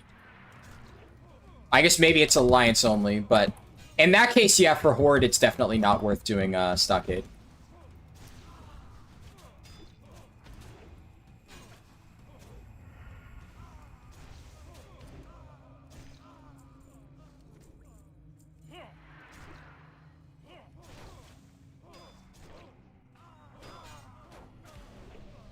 But at the very least, stockade is really fast, so that's kind of why I didn't mind.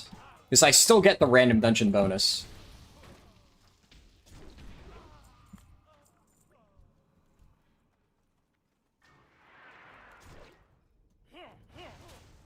Oh, that's kind of cool. I forgot it's actually a teleport.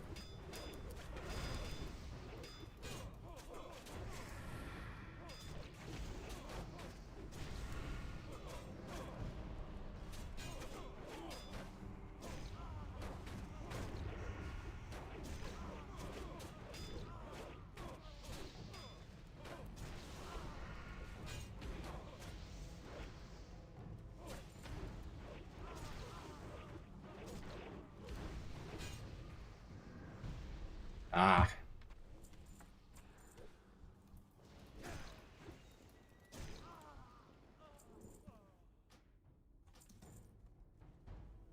In fairness, Horde even getting in stockades is a big non-canon event. True. Yeah. It's honestly nice that we could at least access this dungeon while leveling. just because it is relatively efficient.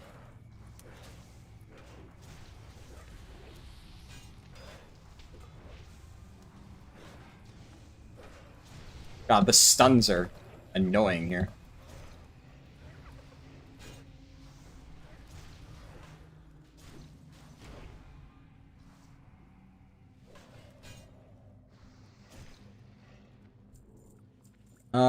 I could probably just pull through here.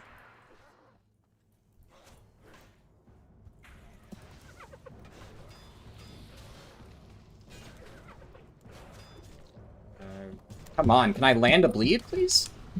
Jesus.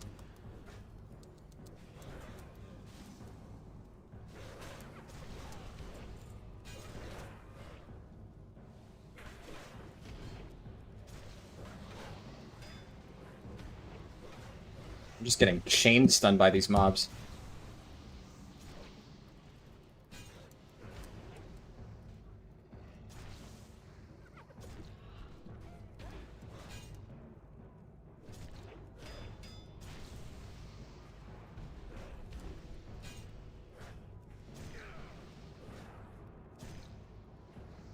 And any second now, there we go. Oh, it's a two-hand. Yeah, overall, pretty fast. I would say that was worth doing. How long does the AP shout buff last? Only 2 minutes, so I have to remember to refresh it often.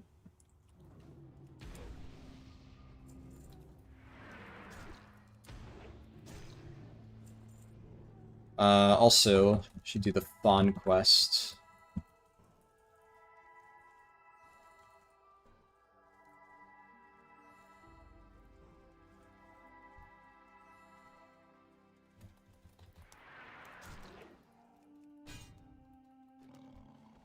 Go, yeah, still Graveyard. So, we hope for Graveyard here. I would leave if it stockades again. I was fine with doing it once, just to see, but... yeah, I'm not gonna, like, spam it. Nice! Alright. Love that. And there's quests here. I don't think I've spent my talents at all. Hold the line is good. 1 unspent point. That's in combat charge.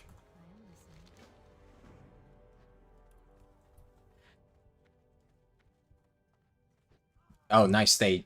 There's like roleplay where they kill the mobs for you. Cool. Tell me everything.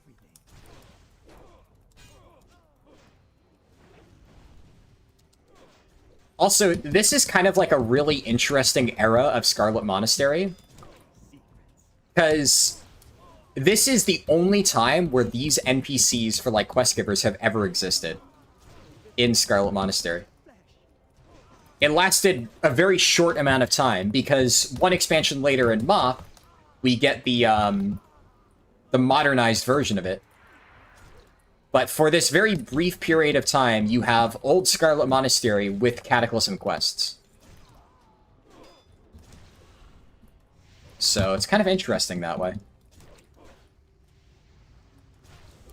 Interrogator niche, this is a Reddit mod vibe, yeah. How long do I think this will take me? Probably another 20 hours.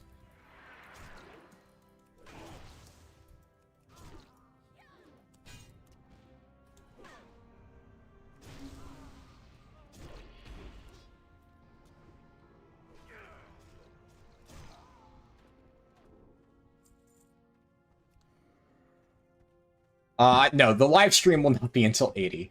No, I don't want to die. That would be nice. To not die.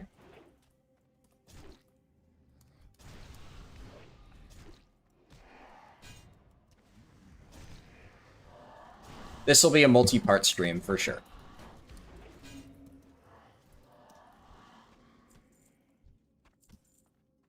I don't know exactly when I'll stop. I'll be honest, like, my early initial thought of, like, when I would stop is level 30. Here's the thing, I'm about to hit level 30. This has been a lot faster than I thought it would be, which is a good sign. But I'm basically ahead of kind of where I thought I might be. I thought it might take me like 5-ish hours to reach level 30, and I'm like over an hour ahead of where I expected to be. So maybe we'll shoot for level 40 as like a stopping point. Assuming that ends up being around 5 hours, 5, 6. That just kind of feels good, right? Feels like a nice, logical place to end.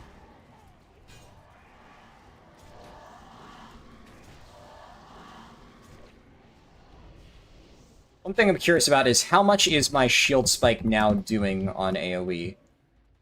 Not a ton. 6% of my overall. But, like, it's okay. It's better than anything else I could put on my shield would do.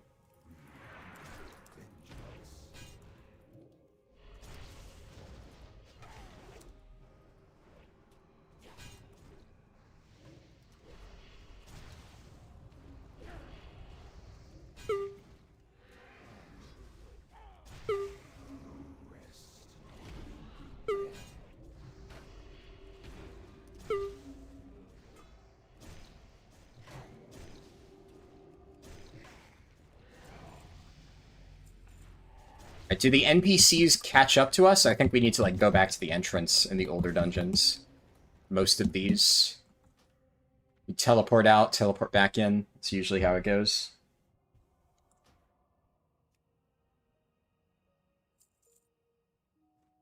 Snuck back on, your girlfriend passed out again. Nice.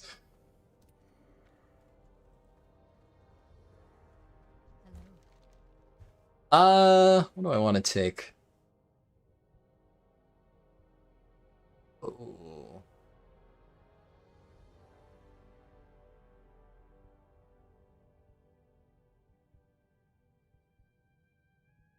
I don't think I want any of this stuff just yet. Yeah. But see, honestly, like, Graveyard, there are faster dungeons. I don't know.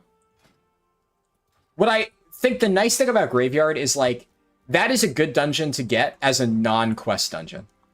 But right now, my best case scenario, if I were to queue for dungeons, would be I would get Graveyard. And if that's my best case scenario, eh. But the nice thing about Graveyard is if that is my worst case scenario, I'm happy. So, for instance, 5 levels from now, I forget what dungeons I have access to, but if it's like a decent set of dungeons and Graveyard is the worst possible option, then I'm in a good spot, because then I can queue and either I get like a really fast dungeon to re-queue, or we move on. Is this pre-recorded? No. Hopefully that answers your question.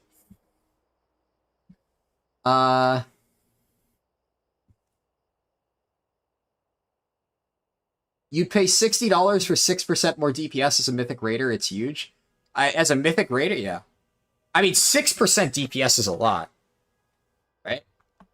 I'd pay $60 for 1% DPS as a Mythic Raider. Realistically speaking, that is how much early Dragonflight crafts cost to make in some cases, and that is also ballpark how much Dragonflight crafts gave you in terms of damage, so not entirely inaccurate. Also, I wonder what level Durnhold challenge is. You're watching now the entire stream, you want to see the grinds? Nice.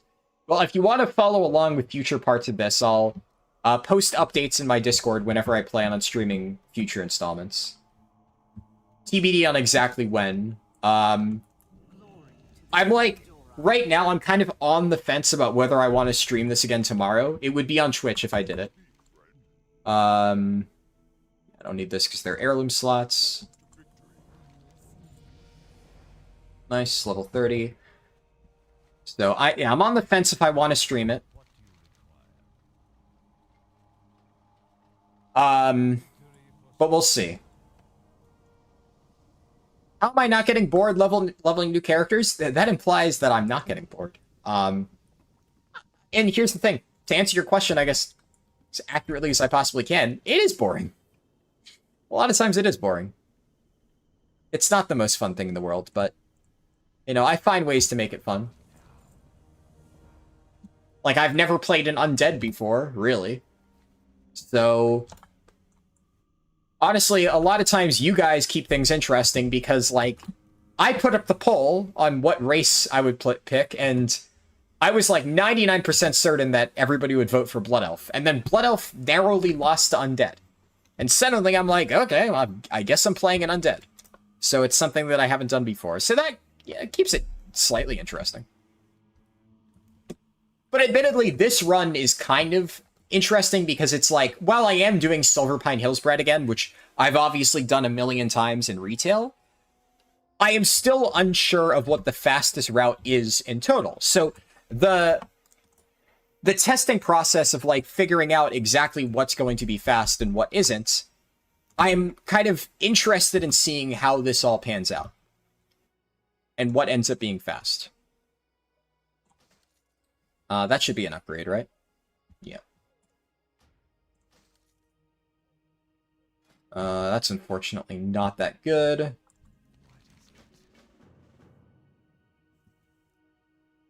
Undead females do a backflip when they heroic strike? Really? That sounds interesting. Sternhold challenge. How much XP does this give? 2,500? Yeah.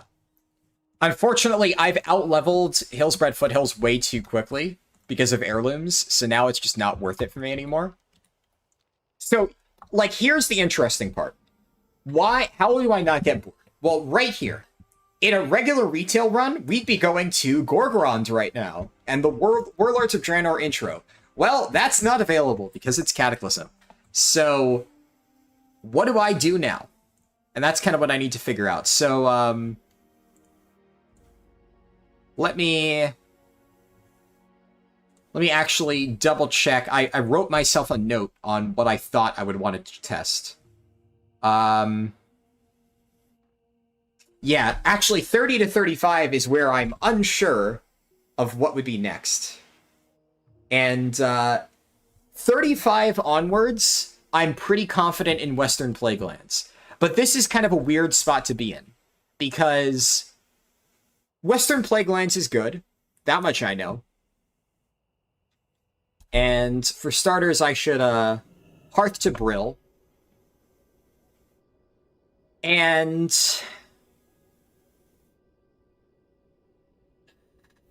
then I get Eastern Plaguelands. You realize the XP on Kata, it's faster than TBC, or is it just in your opinion? I'm not sure what you mean.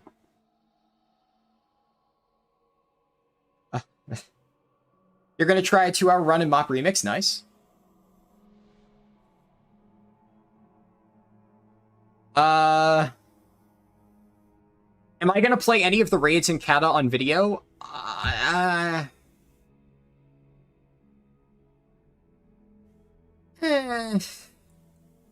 I've thought about it. I don't know. What I might do is I might post my boss kills on my second channel. Like, I've recorded it. But maybe I'll post the footage. Maybe. I'm not entirely sure yet. That's Raptor Strike. This is Overpower.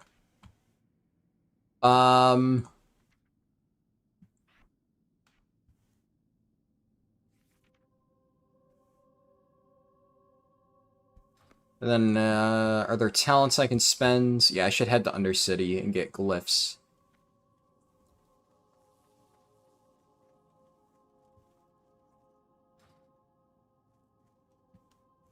Rested XP may have done this work for me months ago. I mean, I assume you're joking, but, like, I don't trust any of the work that those fuckheads did.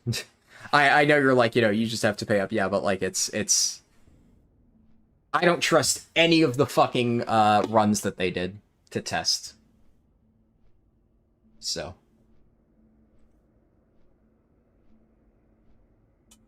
Ah.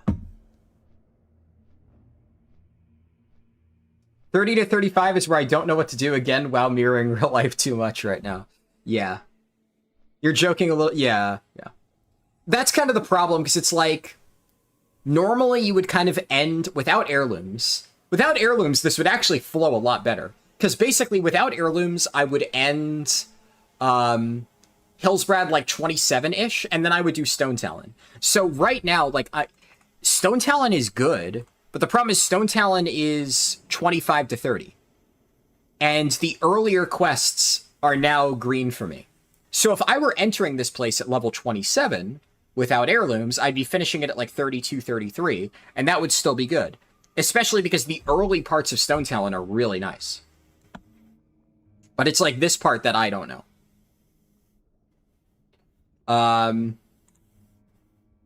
Honestly, I haven't done Southern Barrens in a very long time. Because that's kind of why this is interesting. I have a feeling that like some of the quests here are going to be like stuff that I've never done. Like maybe Desolus? What level's Fellwood? Fellwood's 45 to 50.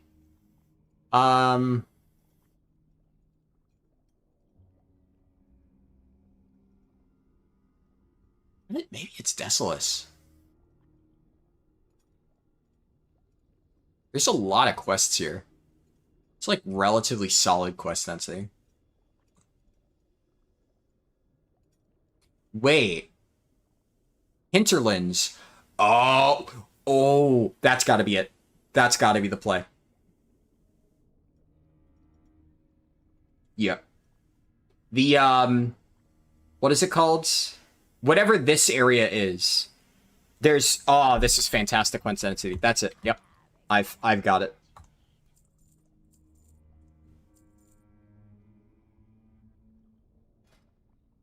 What did I just vendor? Was that anything important? No. Let me just make sure I don't accidentally vendor something important.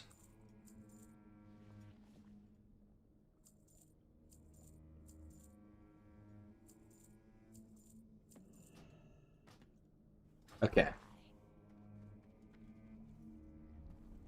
You love Hinterland's hidden gem? Yeah. There's, like, it's one of those things where it's so far off in the corner that it's like, in modern WoW, it's hard to justify. But that set of quests, the other thing is, like, for a long leveling process, that wouldn't be good. But I only need 5 levels. Maybe even less, because I could spam dungeons for part of it. So I only need, like, 3 to 5 levels, and that one questing hub should definitely get me 3 levels very quickly. Fellwood is really good when you're in that leveling range. Yeah. Well, the thing about Fellwood, though, is Fellwood is really good, but it's... What level range is it? This is 35 to 40, 40 to 45. Okay, yeah, never mind. I will do Fellwood, yeah. Basically, I was planning on doing Fellwood, but what I wasn't sure about is whether it overlapped with Eastern Plaguelands. In which case, what's it called?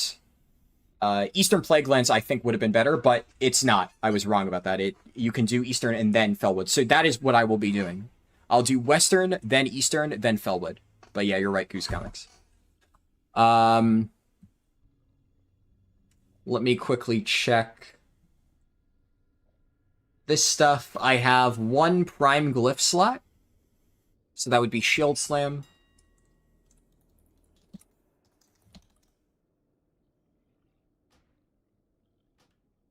And I have 1... Oh, I have 1 of each. Okay. What's WS could be a good follow-up as it's mostly a grind area? Winter Spring. What did I jot down in my notes? Yeah, maybe. Yeah, actually, 50 onwards, I'm kind of unsure what I will be doing. I'll have to look into that. Yeah. Yeah, that I'm unsure about.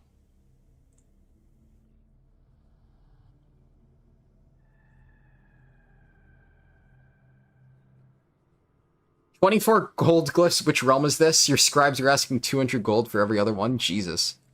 That's rough. 1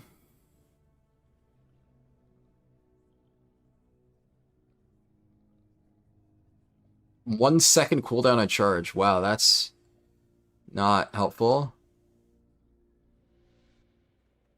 Increases the radius of Thunderclap.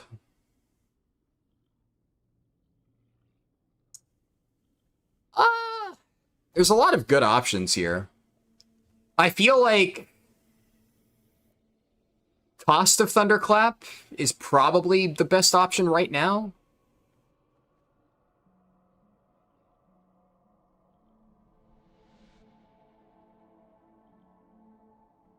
Tenaris, definitely not Tenaris 45 to 50, no. If you're doing 45 to 50, that would be Felwood, 100%. Yeah. And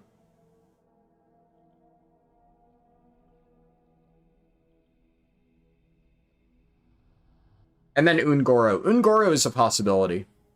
That I could see.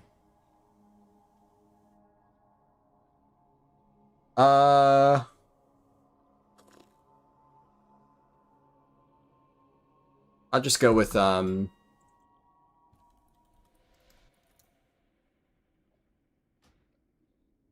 yeah. Ungoro I could see. Tenaris, Felwood is so long to mount.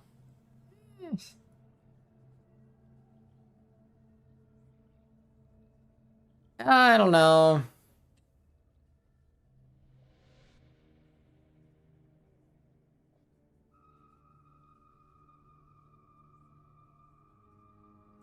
I'm not gonna do Tenaris. I'm not sold on it. I'll tell you what, I'll test Tenaris in my own free time.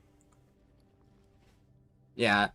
Tenaris, like, it's been a while since I've done Tenaris, but what I remember of it is not good. Let me swiftness.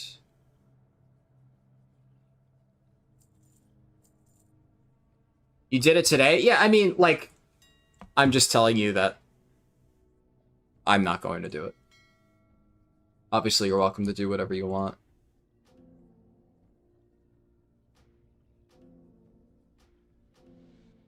I don't really think... we're going to have, like, fast riding at that point. I really don't think it's that bad. Quick a logout, save progress in that to copy character to PTR to test Tenaris. That's not a bad idea, yeah. I actually could do that, Goose Comics. I'm not going to get there on this stream, probably, but when I reach that point, I will try to do that. We'll see. What else do I want? Shit. Glyphs. Okay, definitely Glyph of Battle. I don't even want to look at the other ones. Glyph of Battle. Yeah, I don't even need to look at what the other ones are. Not the stream. Yeah. No, you're totally.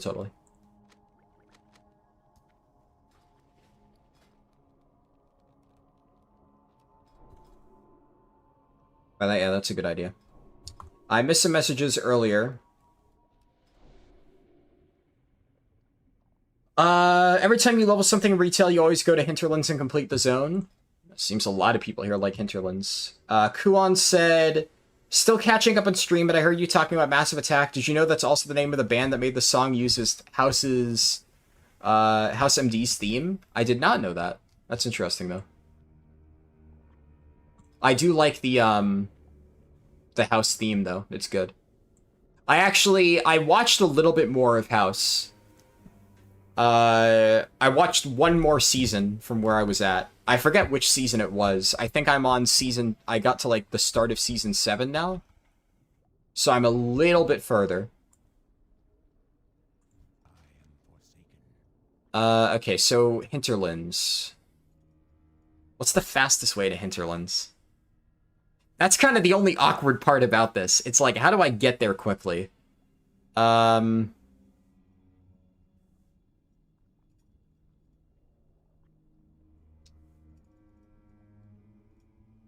Probably Terran Mill, and then we run.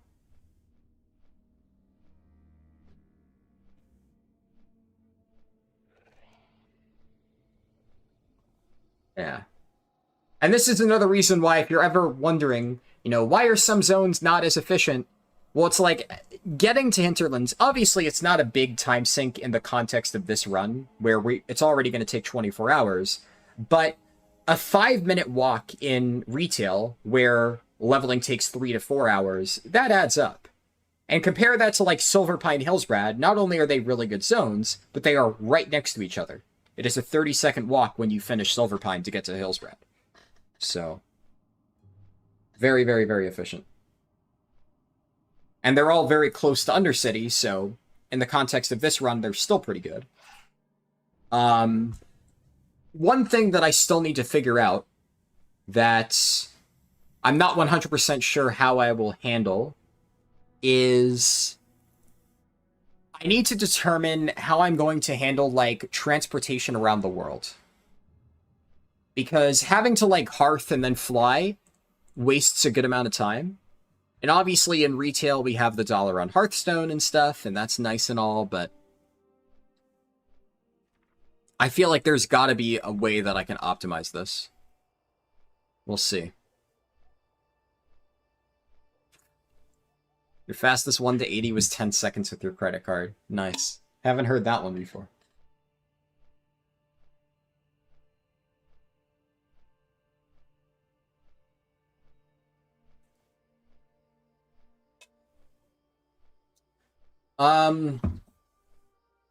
Let's look at level ranges. So what is 50 onwards? Swamp of Sorrows is such a weird zone. 52 to 54. Badlands is also interesting. Quests there are not terrible.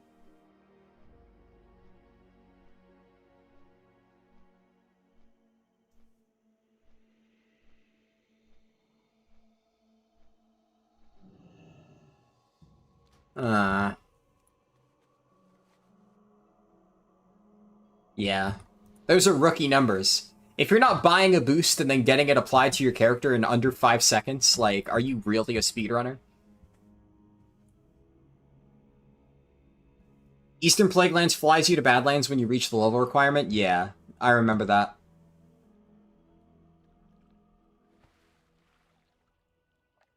Yeah, Blasted I remember being good. The one issue with Blasted is it doesn't have, like, that many quests. How tanky is Prot Warrior? Pretty tanky, yeah. The only downside to Prot Warrior, which, like, technically speaking is a downside to all tanks, really, in, like, this era of WoW, except Blood DK, which, you know, obviously doesn't start until 55.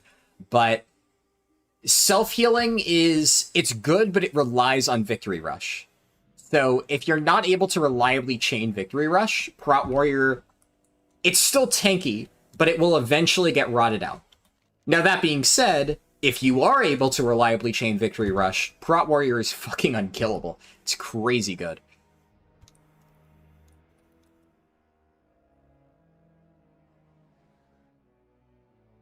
Oh, please don't hurt me. Blasted was only decent when you can phase for all the rares and turn in the orb things you get. Yeah, I could see that. It's best to do around level 57 when you're about to go into Hellfire. Yeah. Yeah, obviously, like, 58 onwards, I'd want to do, like, TBC stuff. Yeah, Western Plaguelands is good. I'll be doing Western Plaguelands at level 35. That's the current plan. It's a very good zone.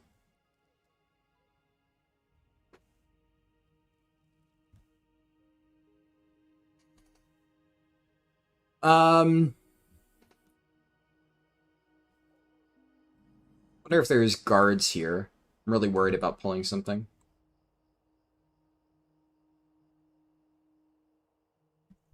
Mangy Silvermane. Me when Branya.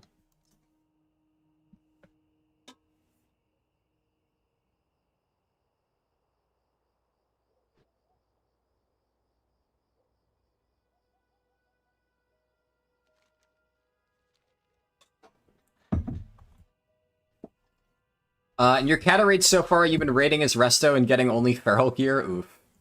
That's rough.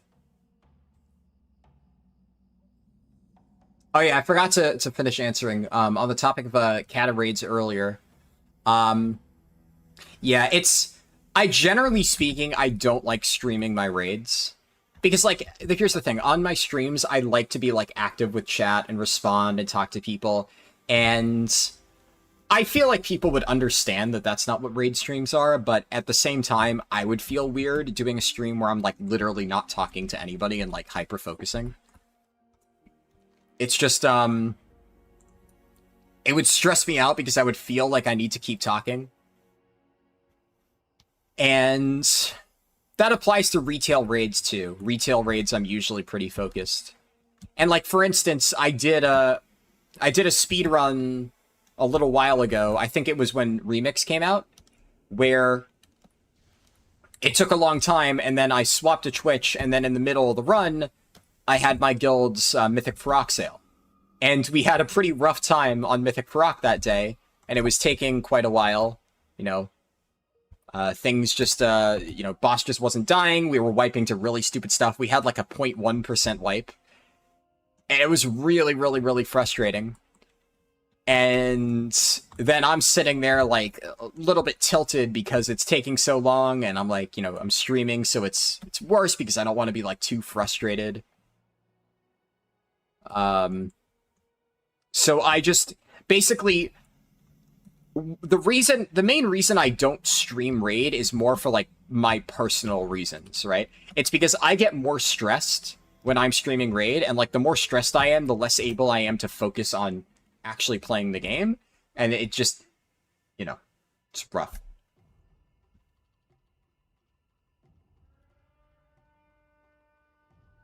These mobs are red. Yeah, so even if this rare was up, I don't know if I'd even be able to kill it.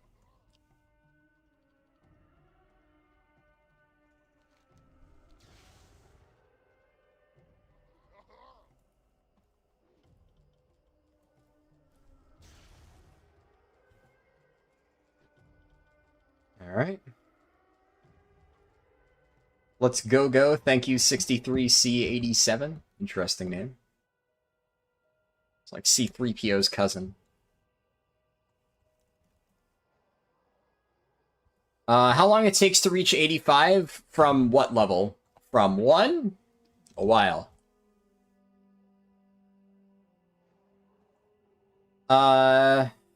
Streamer focuses on game chat, he hates us. Yeah. Like, I know that people wouldn't think that. I would just be nervous. And I'm sure that people would, like, ask me questions, and I'd be like, hold on, I'll answer when I get a chance, and then I wouldn't get a chance because I'd be way too busy. And like I said, I would just feel bad. I'm gonna check to see if this rare's up. No.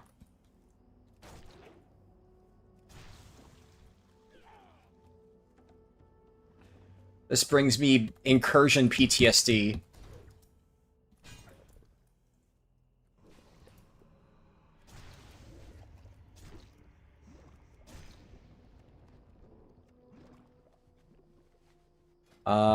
For a second, I almost thought I forgot to apply my glyphs, but no, it's good. You thought you were gonna go Boomy or Feral DPS, but you've been vibing on Resto? Nice. Yeah. Sometimes you just start playing a spec and you're like, actually, it's pretty fun. What would be the best leveling route for Legion Classic? God. That's a tough one. I mean, the reality is, like, kind of like the route that I use right now, an extended version of the route that I use in retail, is what's going to be optimal from, like, MOP onwards. The moment that we get, like, zone scaling, that's when this stuff really starts being effective. Because the main issue right now is that we're kind of hamstrung. Finally, a rare. We're kind of hamstrung by, like, the 5 levels only values for these zones. The moment things start reasonably scaling up, then it'll be easier.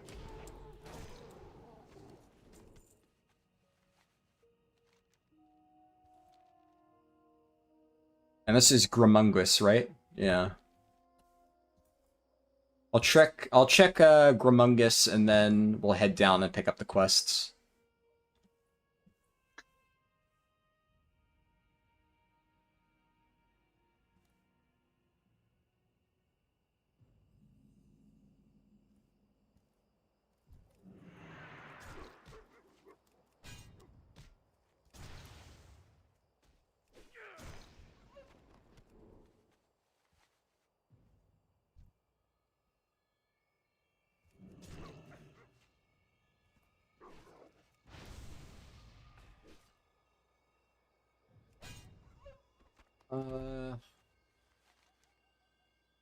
Yeah, I was gonna say, I'm pretty sure he patrols, so I should check the entire length of the mountain range just to be safe.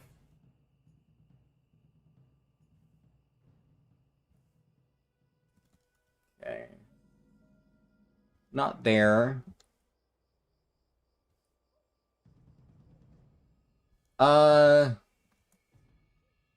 You are by far the most responsive streamer I think I've ever met, but raids are different, and I feel like it's understandable you need to focus. Yeah.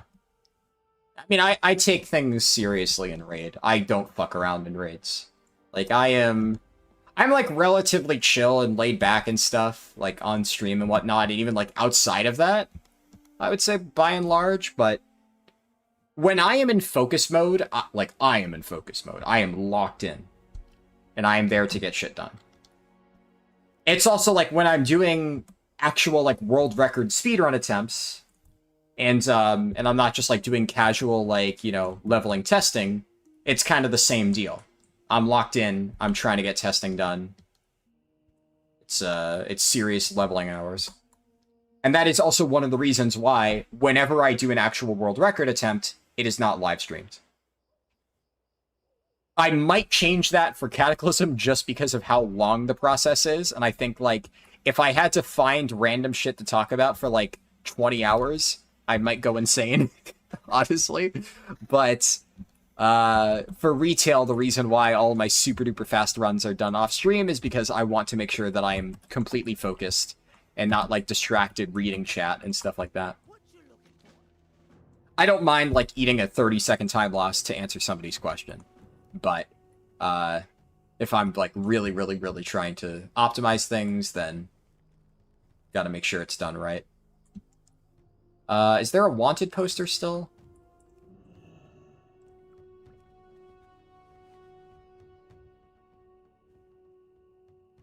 Maybe not.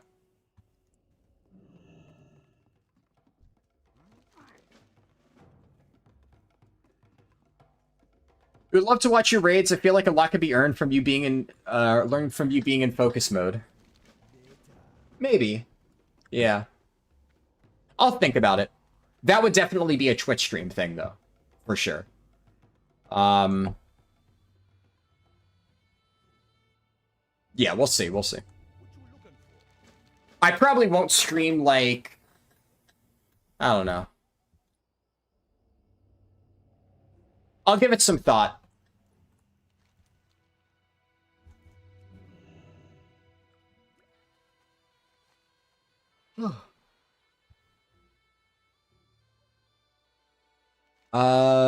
Okay, well, these are quests I should also note that I have, like, not done in a very long time. At least the Cataclysm version.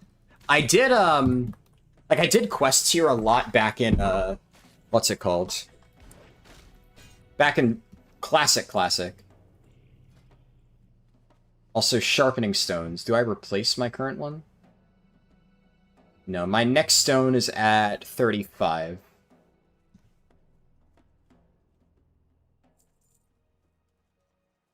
And I can replace my elixir.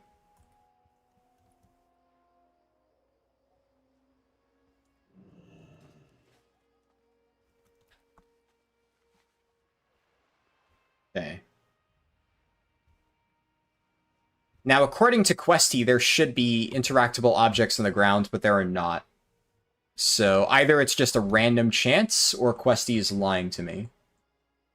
But Questy has been rather inconsistent, so I'm gonna just go down the beach and do the rest of the stuff. But I'll keep an eye out for any of the bottles in the ground. How's the Prot leveling going? Good, yeah. I quite enjoy leveling as Prot Warrior. It definitely feels really nice. Oh, wow. Okay, there's a bunch over here. Holy hell, there's a bunch over here. This is definitely the play.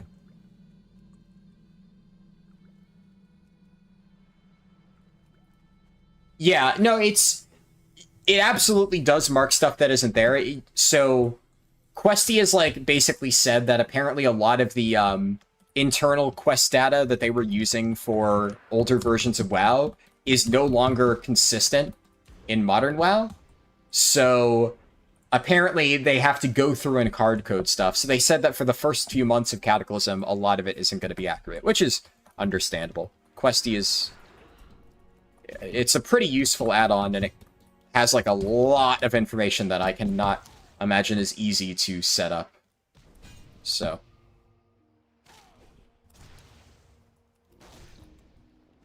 nice. Wasn't too bad.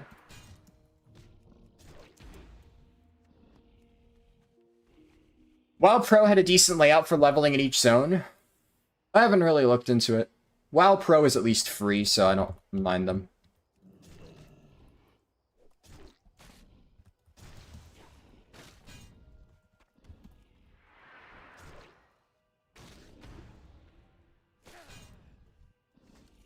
Alright. Isn't all of Questy stuff added to the base game in MoP? Yeah. I think so.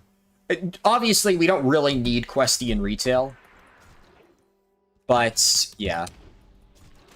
The Cataclysm quest indicators are still not quite on the level where, like, you don't need Questy.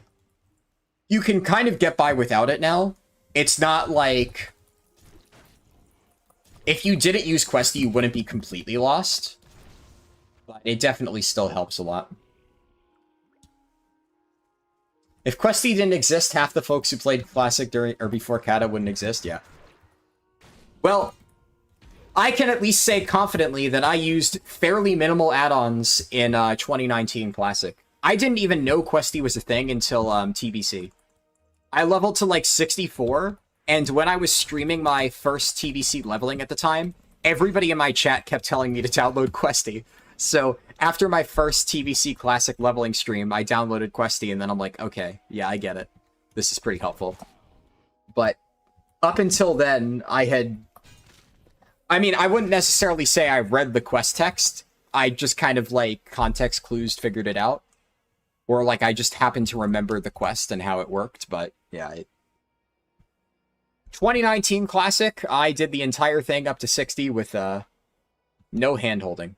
Oh, nice, that's another rare. We love that.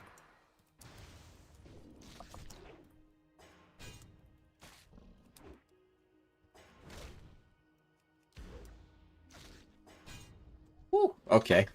Big crit there.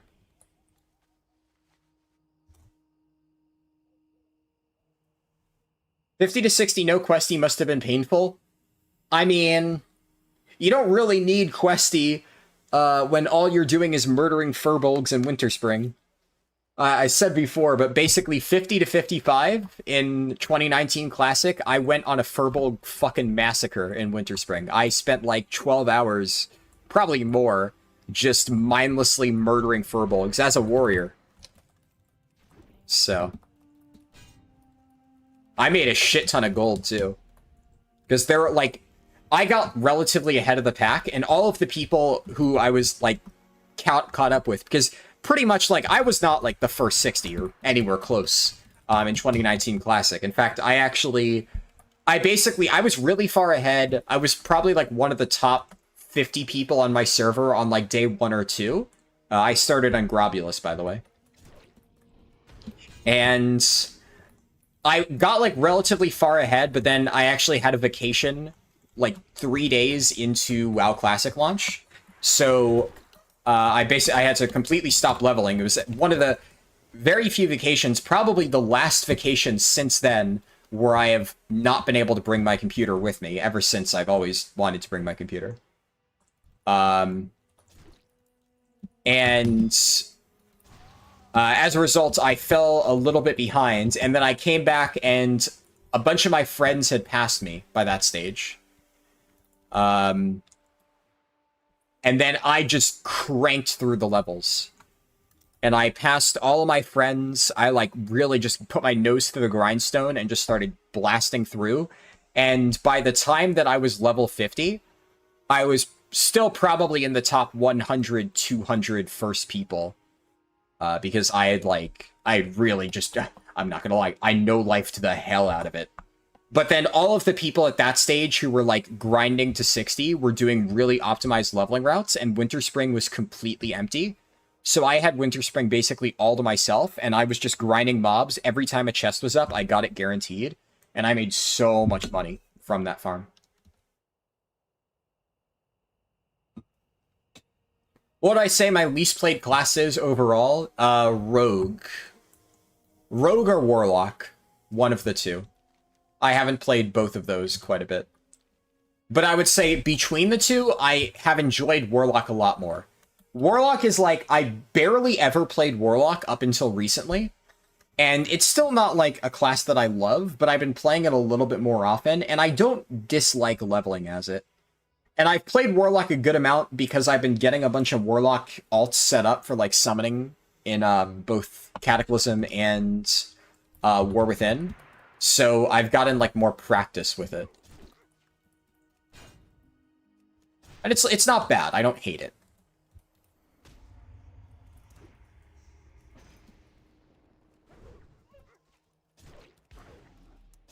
But Rogue is definitely one of my least played classes, if not the least played, and it's the one that I hate the most. Rogue's just, it's just not fun to play, objectively. Sorry for any Rogue mains out there. I have a lot of friends who are like diehard Rogue mains, and I just don't think it's fun. I've barely played War Within Beta. War Within Beta looks good, but I haven't really played around with it. I'm waiting to, like, to stream it. And I should also note, so I mentioned this before, but because I know people are going to keep asking, and, like, I don't mind, I get it. With War Within Beta, you got to keep in mind that whenever it comes to leveling and stuff like that, early versions of the beta like this are not really set in stone. And the main thing that I need to test for my leveling guides is experience values. I guess Last Stand, yeah. Sure. Gag Order is probably pretty good, because reducing the cooldown on Heroic Throw would be nice. But the main thing that I need to test is, like, experience values and what the most efficient leveling route would be for, like, campaign and stuff. And while I can test that right now, it's entirely possible that later on in the beta, Blizzard completely revamps the experience values, and they have. Like, this is not just pure speculation. They have absolutely done that in almost every single beta. Naturally, you're going to change things as you get closer to launch. And then I have to retest everything. So what I'm going to do is I'm going to do an initial War Within stream within the next week or so, whenever beta servers are stable. Obviously, if beta servers are still not stable in the next week, and I can't reliably do things without it constantly DCing me, then I'm going to keep waiting. But I'm hoping that it won't take super long. And then I'm going to do one full 70 to 80 run. Just because if I don't, everybody's going to keep asking me. But after I do that initial run, I am not going to, like, continue doing a ton of War Within testing runs. Okay, so these mobs count. Yeah. I'm going to basically do the first run, then I'm going to wait, like, a month, if not more, to, like, get beta values final, and I will be doing 0 War Within streaming during that time. I might do, like, raid testing. Maybe I would stream my raid testing on Twitch whenever that's available. We don't know any details on that yet, because obviously that stuff I still run. But War Within leveling streams, after the first one, they'll be completely radio silent for, like, a while. And then once I'm done with, like, all the Cataclysm testing, and we get, like, much closer to the War Within launch, like within a month and a half, then I will start just slamming nonstop War Within test run, War Within test run, War Within test run, both for 70 to 80, And we'll do like a handful of 1 to 70 test runs. Because, well, I'm already like fairly confident in my route, and because it's clear that they're like retuning quest XP again, or like leveling XP again, it's most likely going to be the case that my existing route that I've been using since Shadowlands, and then again in Dragonflight, is still going to be the fastest. Unlikely that that will change, but I still want to test that a little bit just to be sure. And I also want to double check to make sure like Dragonflight zones aren't like sleeper OP for leveling. We'll see. But I'll do all that testing. But that's not going to be until closer to the War Within. So, you know, keep your expectations in check.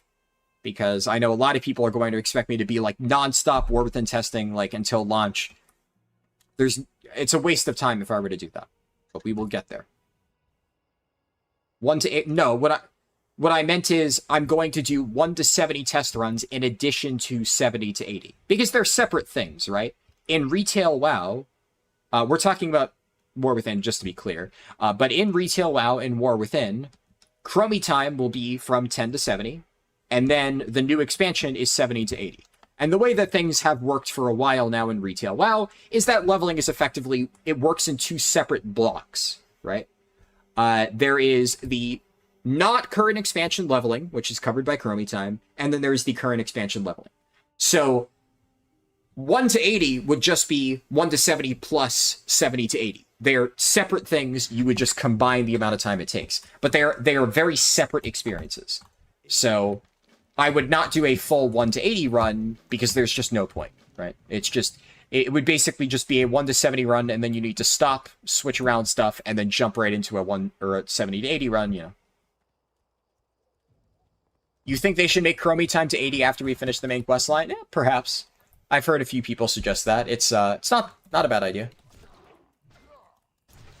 I can kind of understand why they don't want to do that, but I think it could work.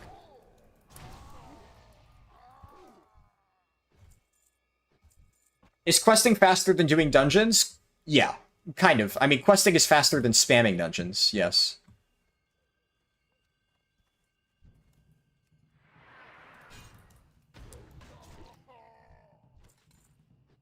So what dungeons do I have access to right now? Library and Graveyard. So you know what? Right now would actually be a good time to do dungeons. What I'll do is, I'm going to turn in all these quests, and then after I turn in these quests, I'll queue for dungeons, because I suspect that I'll have, like, 1 more dungeon in the pool then, so we'll have better options to choose from.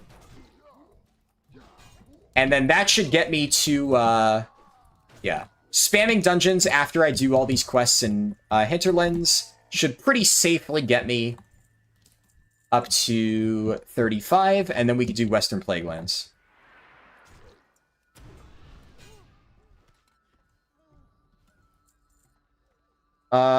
When you don't die and install WoW Pro, if you keep dying, then no.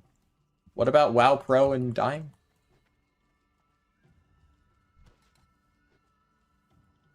You've never watched a stream this long? Rad as fuck. Yeah. I'm glad you're enjoying it. This is, for me, this is like a normal stream. This is a 5-hour stream. I mean, for Remix, I did like a 14-hour stream. It was split across YouTube and Twitch because, YouTube can only host up to 10-hour streams in one sitting. But I have done some, like, demonically long streams recently. Which is why, for this one, you know, we're gonna stop at a reasonable time. Probably, like, 6 hours, 6.5. It's also, almost 1 a.m. my time. So we'll see. And the thing is, like, I can't even really go to bed after this because I still have testing to do in Remix. So there's a few things that I still need to test for that level 20 Twink video, which, once again, what's the Bernie Sanders meme? I'm once again asking for help with the level 20 Twink thing. If you have a good level 20 Twink, or, I mean, I guess look at it this way. If you want to help me out with a video, and you haven't made like a level 20 Twink or something, and you want to look into that for fun, If you really want to help me out and you want to build an insanely good Windwalker Monk level 20, that would be sick. And it's not even like it's a super involved process, but anyone is welcome to help. It's your first time catching a stream? Awesome. Yeah, actually, I haven't really been looking at the analytics and stuff, but this stream's been doing quite well. So, it's actually kind of surprising. Because I thought, like, initially I didn't expect this stream to do super well, because I'm like, oh, I already did, like, a warrior run. So, I don't know how popular this will be, but people apparently want to watch Cataclysm leveling. Which goes to show that, like, people are interested in Cataclysm. Because I have, like, largely a retail WoW audience. And so many people said, like, you know, nobody's interested in Cataclysm. Like, Cataclysm's a bad expansion. And yet, my Cataclysm stuff has all been performing really well. There's very clearly a widespread market for Cataclysm. And I think, like, a lot of them are maybe more like me, who are, like, retail WoW players who are finally interested in Classic now that it has, like, more modern stuff. But it's definitely cool to see that there's so many people who are interested in this type of stuff. The only type of content you don't like watching is SOD? Yeah, well, you don't really need to worry about that from me, because Blizzard has kind of burned that bridge with me with SOD. I'm over SOD. It was kind of fun, though, while it lasted. I don't know. The other thing, like, I've said this before, but it really irks me when, like, the SOD developers keep saying, like, next time, next time, next time. Like, oh, we're getting feedback so that the next time we do something like this, we can improve it. And, like, at this point, initially, I was already a little bit annoyed with how the SOD devs were handling things, but they have fumbled the ball so horrifically bad. I genuinely do not expect myself to play, like, SOD 2, or whatever they have cooking for that. So, it's like, instead of focusing so much on gathering feedback so they can make the next Classic Plus iteration, they should have just made their current iteration actually good. Because a lot of people like me, you know, I tried it out, and it was fun at first, but now I've realized that the SOD dev team just has no fucking clue what they're doing. And I really don't plan on giving them yet another chance. There's way too many other games that I could be playing.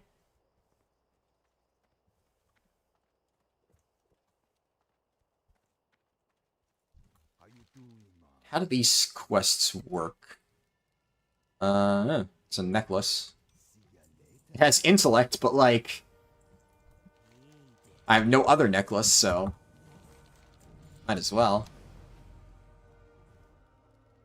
So what are these quests? It's just kill mobs and then get Vessels of Tainted Blood. Alright, sure.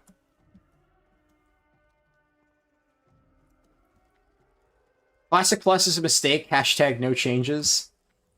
I mean, I think there's some merits to Classic Plus. Not for everybody. But I think if it was well executed, Classic Plus absolutely could work. Also, chat, like, started moving really fast, so let me scroll up and, I missed a lot of messages, because it was, like, going slow, so I was like, oh, I have time to, like, read every message carefully, then rapid fire.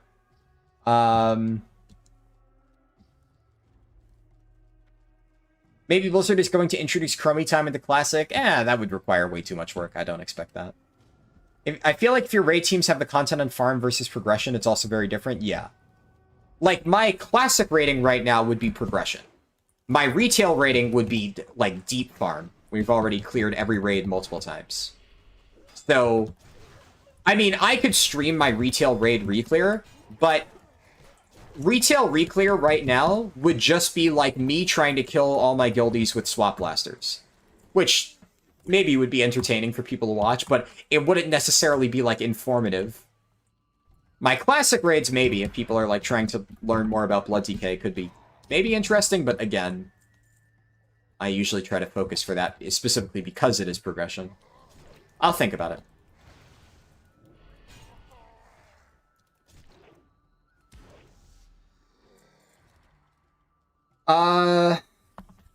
Hold on, I'm just gonna, like, stop for a moment and just quickly blitz through messages.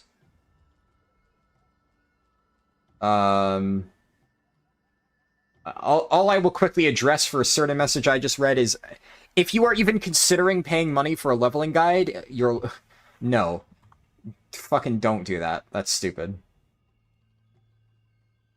That was you on your Warlock in Felwood killing Satyr all day? It was a great grind? Yeah. You don't really enjoy guides, you like forging your own path through stuff? That's why you don't like using stuff like that? Yeah. That's why, like... I try to keep my guides very big picture, like broad strokes. When I make like a leveling guide, I don't tell you, go here, go here, go here, go here, do this like in exact order. I basically give you broad strokes and like, go to this zone, these are the quests to do, these are the quests to ignore. Like, follow this path. You know, make sure you avoid this like bad stuff. And then when you hit this certain level, you should shift to this thing, make sure that you're like keeping an eye out for these rares that are in the zone, that type of stuff. Like, I want people to, as they're questing, like, still think for themselves and be like, hey, there's 5 quests in this hub. How should I approach this? And there's usually a most effective way to do that, but usually if you're, you know, thinking for yourself, you can figure that out relatively easily. You don't need me to spell out the exact fastest way of, like, do this quest, then that quest, then that quest, in that exact order. Like I said, I go broad strokes. Hello, Power Switch. Good to see you. You can't stop making warlocks? Yeah, I know a lot of people who really like locks. Last time you truly enjoyed Rogue was combating Kata? Yeah? If you don't play Rogue at their Kata, you don't deserve them at every other expansion pack? Yeah. Honestly, I heard that Mop Rogue was actually really good, but not sure. Have I been to the new major city? I passed through Dornegal on the War Within beta. I did not really sit down and, like, sink my teeth into it. So, I don't really have any thoughts. It looks pretty, based on, like, flying around in it briefly. But it's... I don't know enough about it to, like, really comment on, like, whether it's a nice major city. It's better than Oribos, but that's a low fucking bar. Everything is better than Oribos. Fuck Oribos. You hope they make roaming time scale to 80? Yeah, that would be nice. You're excited for when they eventually open Mythic Plus. You've looked at some of the dungeons and they look quite fun. Yeah, the War Within dungeons do look relatively interesting. I'm excited to test them a bit more. How long do you think it's going to be before another leveling squish? I'm not sure. It's a good question. I mean, if you think about it this way, with the current path of the expansions, right? We're going up to 80 now. We're going to reach level 90 in Midnight, and we'll reach level 100 again in the Last Titan. So, we already know that, like, the end of the World Soul Saga, as they're calling it, will get us to level 100, and that is a pretty fitting way to, like, do a level squish after that. So, I would suspect that after the Last Titan, they'll probably do another squish.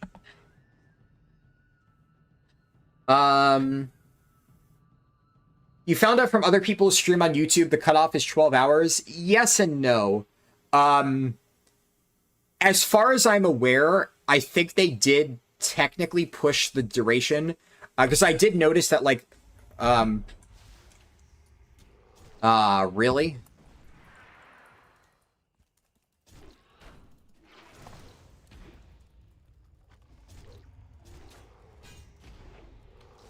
Wait, he's garbage. He's garbage! What do you mean? How do you not win that fight? How do you not win that? You're like fucking 6 levels above me. You fucking chimp. Oh my god. Imagine being 6 levels ahead and having the drop on somebody and still getting fucking destroyed. Come on, man. Come on.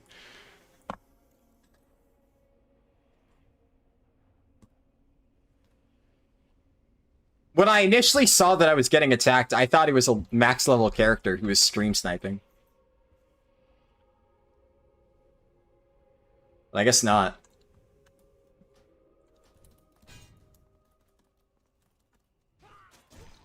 Fucking bozo.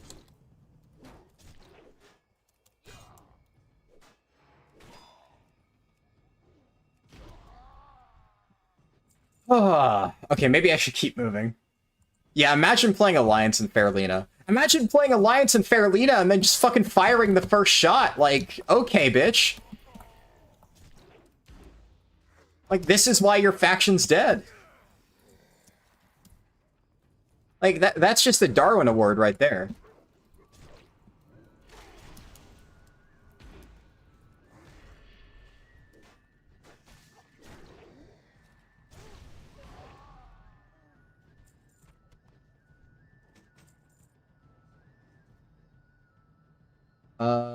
Okay, we'll do flasks and stuff. You got Darwin by Deathwing? Oof.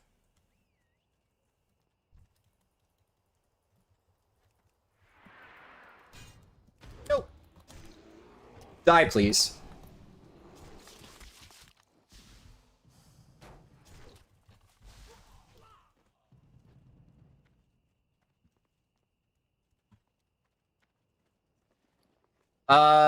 I can eat up. What's the best food that I have available to me? Bandages would be really good here. It's unfortunate that I don't have a consistent healing method.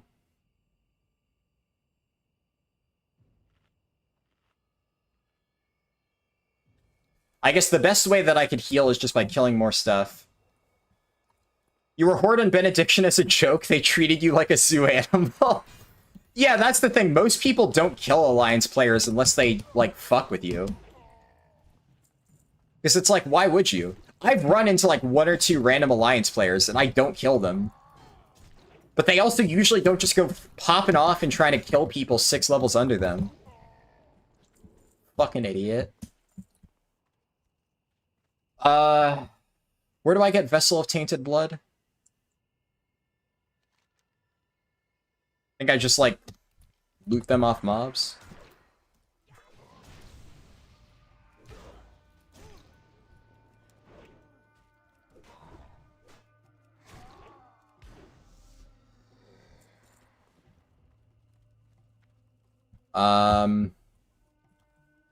Where are these vessels?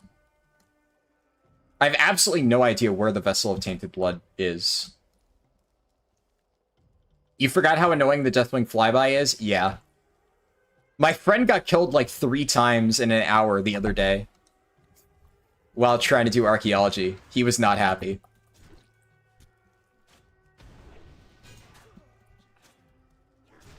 I have an idea.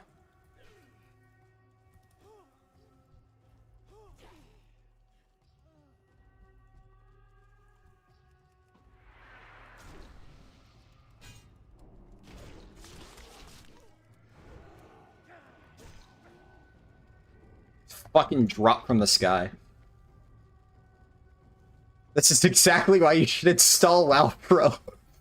Does WoW Pro have like an anti-ganking measure built into it or something? Just like somebody tries to gank a player with WoW Pro and it summons like an, you know, defense robot to erase the person from existence. I should put shield block on my bars.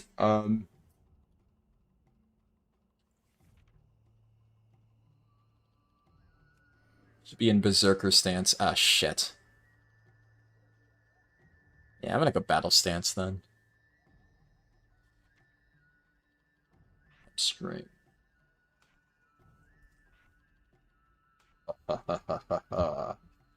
I did not think I would need to use hamstring while leveling, and yet here we are.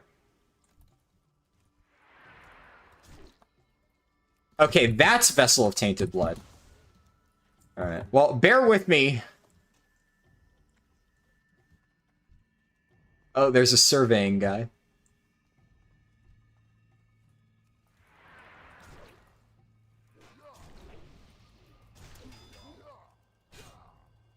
I'm trying to watch because I don't want to get jumped by the stupid hunter. Because, like, now that he knows that I could thrash him, if he's smart, like, I should never be able to beat a hunter until I get intercept. Actually, theoretically, I can charge in combat. I do have that talent. So...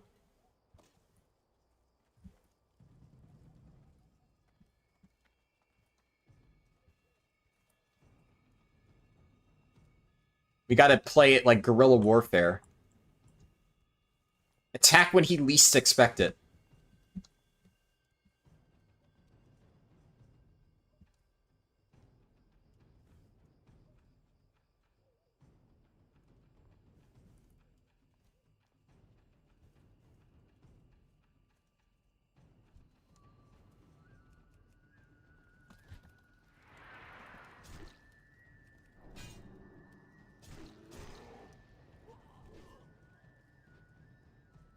There we go.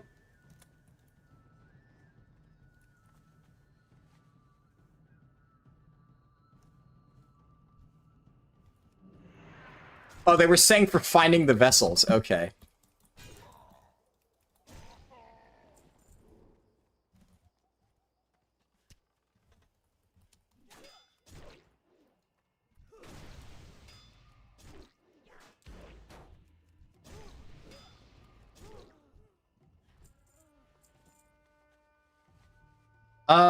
Let's see. Now I need to catch up and find where I was in chat before dipshit McGee decided to attack me.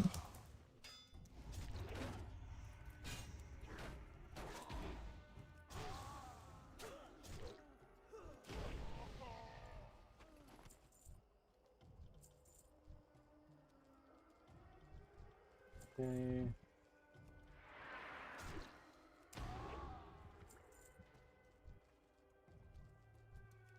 There's relatively good mob density here either way.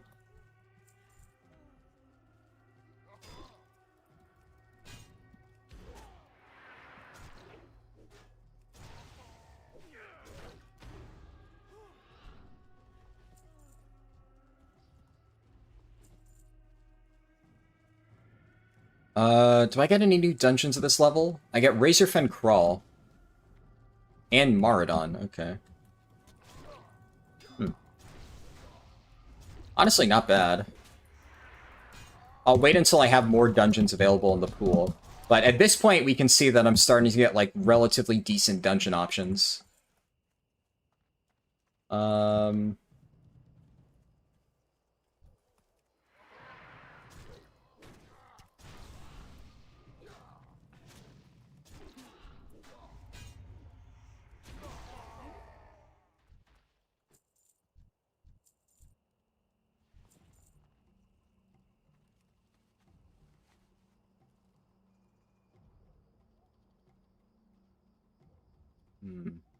Okay, at this point, if the hunter respawned, he should be running right around there. Oh my god, did I call it or did I fucking call it?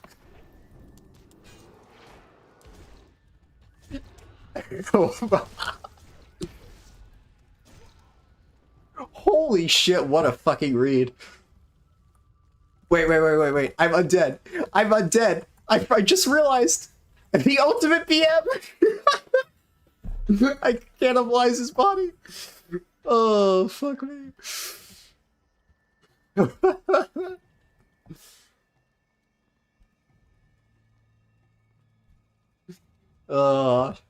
I've had so many people do that to me in the past, and now I've finally been able to do it to somebody else.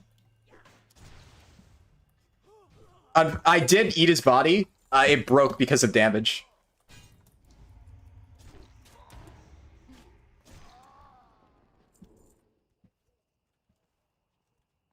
I'm actually really proud of my read there. I can't believe I perfectly predicted where he was going to be.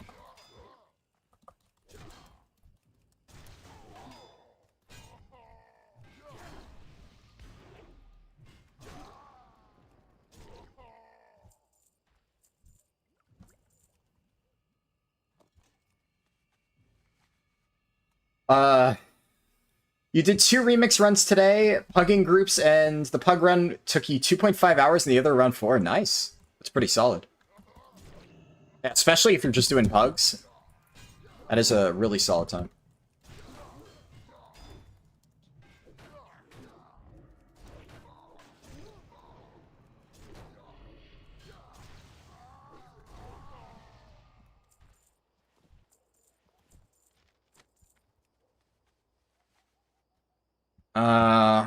I don't think he's going to be here just yet, but like 30 seconds he should get to me. Because he's probably on a 2-minute respawn now.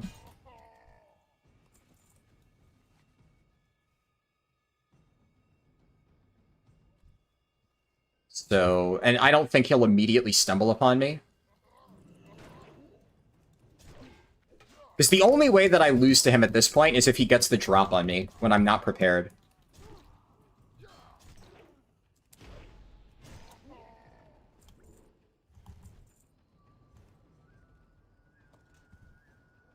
Yeah, I got all the stuff I need. Some folks join servers like that just looking to massacre people out of the... Yeah. I mean, there is, like, a streamer who I encountered... Oh. Run the top rope!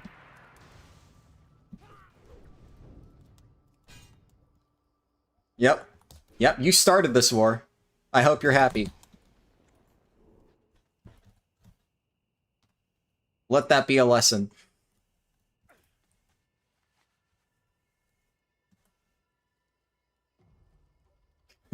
Yeah, he did give up. Now he'll think twice.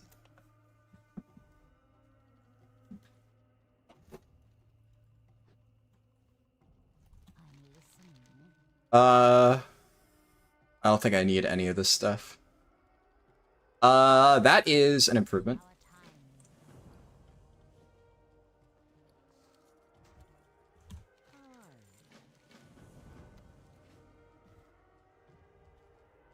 There's, like, so many quests in this area. Jesus.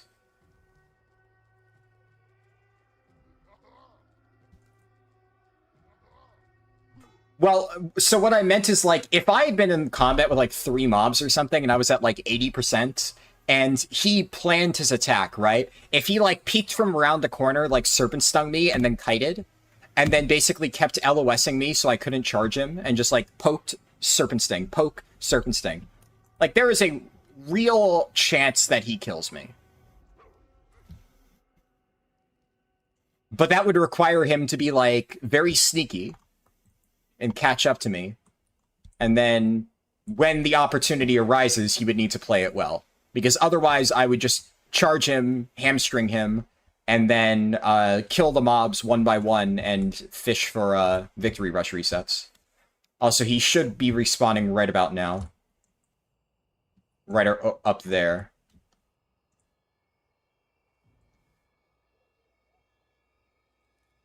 There's his dead body.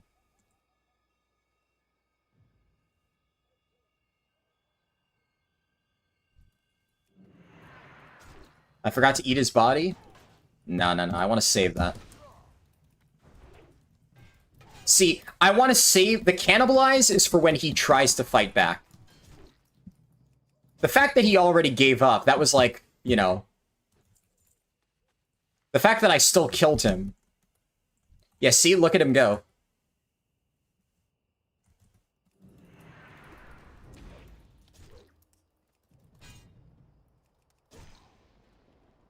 Alright, fine, I'll cannibalize him. Eat him! Eat! Oh, okay, wow. You really want me to cannibalize this guy. Jesus. Also, isn't that Asmongold's guild? Olympus? I could be wrong.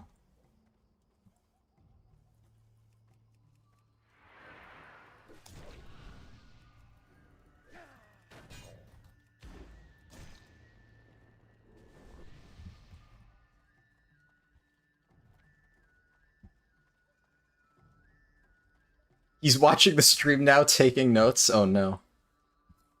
I'll have to put on a 5-minute delay. Stay one step ahead.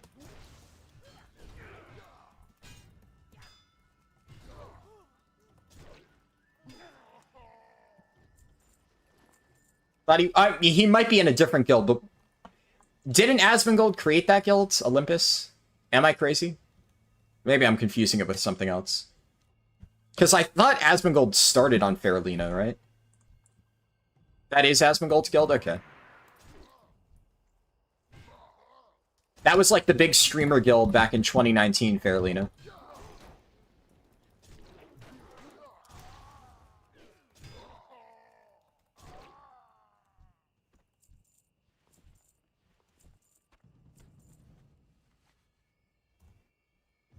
They overthrew him? Oh, man. There's probably some spicy drama behind that story. Mithrethus the Enchanter. There's apparently a rare spawn here.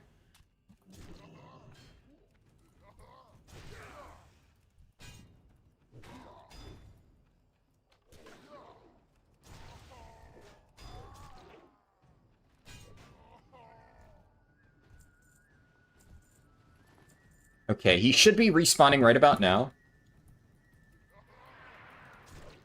I don't know if he's going to head in this direction, but he was heading there the last I saw him, which means it's feasible.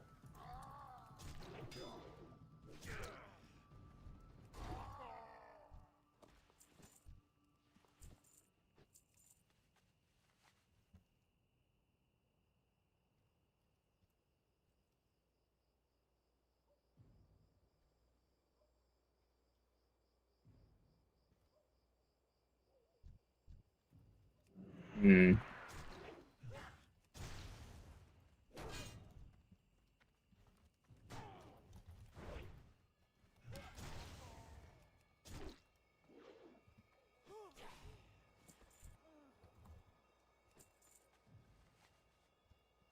You really wish that, yeah, honestly, if they're going to bring any quality of life from future expansions forward, I really would like it to be AoE looting. Absolutely.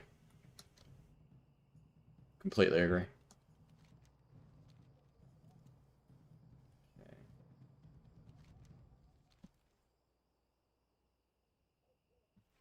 I think AoE looting is mop, so we're not super far away from it.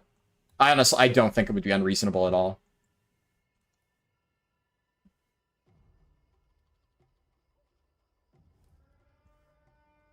Yeah, higher stack count would be nice.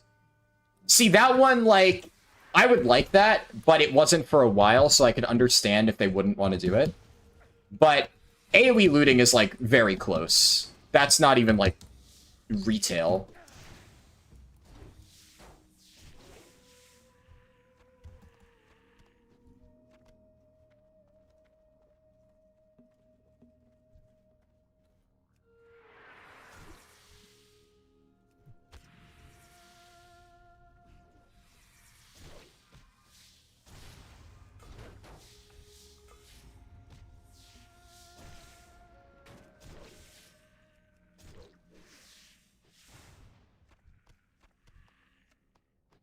And I need one more. I'll pull an extra just to be safe.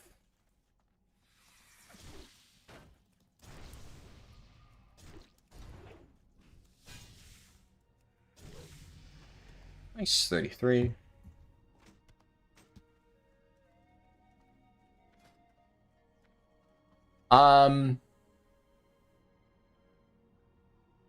Ooh, that's actually quite nice. I didn't fully read the description on that. Oh.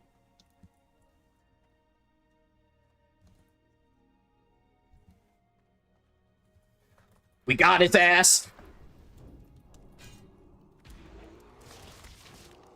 Oh, look, he's fighting back this time.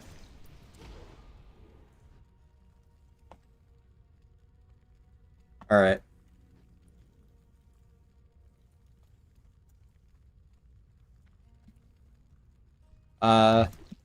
Victory Rush and Cockroach.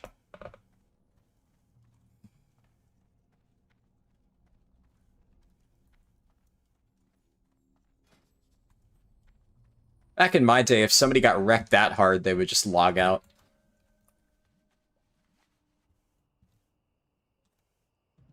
Yeah, unfortunately, his Serpent Sting broke the Cannibalize. 500 IQ play. Playing 446 with just questing with dungeons. I've done some dungeons, yeah. So... Oh, shit! The rare just spawned. Nice.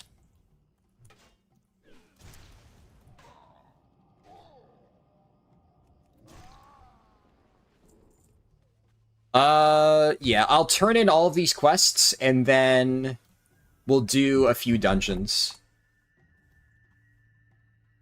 This is a relatively good bracket. I'll do all of them at least once.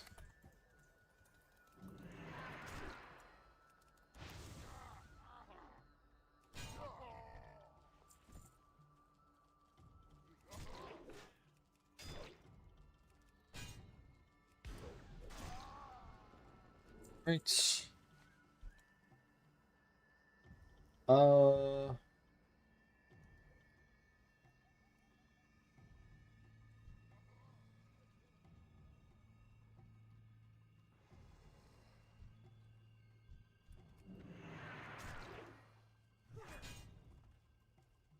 Second, let me just, like, make my way out of here before I catch up on chat. Because after this, I'll have plenty of time to read chat uninterrupted.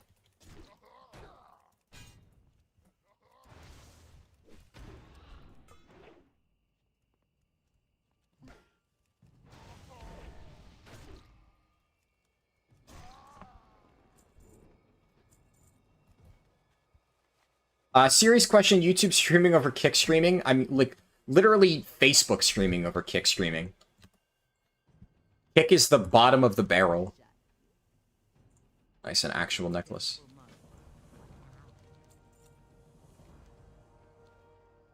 Are there still more quests? Okay. I'm not going all the way up there just for a single quest.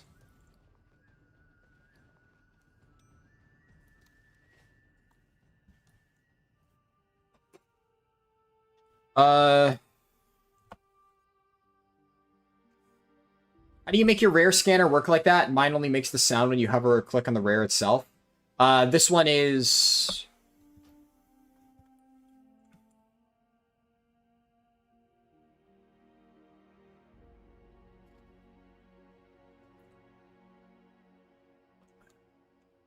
It's called, it might be a different add-on for you. There's a lot of different, like, rare scanner add-ons. As for how I got this add-on to do that, it was just default settings, so I haven't done anything special. No, I'm not doing 80 all the way in this one stream. It would take forever. I would die. The current plan is to probably go to, like, 40-ish, maybe. We'll see how I'm feeling.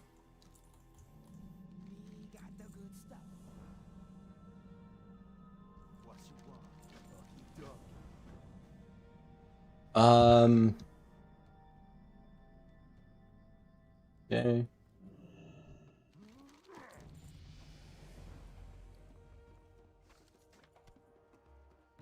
Well, the quests here definitely felt pretty good. That is not worth...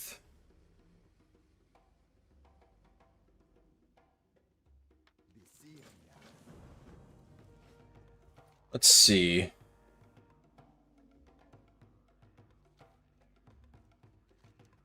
So now I have a bunch of quests to just kill mobs out here. I think I skipped those. Prefer Prot over arms? Yeah, definitely. Definitely. Gamma Ritamon. It's not worth...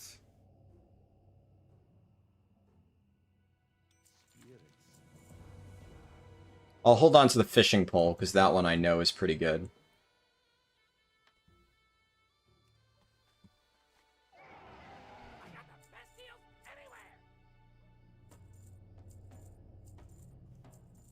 Okay.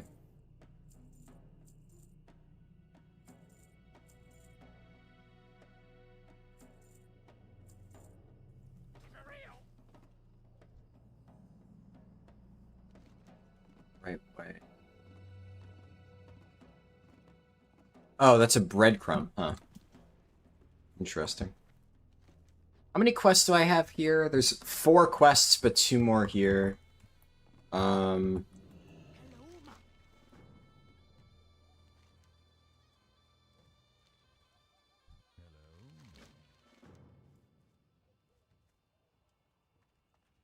Oh, there's 2 breadcrumbs that I've picked up. Okay. Dire Glob sample. Yeah, I think I'll skip these quests.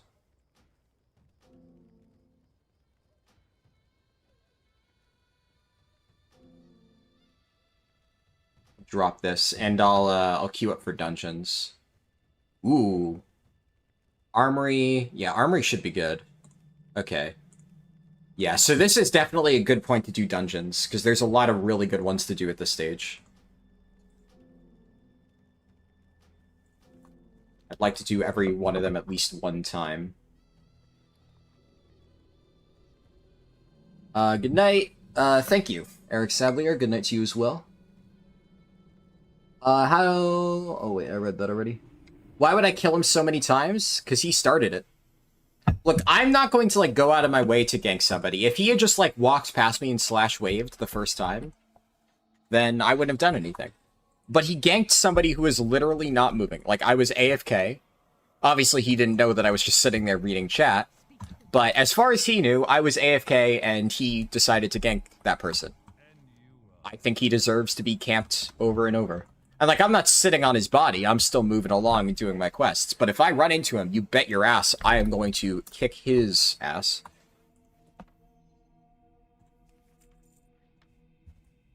I will not start a fight, but I will sure as fuck finish it.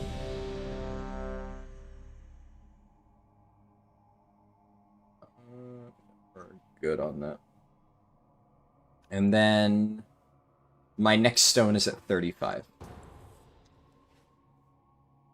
Talk to the warrior trainer. Wow, that's all I learn at this level?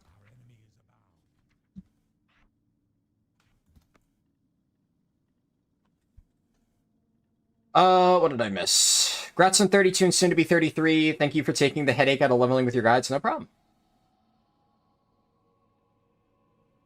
They had Olympus 2 and 3. Oh, man.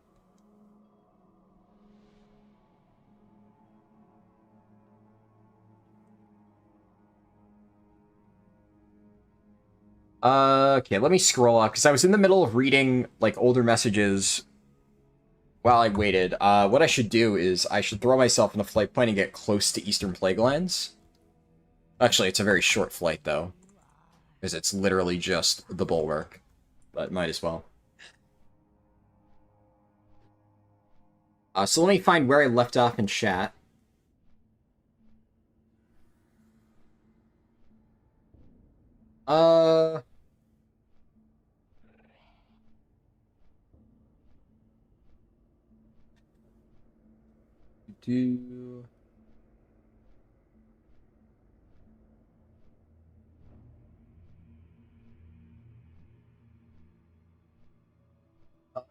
Everybody likes the Oonga Boonga class? Yes.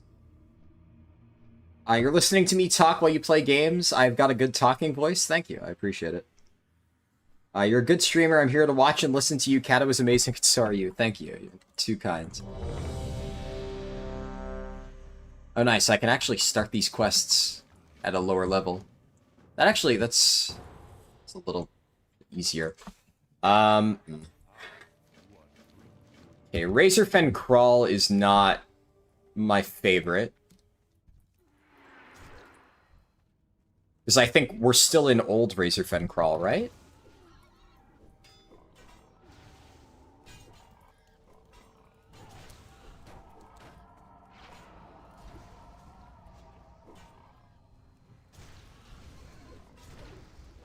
Also, I'm probably going to need to start using defensive stance at this level.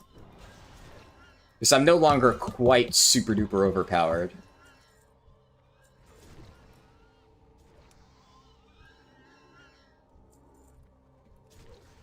Because what does defensive stance do? Yeah, reduces my damage taken.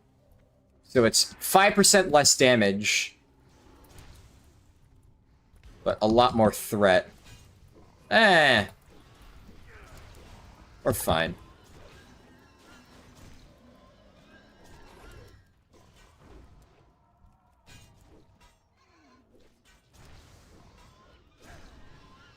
As long as I'm topping DPS, I should be fine.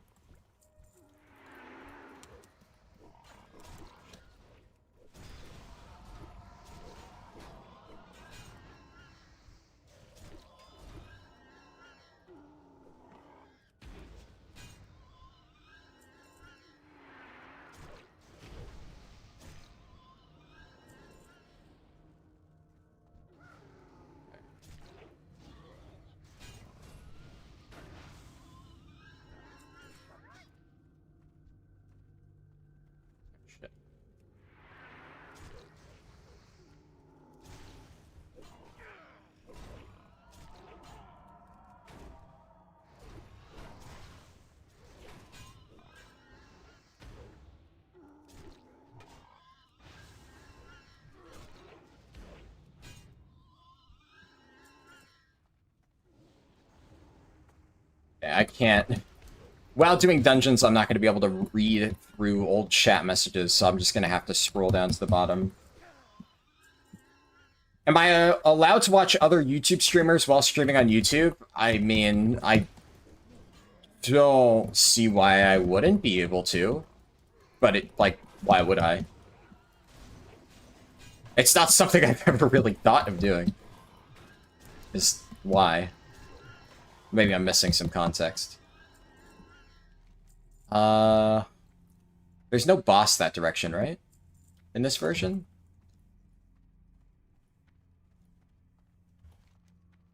Oh, there is. It's just covered by the marker.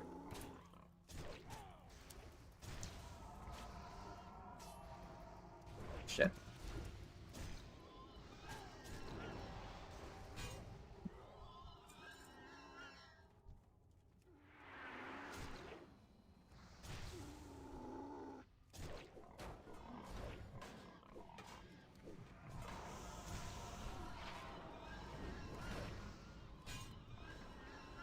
I don't have kick yet.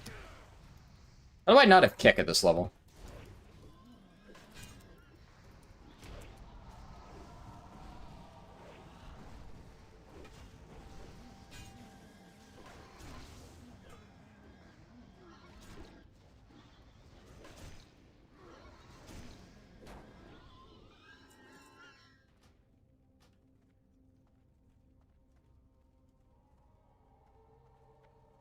Oh. Am I really stuck? Are you kidding me? How am I stuck? How am I stuck here? Okay. That was such a fucking weird... I thought I was actually just perma-stuck. That would have been such a fucking tragic way to go out.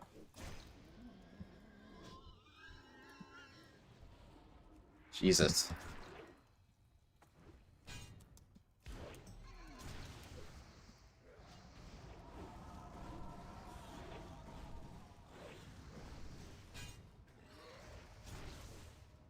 I wonder when Razorfen Crawl got revamped. I think it was like WoD.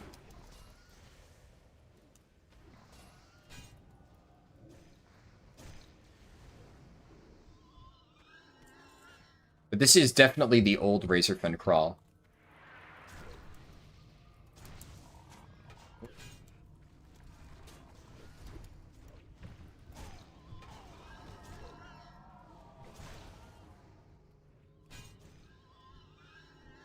But at the very least, it's like they did a mini revamp because the boss that used to be to the left is no longer there. So they streamlined it a little bit. You've seen other people doing co-op watching each other's streams? Yeah, I could see that. I guess that's a reason for that to be a thing, then. Never considered it.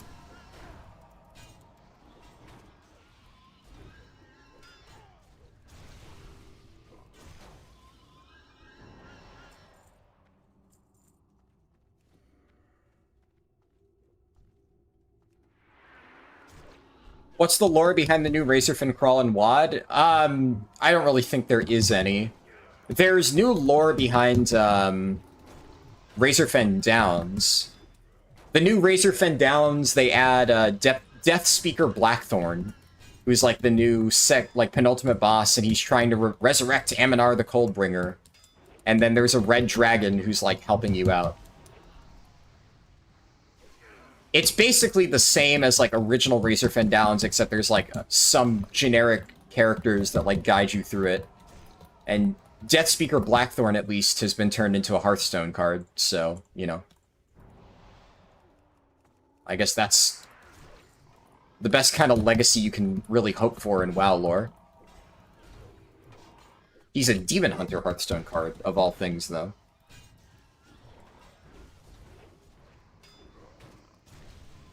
But I'm pretty sure that Razorfen Crawl, like, in retail is, like, when it got reworked in WoD, it's mostly identical to the version of the dungeon we have today. It's just, like, a little bit more streamlined.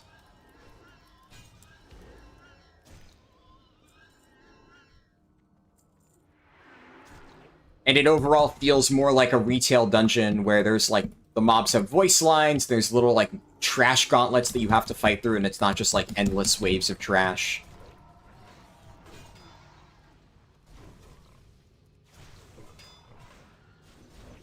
Though it's, like, it's one of those dungeon reworks that's just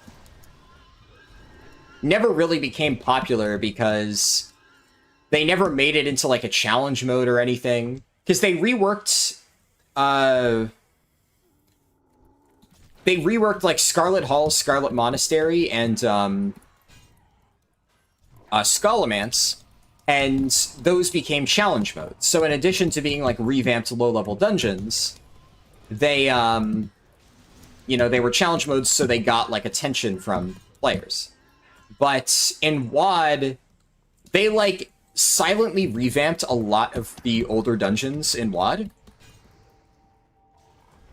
Like, Black Fathom Deeps also got a revamp. So Black Fathom Deeps got a revamp, Razorfen Crawl, Razorfen Downs all got revamped in WoD. There might be more that I can't remember.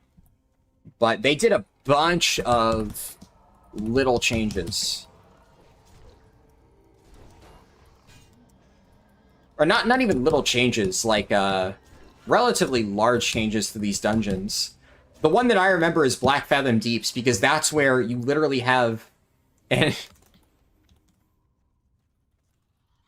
you literally have an NPC called the Old Gods narrating as you go through the dungeon. And it's like, our herald, Akumai, arises from the depths. And, like, I vaguely remember that. And then, Akamai in the new version of Black Fathom Deeps uses the Megara Hydra model instead of the old Hydra model, where it's like multiple heads that pop up from the ground.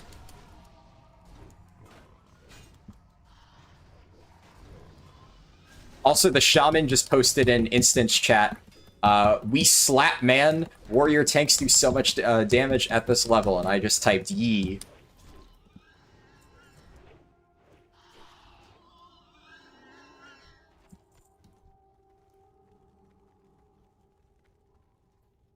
Did that? I don't... oh, yeah, they did revamp Ubers. Yeah, true. They revamped Ubers. Ubers is the only one that got into challenge modes, though. The rest didn't. But yeah, you're right. They did revamp Ubers.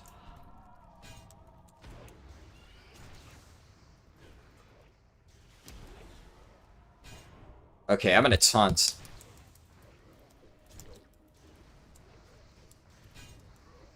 Didn't want that guy to die.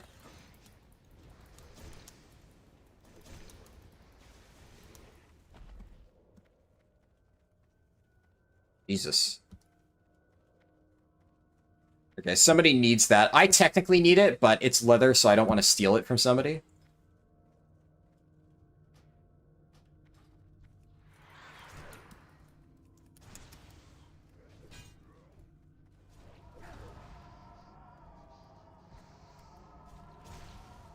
Oh, these guys silence. Oh, that's nasty.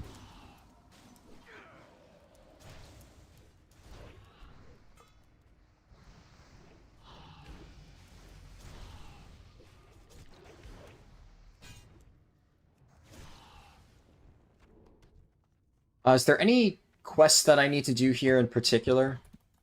I don't think so. I'm pretty sure most of the quests are just pretty linear, like, complete the dungeon.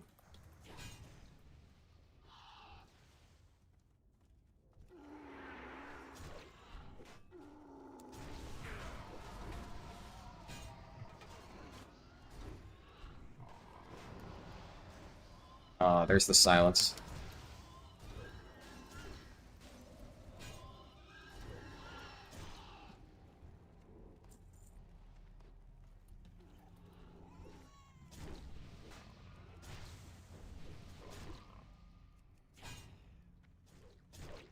Oh, he went for the chest. Oh, I see.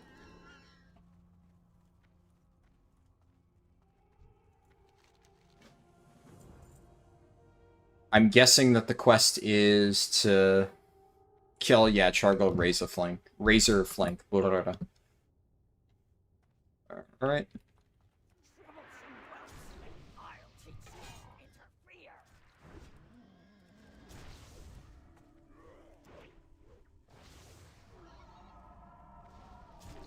There we go. I couldn't hit her for whatever reason.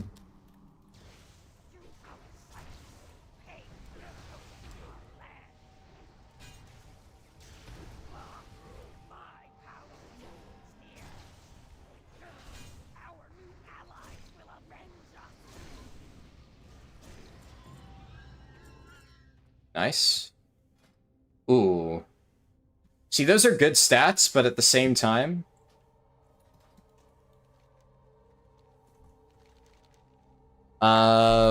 Whoa. Okay. That's kind of spicy. Those are better, though. Yeah.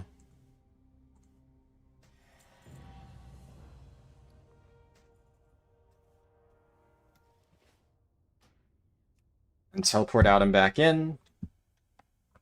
Only the max level ones got CM treatment? Yeah.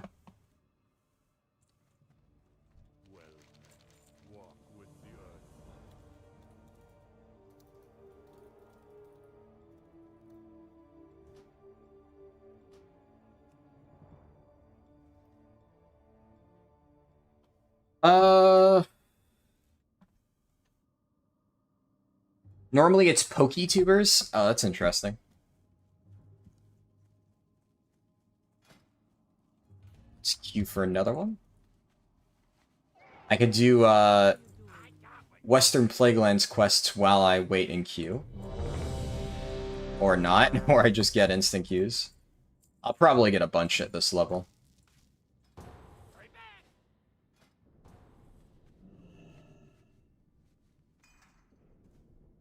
I'm glad I prepped consumes all the way up until like 40-ish.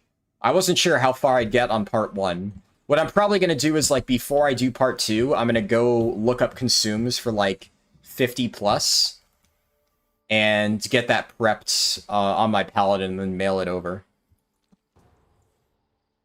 Scarlet Monastery, what wing is this? This is library?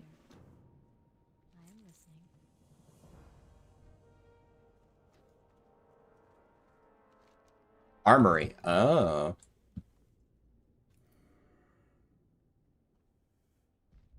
Yeah.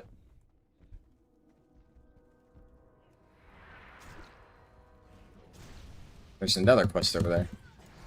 It's so interesting doing this era of Scarlet Monastery quests. I honestly don't know if I've ever done these quests before. Because, like, I've obviously done Scarlet Monastery back in, like, Classic era in 2019. And we've done, like, Scarlet Hall's Scarlet Monastery in, like, Mop Remix just recently, like, a million times. So I'm used to, like, both versions. But this is this really weird middle ground that I don't think I've ever experienced. And it's kind of cool.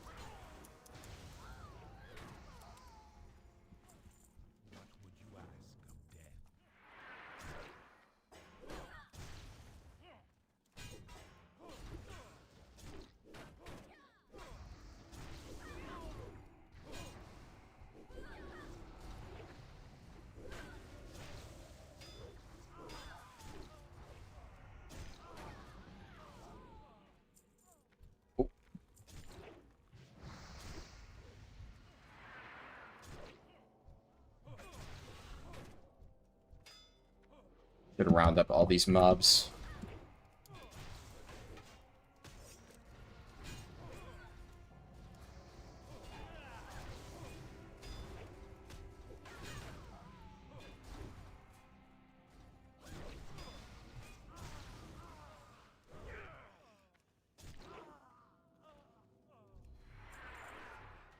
Ah, shit. I guess, I mean, it's all mob kill experience, which isn't terrible in this version, so, eh. Can't really complain too much. Is 5 hours to 35 good? This is the first run that I've really done, so... I have no real frame of reference. Oh, shit. I thought this gate was open, I didn't realize.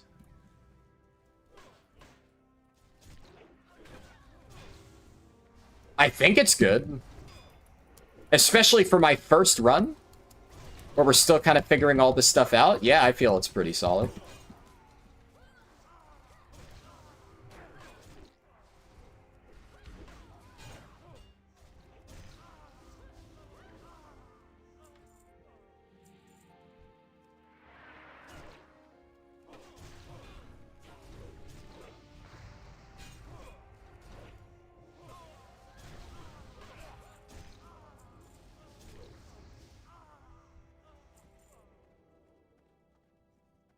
DPS right now is pretty insta-Q as well, really?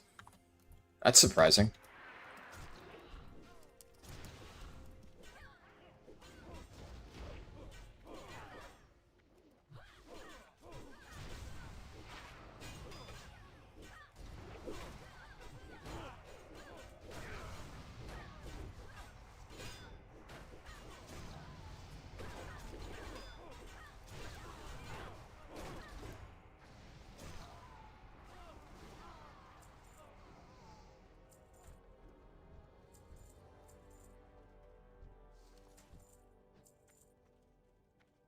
Healer's hit and miss. I would have expected healer to be, like, the fastest. Alongside tanks, of course, but...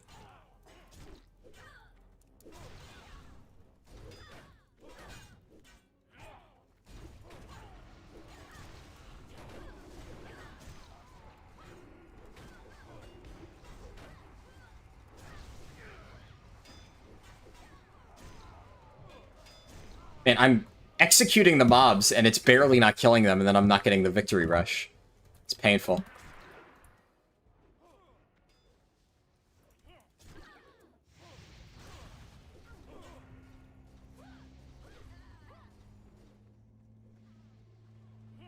I'll let them take care of those.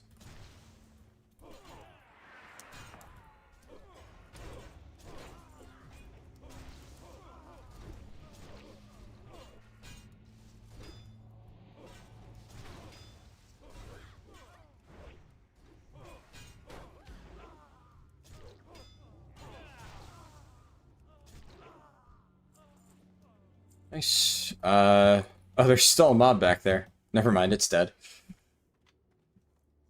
Depends on the level bracket? Gotcha.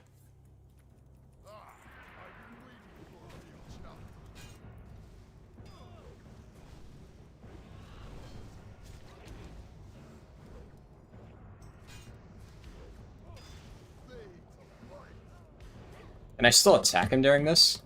If so, I should probably stand in this to get rage.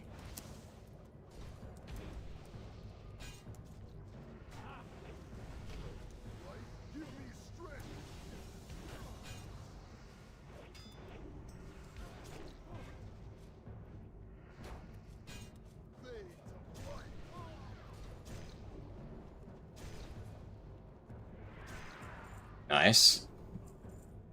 Oh. Okay. Yeah, don't mind if I do. I might be the only person who needs that, too.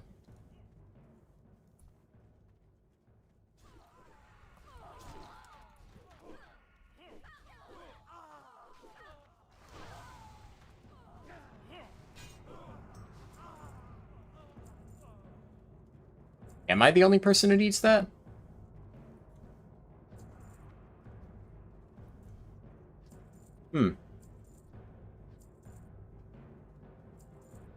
One person still hasn't rolled.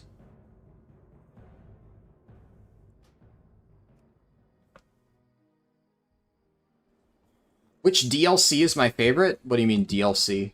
Expansion? Probably Mists of Pandaria.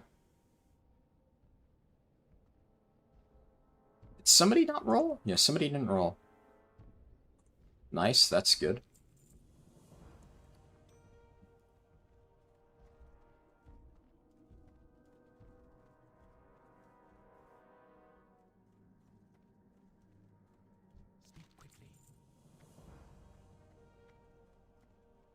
Who's fucking sitting on the pants, man?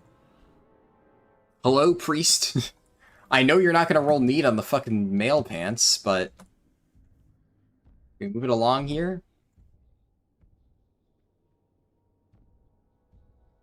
Like...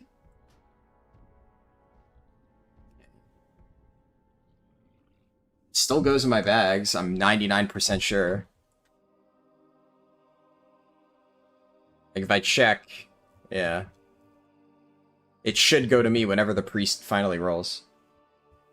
What do I plan to do when I reach 60? Dungeon grind, for the most part.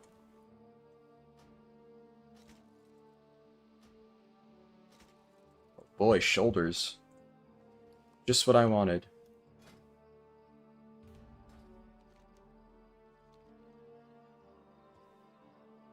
Did they say anything in chat? Why are they just not fucking rolling on the pants? It's annoying. Oh.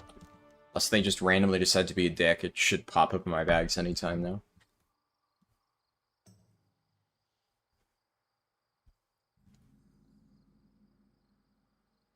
How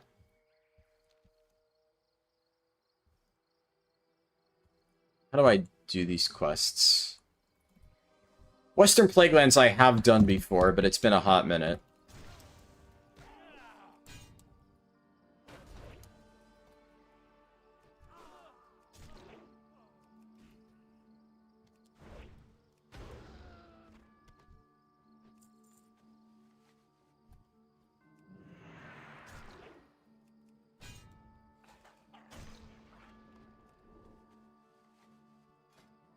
Do I have any new talents? No, I spent all my points.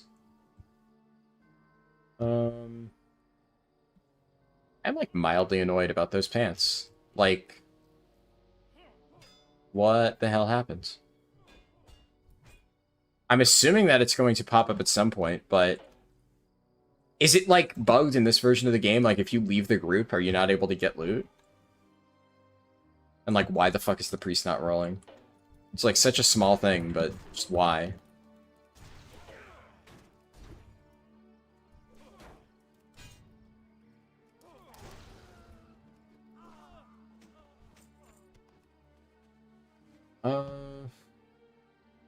If you leave, you don't get loot? Really?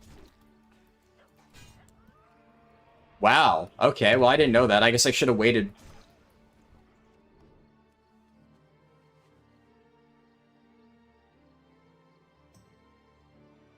Yeah. That's unfortunate. I wasn't sure if it worked like that or not.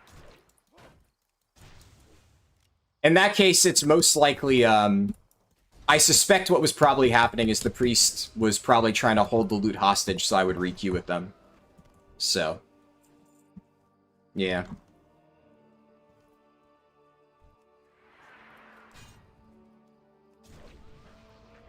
But oh well. It's not really that big of a deal.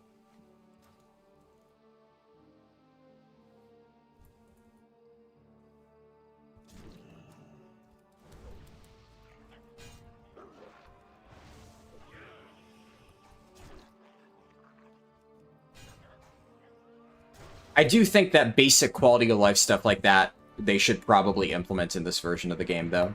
Because that's kind of annoying.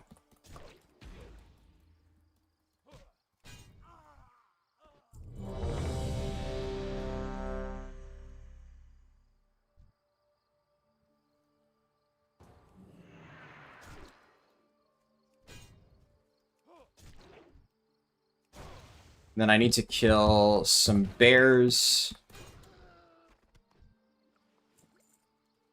for Plague Tangle. Mardon. I'm pretty sure there's quests here, right? I think they automatically get added to my log when I cross the bridge, right? Am I live? Yeah.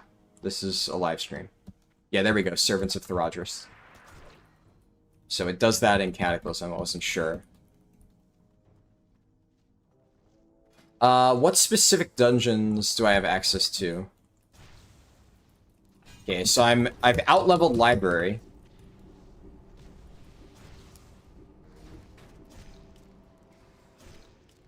I could theoretically queue into Earthsong Falls, but like, I mean, Earthsong Falls honestly isn't that bad. I'd probably do that if I got it. GG, yeah.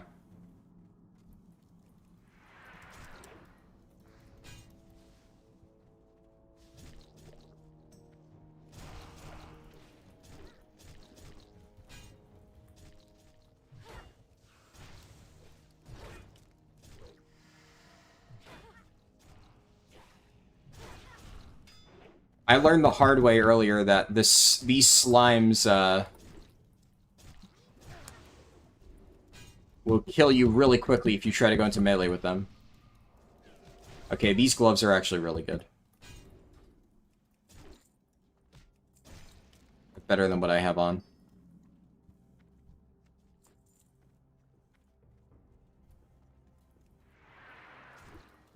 Dungeon is more fun than quests? Eh. It's personal preference, really. I think they're okay.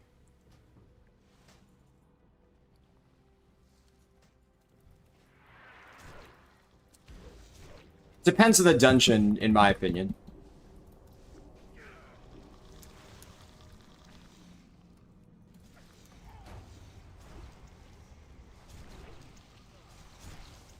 Greetings from Sweden. Hello.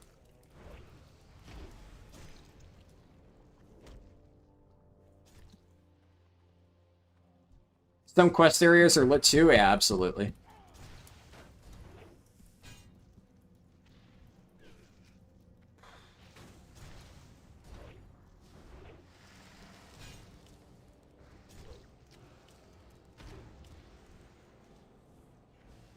Let's see. Oh, is that mob still alive?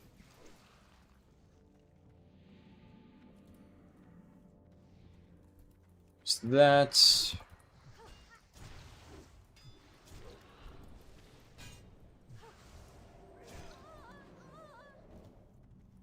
Alright.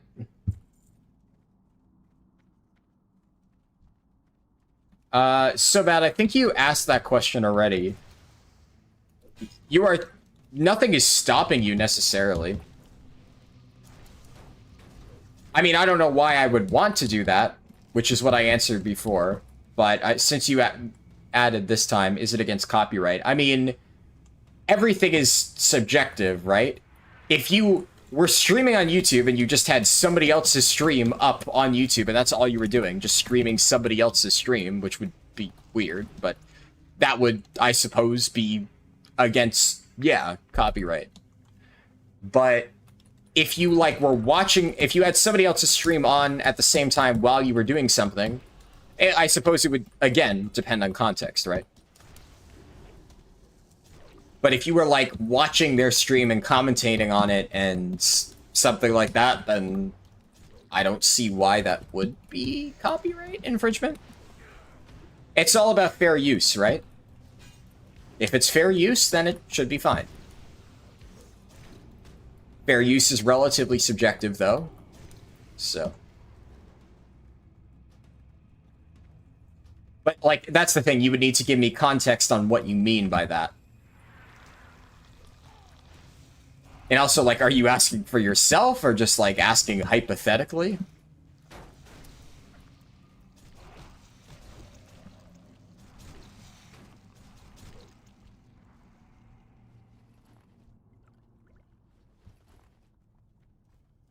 Yeah, if it's, like, React content, which, I mean, personally, I hate React content, but if it's fair use, then it's fair use. Like, I can dislike React content and still acknowledge that, you know, a lot of it is within fair use, it's just shitty.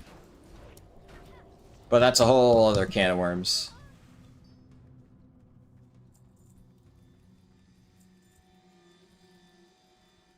No path available.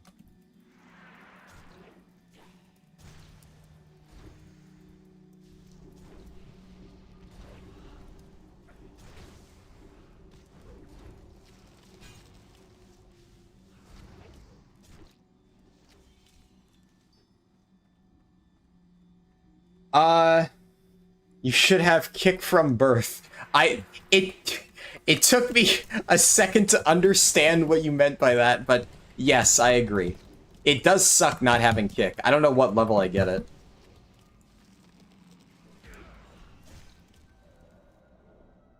What level do I get it? Hummel, level 38, yeah. So I get it relatively soon. Thumbs up the video, boys? Yeah, thank you. If you enjoy the video, make sure to throw it a like.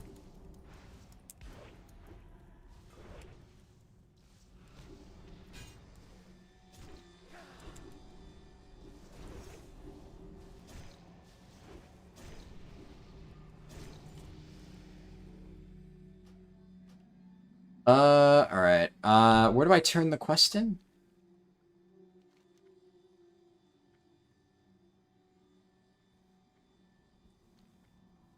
I have no idea where the quest turn-in NPC is for this. So, like... Okay. Like, level 16 in vanilla, you have 2 kicks. Yeah, the level in which you unlock certain spells is really weird. Imagine how Broken Warrior would be at this level with Interrupt? Yeah. Oh, I get Oldemon now. Ooh. I'm gonna be honest, I don't want to do Oldemon. But I do want to do Cathedral and Earthsong Falls, so... If I get Oldemon, I'm probably just gonna leave the dungeon. We'll take that risk.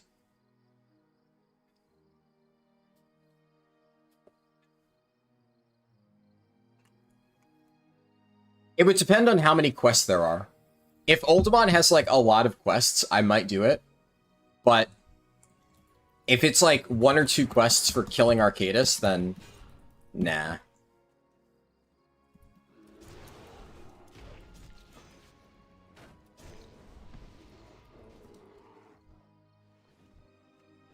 What is that? Haste by... What the hell? That mob gives you 100% haste. It's kind of wild. There are many quests there? Yeah, I guess we'll take a look then. If there are a lot of quests, then could be worth it. Ultimon has a lot of quests and it's easier than in Classic. Alright. We'll see, we'll see.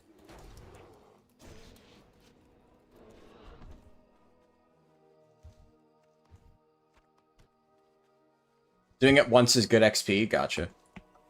I'll take your word for it.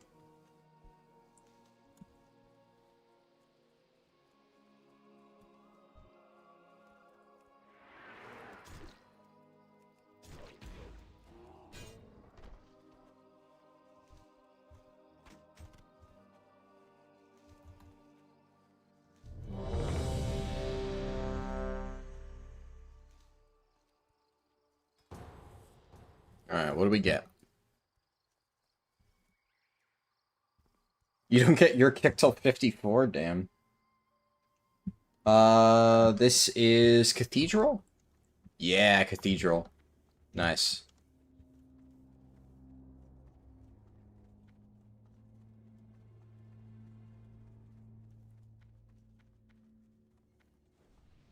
What brings you here? I am listening. Oh, this is new. Yeah, so they've, like, really revamped this version. The other ones, it was just, like, the very entry hallway was the same. But now there's, like, undead mobs fighting the Scarlet guys.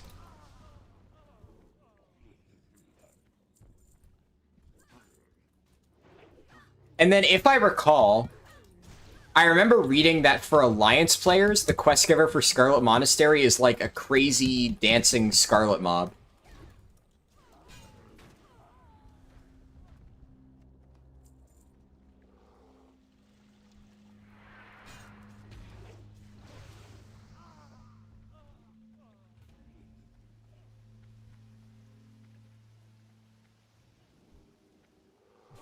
Wait, somebody left? This dungeon is so fast. It's like one of the easiest ones.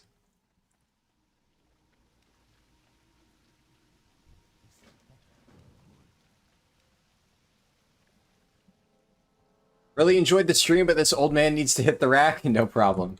I appreciate you staying for as long as you did. I hope you enjoyed it. Or well, you said you did, but I'm glad to hear you enjoy it.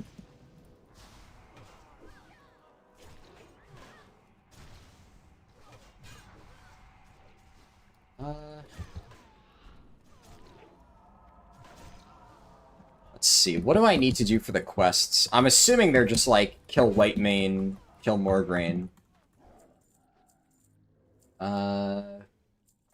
Yeah, it's just Whitemane, Morgraine, and then High Inquisitor Fairbanks.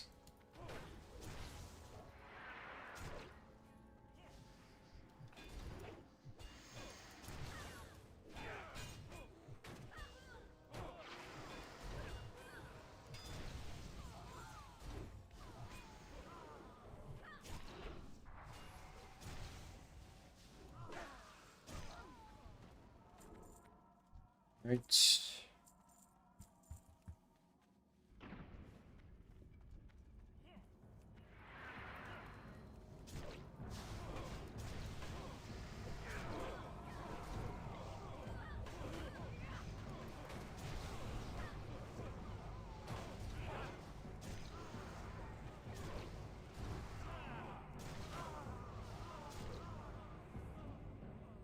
You know, it keeps doing that.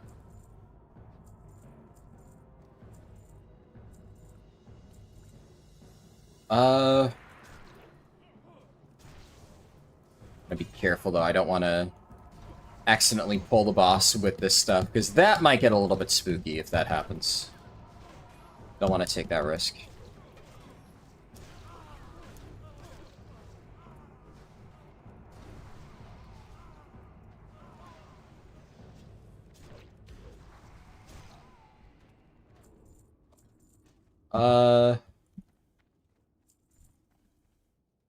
Okay, I'll wait for the healer to get a bit of mana.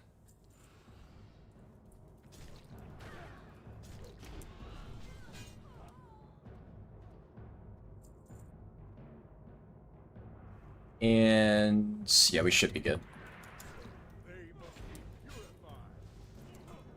Oh wait, it pulls all the side stuff. Oh, this will be spicy.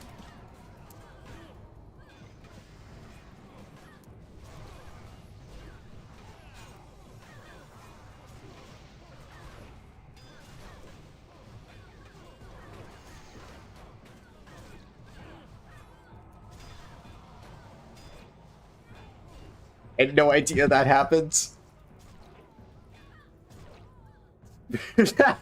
Who needs to do the dungeon as intended? Oh my god. Oh, Jesus Christ. My champion. At your side, my lady.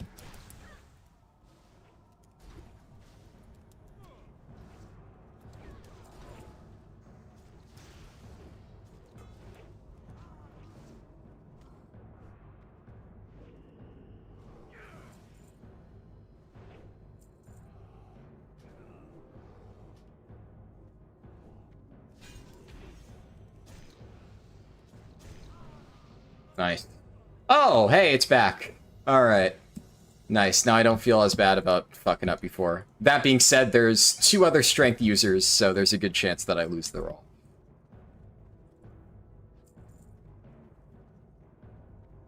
Jesus Christ! Oh my god, look at the rolls! What the fuck? Alright. Okay, yeah, I think I lost that roll. Fucking Christ. Wow. That's just insult to injury, man.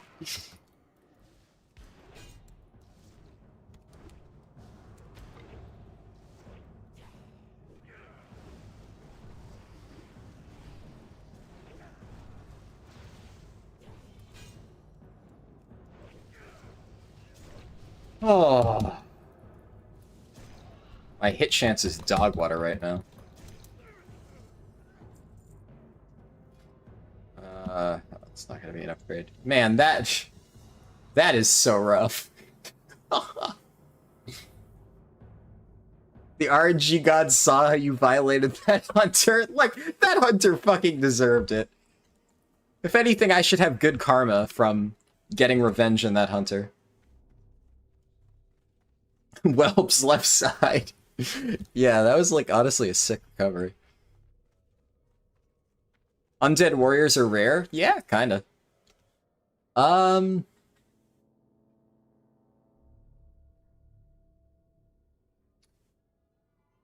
gonna take the ring, actually. Because I still get value out of agility in this version. Jesus, all the shoulders. Oh, well. Okay. Well, that ring had a good run. It lasted for, all of, like, 30 seconds tops. Alright. Fucking hell.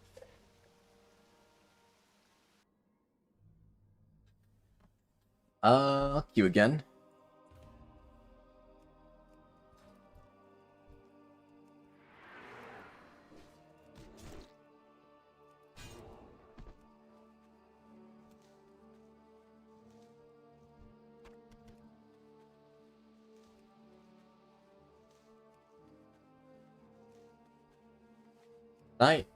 How'd that not finish looting? Alright. What the hell? Like 1 or 2 mobs away from leveling.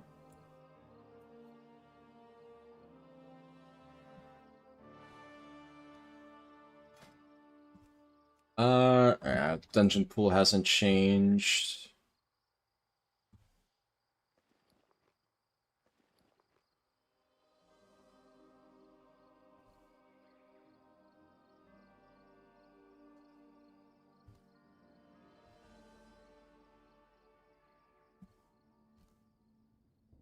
See.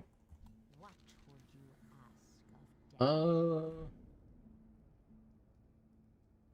think I just take vendor value, it doesn't really matter. I may not queue for this dungeon, huh. Okay. I guess at this point I'm kind of hoping for Earthsong Falls. Probably. Or Oldemon. Do I have any guides, consumable suggestions for Kata? Not really. I mean, consumables in Kata are pretty straightforward.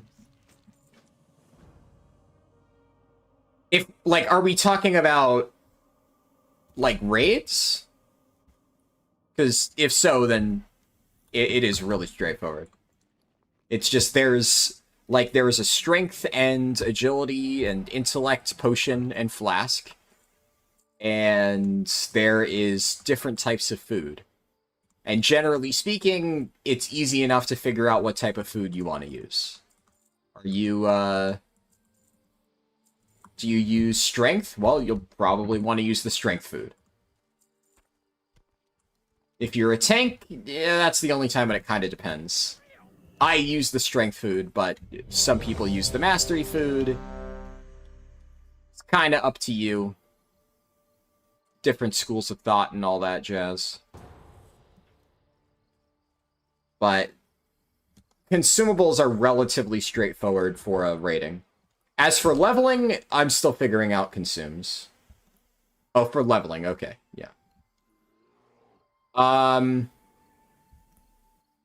Yeah, I'm still trying to figure that out. I mean, Darkwind Firewater for anybody that's like a melee or a tank or whatever is good. Because that's just scaling attack power that increases with your level. So when I was like level 1, this gave me 3 attack power. Now it gives me 24 attack power. So you just buy a bunch of this and it scales with you. There's probably better flask options at higher levels, like at level 70. But at low levels, there aren't any really good damage flasks. And this one is just kind of fire and forget. It's just good. And you don't need to really worry about it. For Guardian elixirs, because you can only have one battle, one Guardian. And since at this level I'm using Darkwind Firewater, which is battle, I am using armor ones, but you could use either armor or Troll's Blood, which gives you slight amounts of healing. You could use Fortitude, which gives you extra stamina. There are options. It's neither here nor there which one you use. Just ideally you want to use something for survivability because it's free survivability. And then food buff is kind of the toughest one. I've been using Rumsey Rum Black Label because that's instant. And it's 150 stamina, or 150 health, 15 stamina, and instant cast. Definitely the best early on. And then I'm going to switch to Smoked Desert Dumplings for 20 strength when I have that available.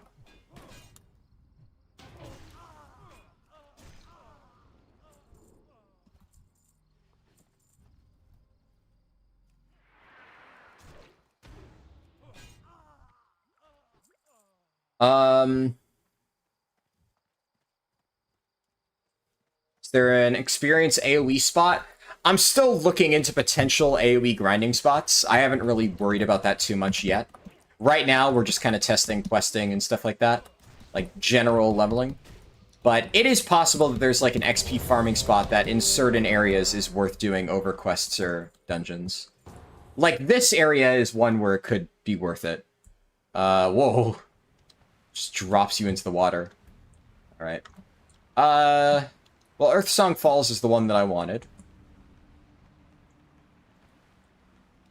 Nice thing is Maradon, or Ultimon, I mean, is the highest level dungeon, so if I do dungeons at a higher level, Ultimon will be in the range for quite a while.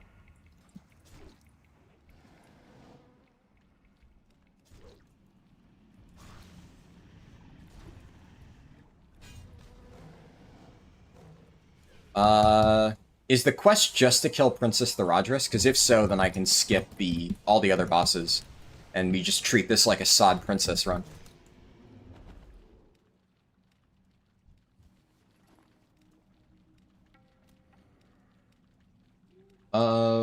Yeah, the only quest that it gave me is one for Princess Therodris, so... Princess Run it is.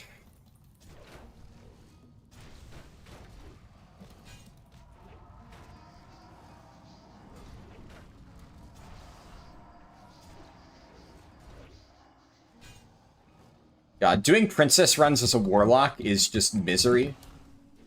Because of these Dimitrodons.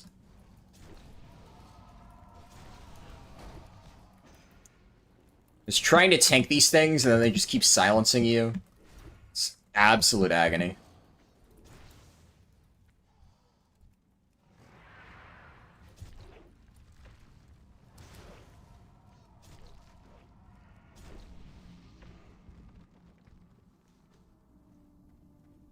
Right.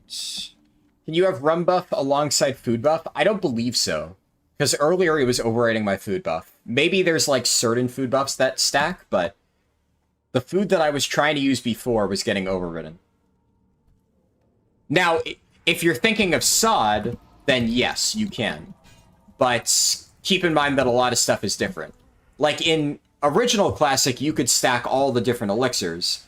But for instance, in like this version of WoW, Fortitude, Defense, and Troll's Blood elixirs are all classified as Guardian. And you can only have one Guardian elixir. So they changed how like that whole system worked. And I'm pretty sure that Rumsey Rum Black Label at some point got reclassified as a food buff. That being said, it's a really good food buff because it's instant cast, so relative to the other stuff.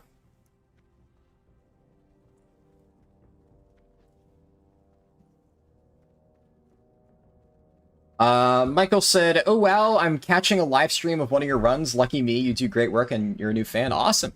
Glad to hear that. Yeah. This is going to be a multi-part speedrun. In fact, I would say, just a heads up, we're probably nearing the end here. Because I did say that level 40 is probably where I would stop for part 1. And I am definitely starting to feel a bit of fatigue. It's past 2 a.m. I'm a little bit tired, so we'll probably stop around now. Not like right now, but I'm just saying like soon-ish. So just a heads up. I'll do, like I said, at level 40, but at this point, level 40 is not super far off.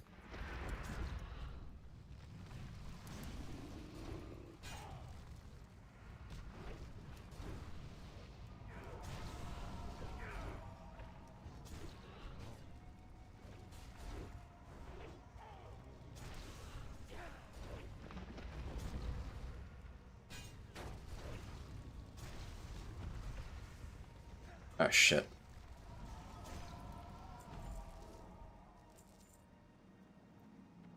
You're back. Grats on 38. Thank you. They took a lot from Kata to Sod. Yeah.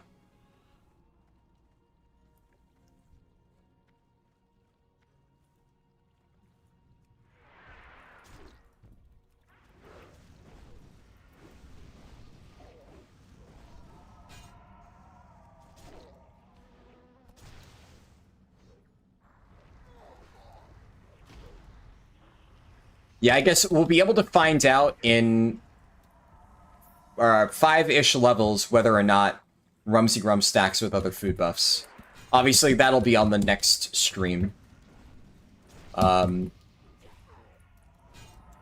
I'll just go ahead and say that, so, like, this stream, like, the part 1 was on Saturday. I thought about doing a Twitch stream on Sunday, but there's a few things that I need to take care of that I've been kind of putting off. Basically, like, I've been doing, like, a bunch of streams and a bunch of, like, videos and stuff, so, for context, my second channel on YouTube hit 1,000 subscribers and got monetized, which is actually kind of huge.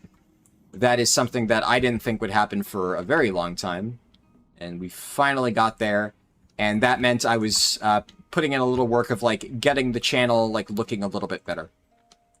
Because when I just wanted it to be like, oh nice, I can turn in the quest from the previous dungeon here.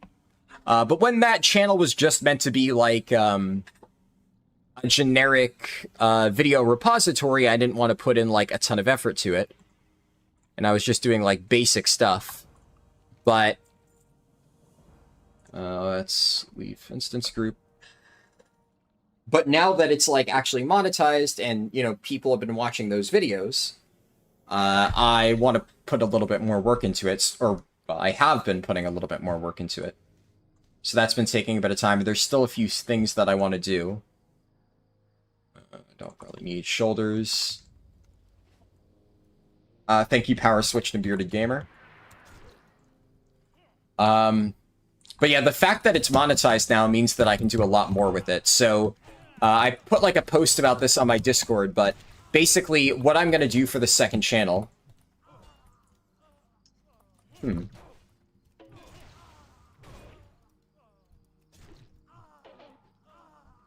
Interesting. What's the respawn rate on these mobs?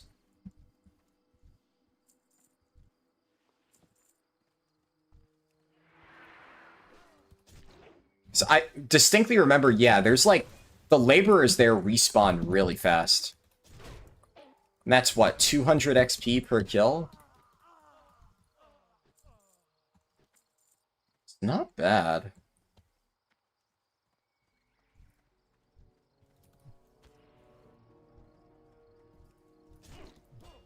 That is not bad at all.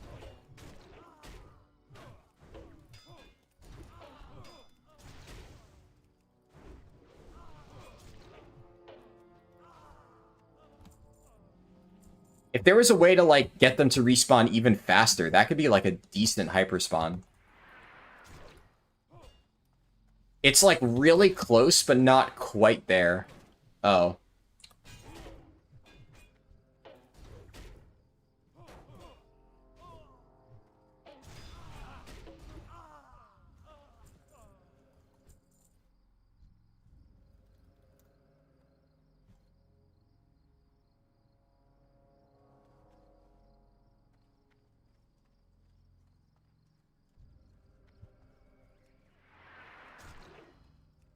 Let's see.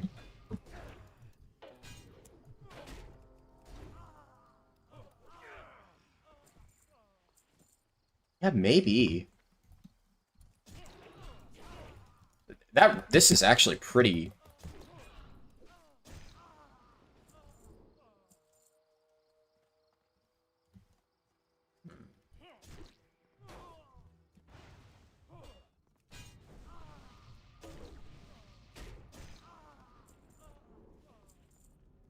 And there's, like, enough mobs nearby that it's...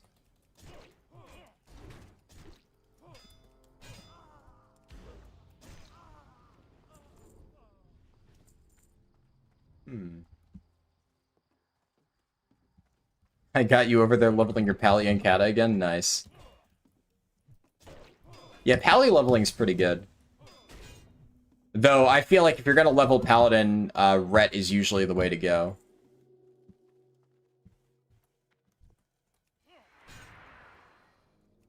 It's interesting, because these mobs also despawn at points.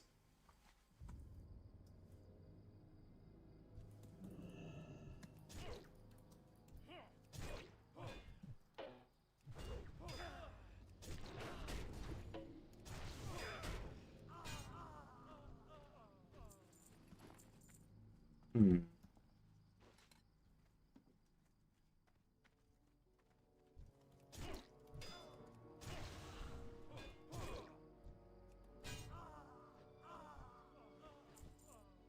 I could definitely see, like, from level, like, because you could probably reliably kill those at level 33. From level 33 to, like, hell, even 40, this could be a pretty good spot.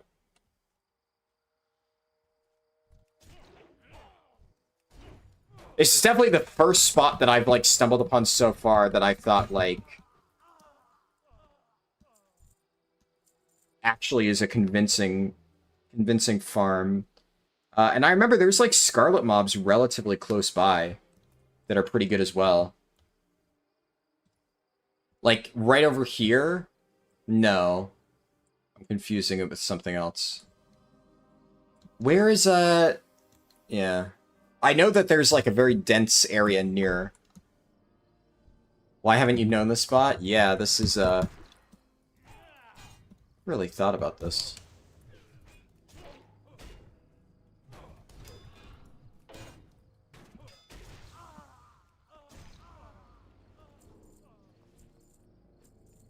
What's a good time for 1 to 80? My goal is 24 hours.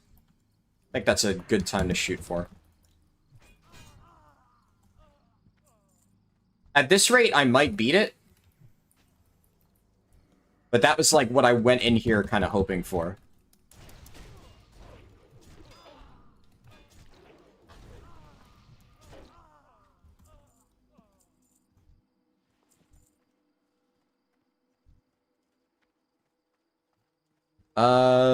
Can spend talent points. Kind of want to reduce the cooldown on Heroic Throw a little bit.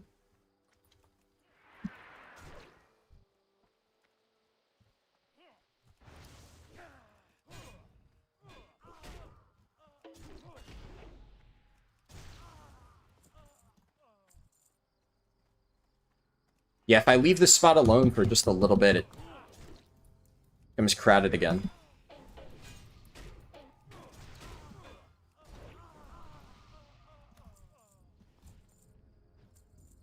Do I have a rough draft of the leveling guide so far, 1 to 80 wise? Not yet, but what I'm hoping is that by the time that I'm done with this run, I'll already have, like, a decent idea.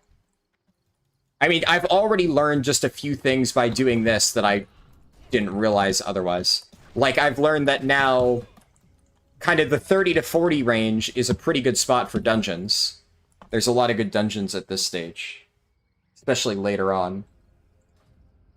The moment you unlock Graveyard and onwards, it's pretty solid.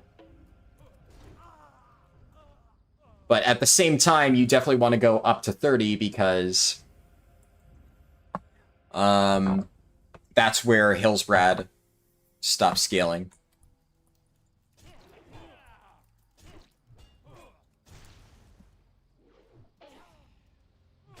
Let's do that.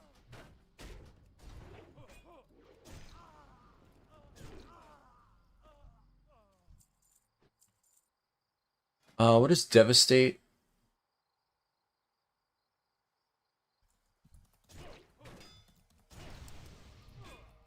Devastate, I think I'll be using a lot.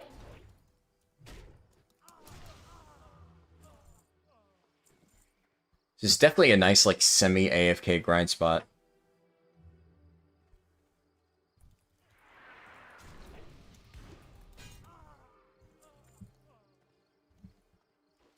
Unfortunately, I think I found this, like, a little bit too late. Yeah. Now, I know that Devastate is really good, don't get me wrong. But at this point, it's like, I'm already one-shotting things, so...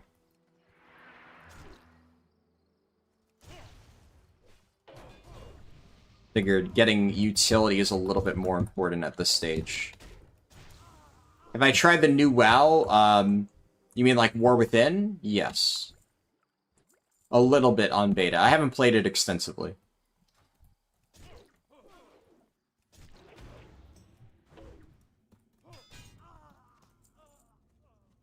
I've done a little bit of testing just to get an idea.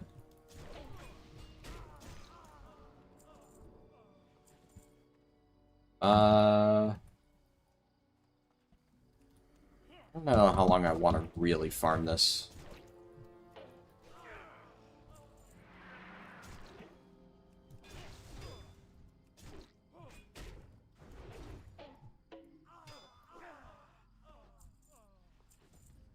That was pretty good, I'd say.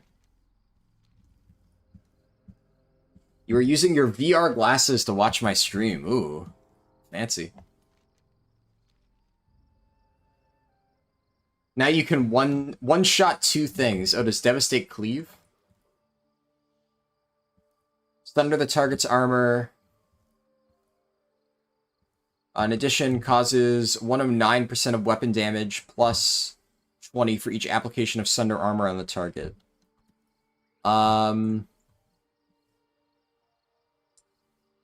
Is there... When you... Okay, so that only does... Yeah.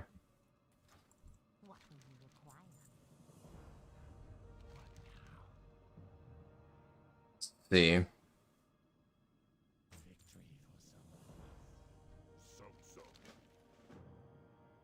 I'm gonna trying to think if I want, it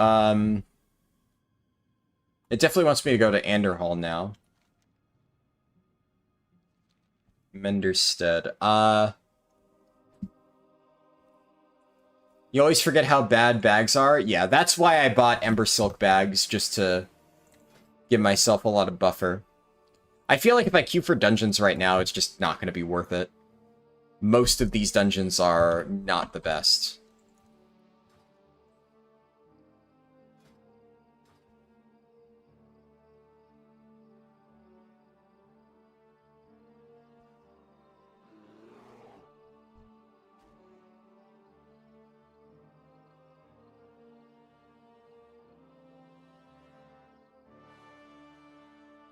You haven't played WoW since Legion. You're wondering if you were to start again, which expansion should you start with?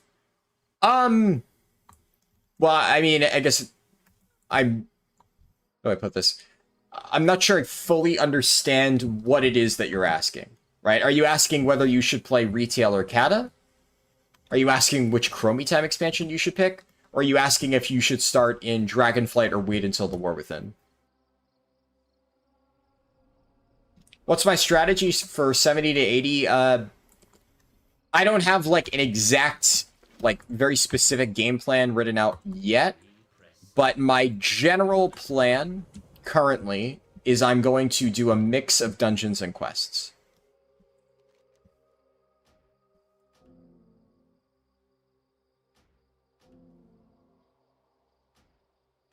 Also...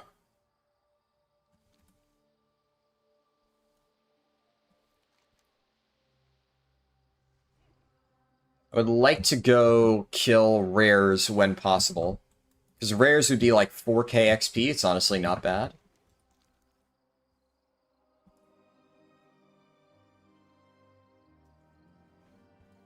You know what? I should jump into the water and then just use swim speed potion. But I should get sea turtle.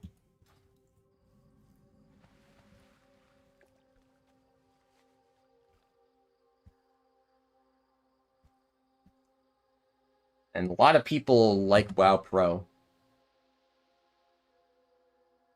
I'm glad that people like WoW Pro, but I'm just not using it personally.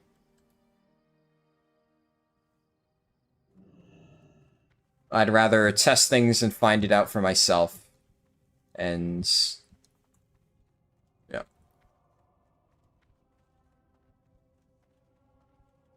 What is going on here?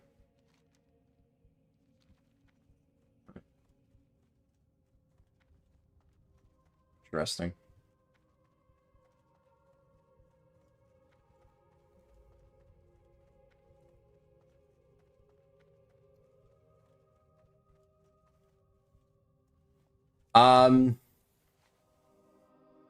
We've got a whole 16 silver. Oof.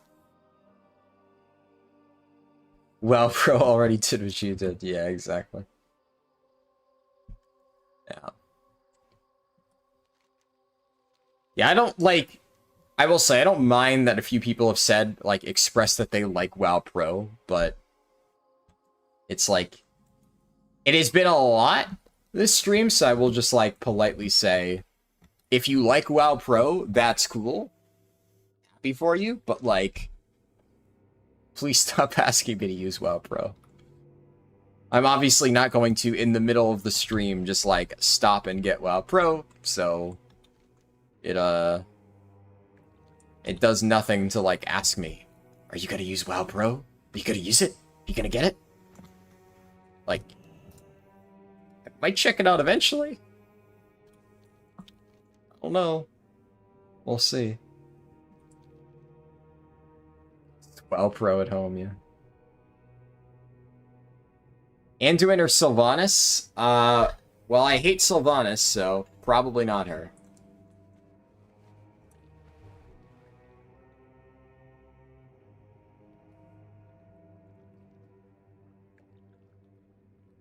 Arduino? Is Arduino Anduin in, like, a different language? Maybe I'm missing something. I have a friend named Arduina, and I definitely think she's a better hunter than Sylvanas.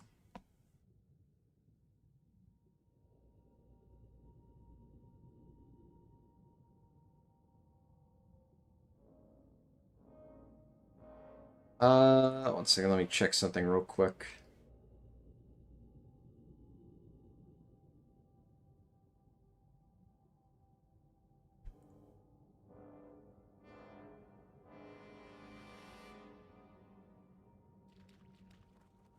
Yep. Arduino is a brand of hobbyist electronic control boards.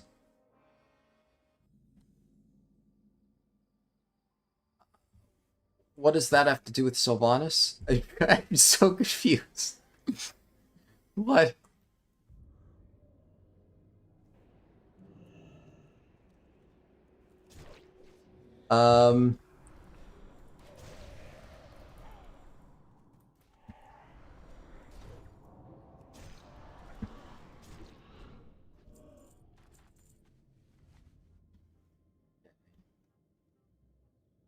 It's not, like, chat's not even being weird. Chat is just confusing me.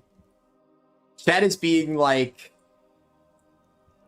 very, very extra. You're not alone in being confused. Yeah, I don't know. I don't understand. I mean, like, anything is better than Sylvanas, though. So, like, that's not really a hard comparison.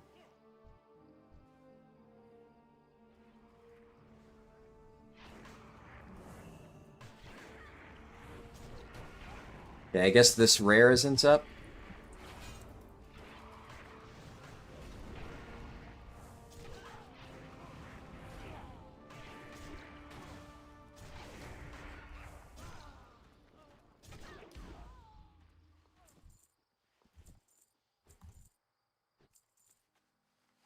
Sorry, no, you don't need to worry.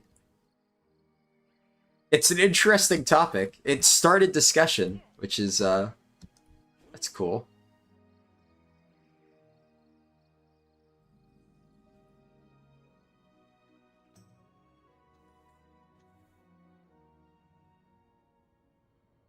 What did I miss? That's exactly it. I want to play WoW again, but there are too many versions available for you. Yeah.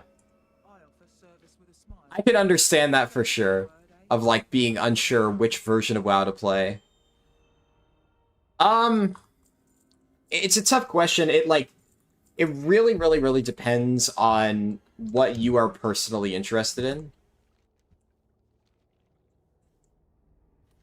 And I don't know. I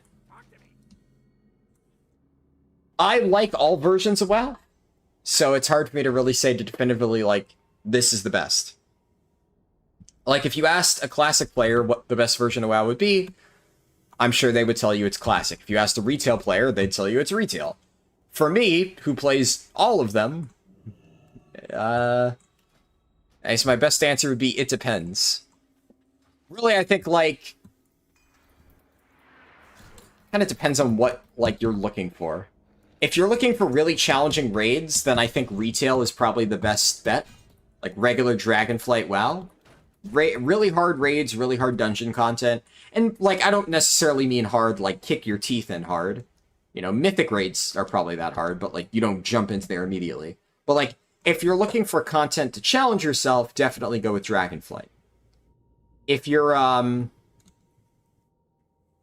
if you want, like, a really old-school RPG experience, then Classic Era is the way. But obviously, that's, like, a very particular type of person that would like that.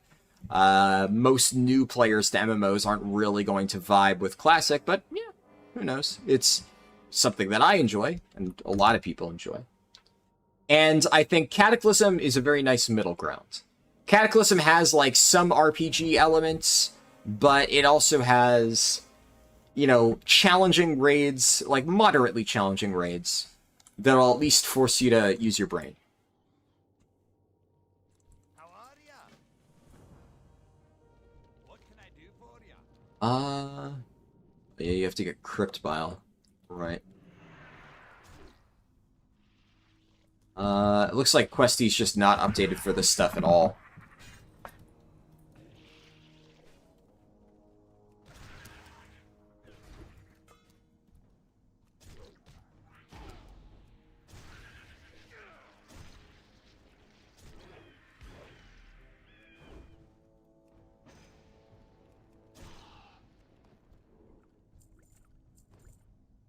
Alright.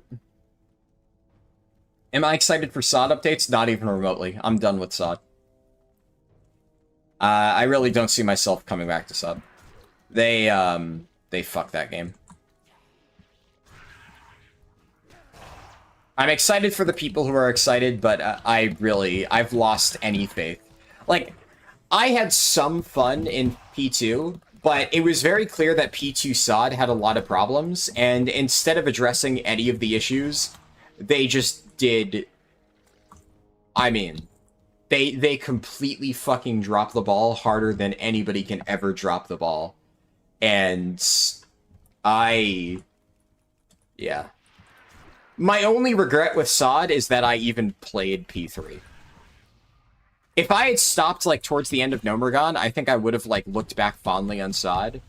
But there was very little in Phase 3 that I actually enjoyed. I kind of hated, like, literally everything about it. And, like, I'm gonna be honest, I really...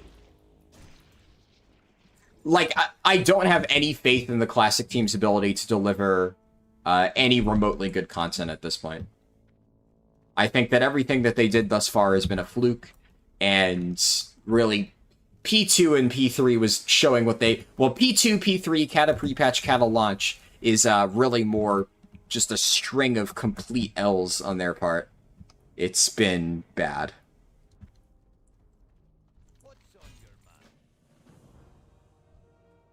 It's unfortunate. Because I think SOD had a lot of potential, but, like, oh my god. Oh my god, they really fucked it.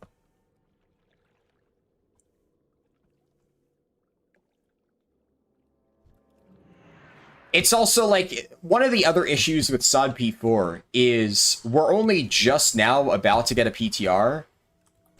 And that is maybe my biggest issue with SOD, is, like, they have completely fucked the pacing of SOD. I really have no idea what they were thinking.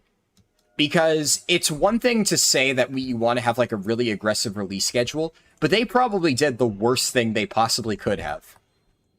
Like, just think about it for a second and realize that, like, everybody really liked P1 SOD, and they rushed P1 SOD so fucking much. If we had been in P1 SOD for another month, I don't think anybody would have really cared. I was having fun with P1. I felt like it was way too fast, the transition out of it. Some people were like, wah, give us, like, higher stuff already, but, I mean, I still could have leveled many more alts and been content with it. And if they had, like, pushed P1 back, added a bit more content to P2, and then given P2 a lot more time to breathe, because like they rushed the hell out of P2 as well. That was another thing where I couldn't believe. I'm just like, oh, we're not even giving a month's heads up again. That also really pissed me off, right? Like as a content creator, right? As somebody who makes videos and has to plan my schedule, when going into SOD P2, they gave us a month's notice, and then SOD P3 is just like, oh, by the way, it drops next week. Like, you fucking what? Hello? Like, I have a fucking schedule. I need to fucking prepare videos and shit like that. It's, hello? 1 week's notice? What the fuck is that? And then now, we went from 1 month's notice, 1 week's notice, to, oh, by the way, we are going to stay in this phase for months. Like, what is going on over there? How did we rush the best phases of SOD and then end up in a burnout content drought in the objectively worst phase of Season of Discovery we've had thus far? Like, how do you fuck up that badly? They, like, every possible thing that you can do wrong with SOD, they've done wrong. It's actually almost impressive just how badly they've managed to fuck it up. The only honest merchants are Gilnean merchants. So, and I mean, everything that I've seen, even with like P3, I just have no interest in playing it still. It just doesn't look interesting. But, I mean, some of this stuff, like, I genuinely don't understand. It actually blows my mind that it took this long for them to fix loot in Sunken Temple. Like, how does it take you over a month? How does it take you over a week or two to look at your fucking loot table and realize that a pair of green gloves from a quest in Winterspring is better than the best pair of cloth gloves that you've put into your fucking raid? Like, hello? Hello? You've tuned Sunken Temple to be a massive pain in the ass, and then you've made the loot for casters worse than green questing items. What are you doing? Hello? It's just insanity. That it took... it's insanity that the loot launched in the state that it was in, and that I, as a Warlock tank, was using questing shit over any of the raid drops. I passed on, like, almost every single piece of loot. And, like, the craziest thing about loot in raid is I won the role on Hubris the Bandit Brander on my Warlock tank, and I traded it to somebody else because, like, when I stepped back and thought about it, I'm like, this isn't even good for me.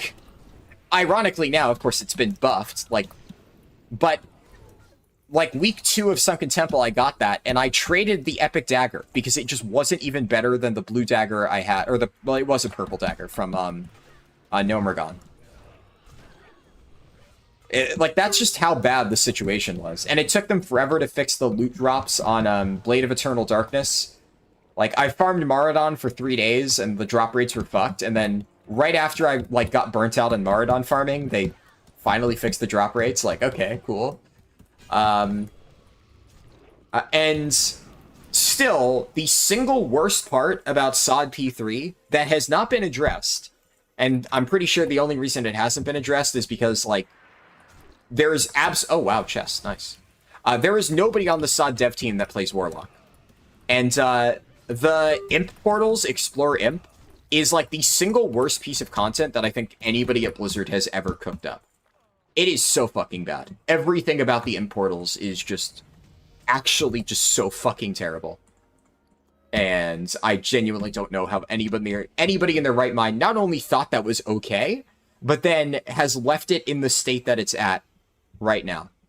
The one thing that I wanted to do going into SOD P3 is I wanted to play Affliction Warlock tank. I wanted to get Zila Gular and play Affliction Warlock. And we had no idea where Zila Gular was from when it was, like, data mined. But I'm like, wow, this trinket looks really cool. I sure can't wait to try it out.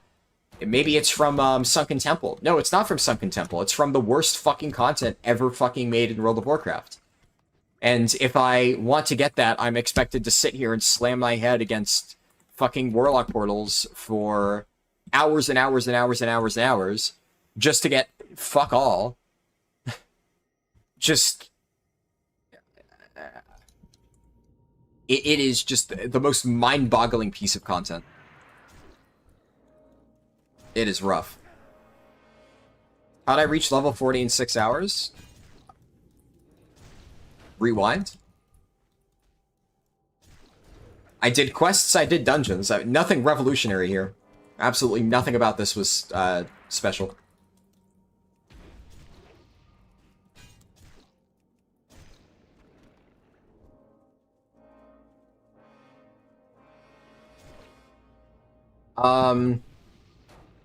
Let me scroll up because I ranted for a little bit there. What if they have TBC SOD? I mean, like, here's the thing. I don't give a shit. TBC, Wrath, Vanilla. I just want fun content. And they have been failing to deliver that in SOD. It's really a shame because, like, when I saw the rune system, what I initially thought they were going to do is, like, kind of flesh out a spec over the course of SOD with the runes. And early on, it looked like they were maybe kind of doing that, because, like, some of the runes had synergy, and it was like, okay, they're trying to build, like, a Warlock tank through runes. And as we level up, we're going to get more stuff that synergizes with it. Like, Demonic Grace, for instance, didn't really hit the mark, because obviously, like, Warlock tanks are running Incinerate spam, which, by the way, the fact that Incinerate spam is still allowed to be the meta playstyle for Warlock tanks is disgusting. I kind of, like, whenever I made my Warlock tank guides, whenever I made those guides, I tried to be, like, unbiased about, like, explaining what the best way to play was. And I just told people this is, like, the best runes, etc. And I didn't want to, like, really make it clear, but I hated Incinerate. I fucking hated Incinerate. Incinerate is, like, there is absolutely no fucking universe where tanks should be forced to hardcast. And if tanks are forced to, like, hardcast a channel, it should not have fucking pushback. And I understand that the developers of SOD did not intend for Warlock tanks to run Incinerate. They thought Warlock tanks were going to be good little boys and girls and run, like, the tanking runes that they added, but they undertuned the tanking runes, and Incinerate did a lot of damage. So instead of doing that, people just ran Incinerate and spam Searing Pain. And that was Warlock tanking. And I get that it was unintended by them, but when people find a strategy in your game that's really strong and feels fucking awful to play, as a developer, you fix that. That's your job. And the moment that that strategy started catching on in SOD P1, any developer with half a brain who understands how tanks work should have been like, hey, encouraging hard casting abilities on a tank is, like, maybe the most miserable thing that we could ever do. That's the entire reason why we made Searing Pain an instant cast in the first place, right? But instead of doing any of that, instead of addressing the problem, we're now in P3, and it is still worth...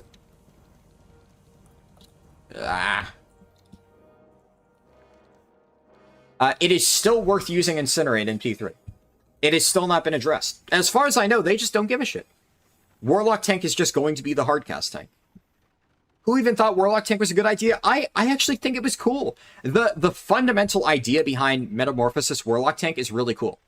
And there's a lot of, like, I really like the idea of Warlock tanking, which is honestly the main reason I stayed in SOD as long as I did. I tried Warlock tank, I loved it in P1, I still really enjoyed it in P2, and then Sunken Temple was just so fucking miserable that I couldn't stand playing anymore. But, like, I'll give you an example of why I love Warlock tank so much.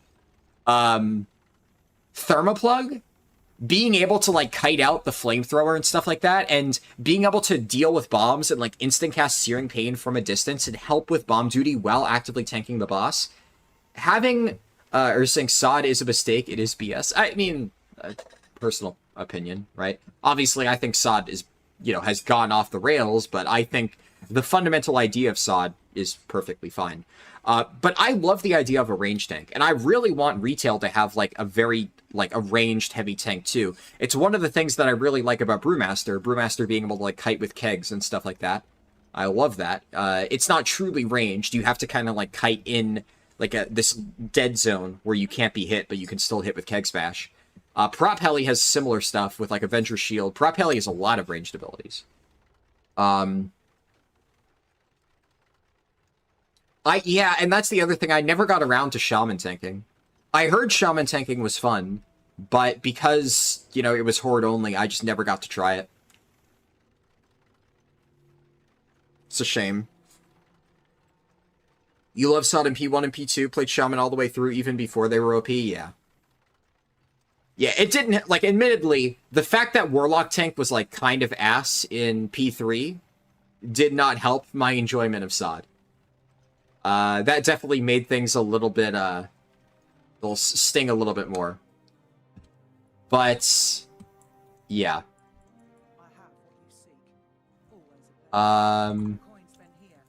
Let's do Leatrix Plus. Can I help you? Well, first he hit level 2, then he hit level 3, then he hit level 4. Nice, yeah. But yeah, I think the fundamental idea behind Warlock meta tanking is actually really sound. It's just how they handled it from then on that I think was they fumbled it. Left 5 hours ago, came back, and you're still at it. What a gamer! Yeah, Eastern Plaguelands is really good. I will note we're about to end the stream, so don't call me a gamer just yet. I said I would stop at level 40. I am kind of tired. I'm just grabbing this stuff. I'm not really gonna use Whirlwind. I finally have Pummel.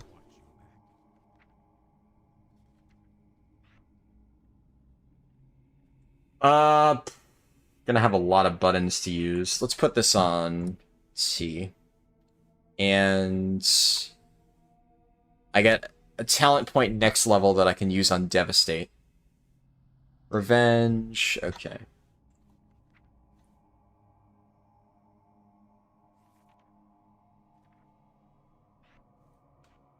And I also get Riding.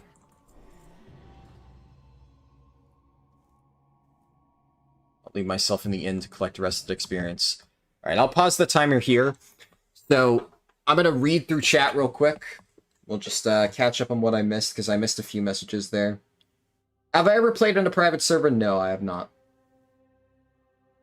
So many balance changes and updates. Every time you logged on, something changed. You want to play in a 2-year beta? Exactly, yeah.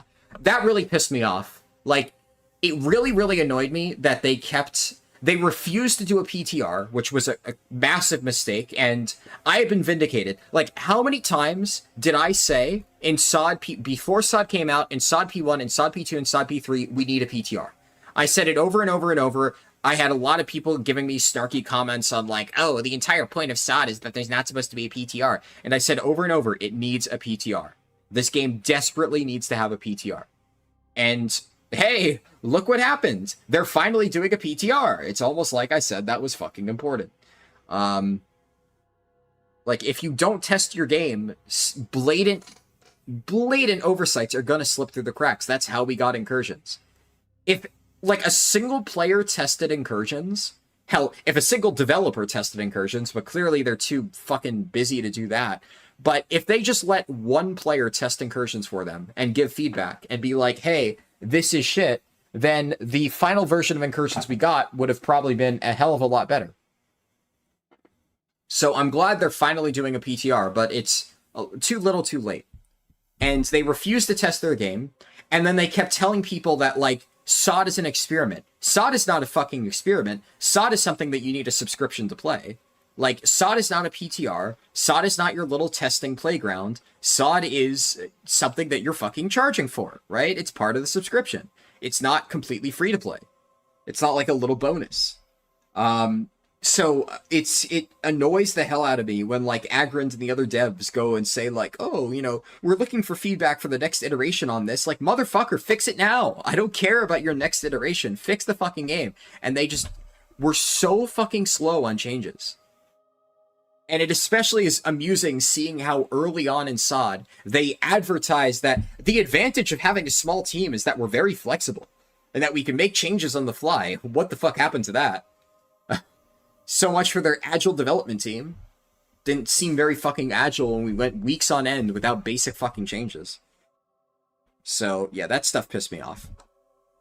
I just, yeah.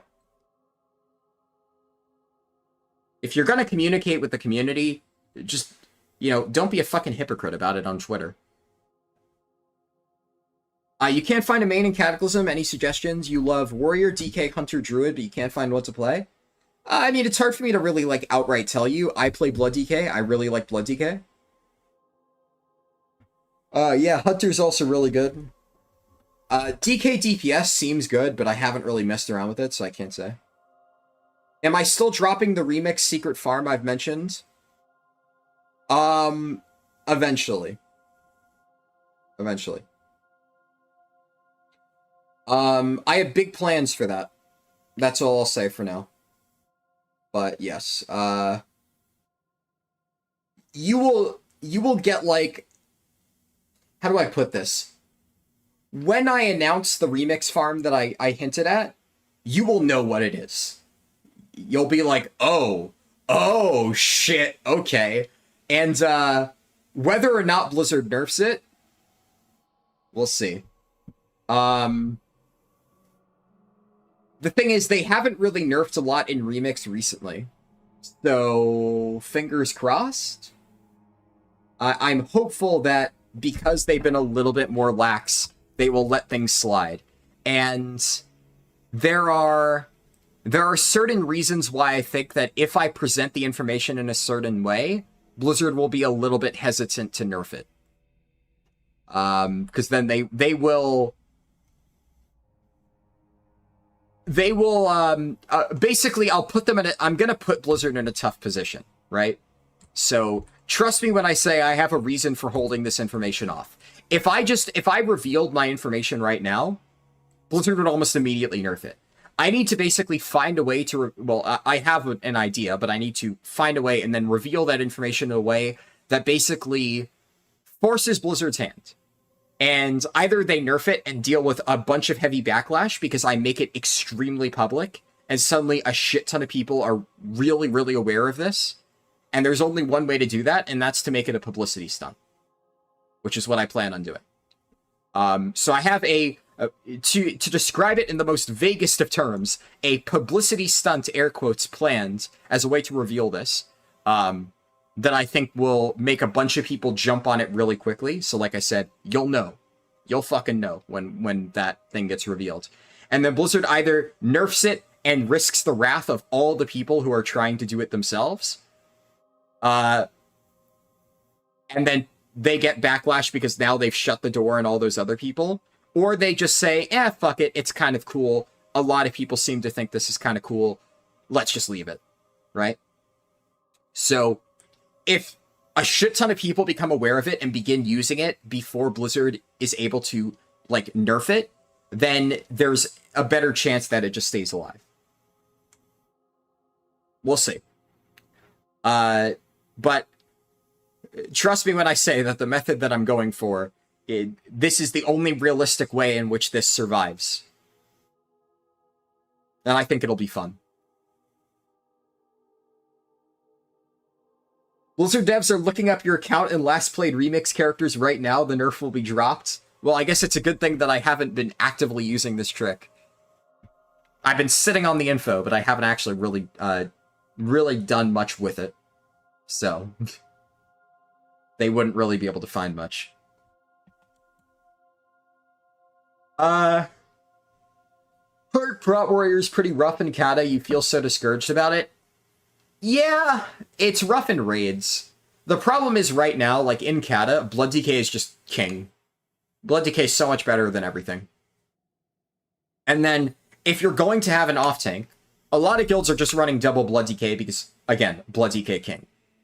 But if you're not going to run double Blood DK, then most guilds are going to run Blood DK Prot Pally or Blood DK Feral.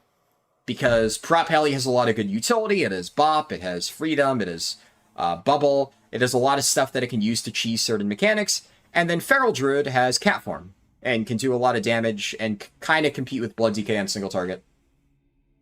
So there's just kind of no real advantage to Warrior right now, at least. But Warrior's not bad. It's just that it's not Blood DK. The disparity is, like, relatively high. That being said, Prot Warrior, as we can tell, it's very, very, very good in dungeons, and it's very, very, very, very, very, very good for leveling. So, there's that. Warriors always scale? Exactly, yeah. I know for a fact that Warriors get a little bit better in Dragon Soul. They'll never be Blood DKs, but they get better.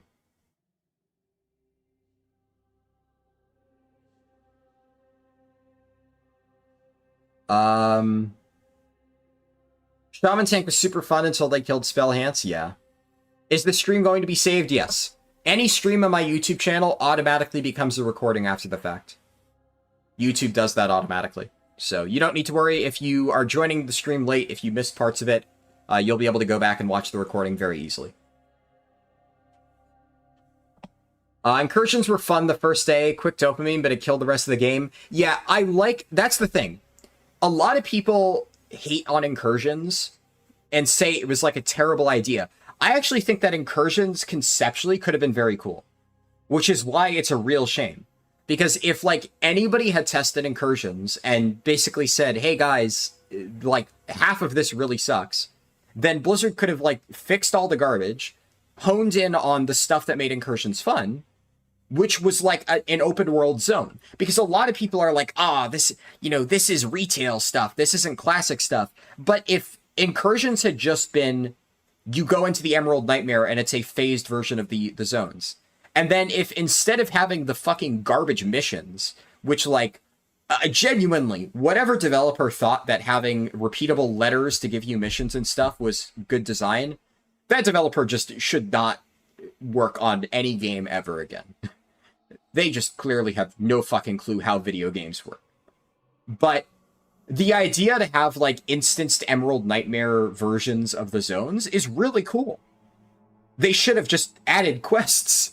Like, the rest of fucking classic WoW. You go into the Emerald Nightmare and there's like, a little group of druids like holding off Emerald Lashers. They tell you like, we need to go into this part of the nightmare. And all you need to do is just add mobs, right? Literally do the same thing with incursions. Keep all the same mobs. It's just instead of mindlessly going around and doing all that stuff, the incursions are you go and you do, you like kill mobs in this little questing hub. And then maybe if they want to spice it up, they could turn it into daily quests. Then a daily quest is to like go to this hub and kill some stuff. Basically take the missions, but instead of cluttering your bags, it's a daily. So now you go into there, you do the quests associated with each one, you clear it out, and then there should be probably more than just the basic missions. Like there would be a quest line where you have to like investigate the Emerald Nightmare, and then maybe there's like a corrupted druid that you need to like put down at the finale, and there's like you have to like go around to all the different zones and like purify each section of like the incursions, and then if you reach level 50 and you purify all 4 nightmare incursions, there's like a final quest line, and that's like how you unlock your crafted gear instead of like what they did, which was lame. That would have been a much better way. And instead they had a cool idea, and then they were just like, yeah, what if we like ram shit into people's inventory and make them run laps around a zone, and then we tune the gold to be insane.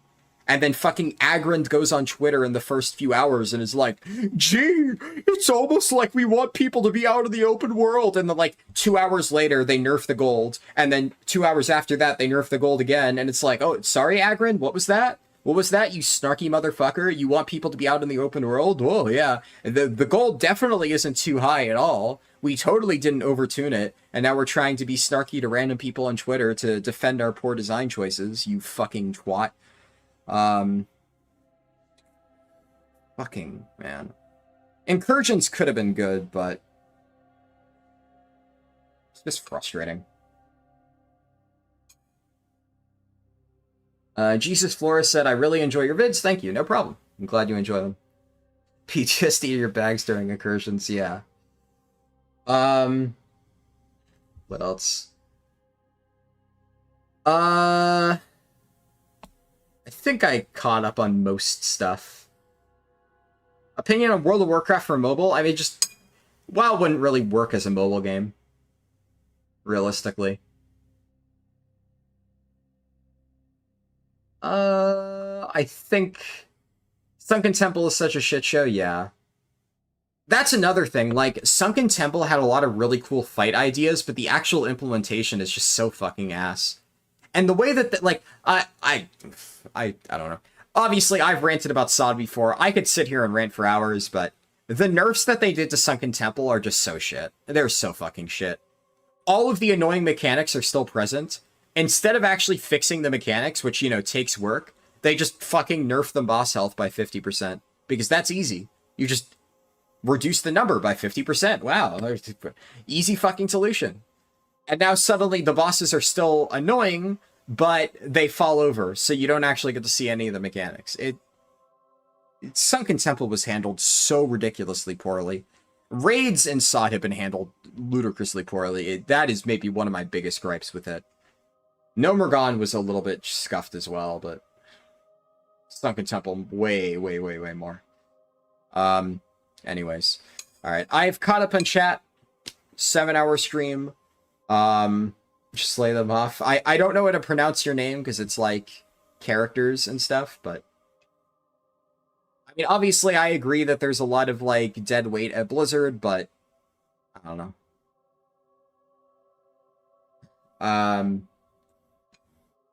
I think like other like then specific instances where if someone has clearly demonstrated that they just have no fucking clue what they're doing, advocating for mass job layoffs is maybe a little bit much. Like, I don't think that people... I don't think that just because, like, one team fucked up, like, you should start laying off hundreds of people at a company, right? I think that, you know, if there is dead weight at the company, then, you know, the specific dead weight should be cut. Advocating for just lay people off is maybe a little bit extra. Bearded Gamer said, have a great night. Thanks for the amazing content. Thank you. Robert Hellman said, fun that you were able to catch the end of the stream. Yeah, it was good to have you here. And so just to quickly end, like I said before, I'm not going to be doing a stream on Sunday just because, you know, it's relatively late. And by the time I wake up, like if I wake up and I do like setup for this and stuff, and there's a few other things that I need to do on Remix, and I need to get the second channel and third channel now set up, because I'm going to have a third channel that's just stream recordings, like general footage repository, effectively. Because initially, that was going to be what the second channel was, but now the second channel has evolved into like more quick content without like high editing, and I want to kind of separate the two.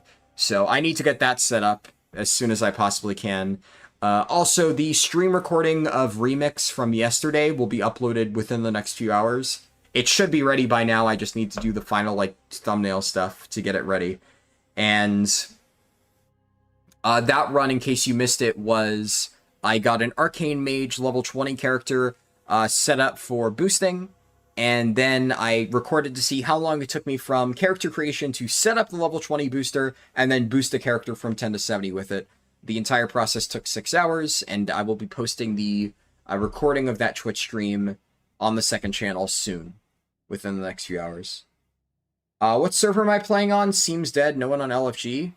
Well, my chat is covered, so you can't see LFG.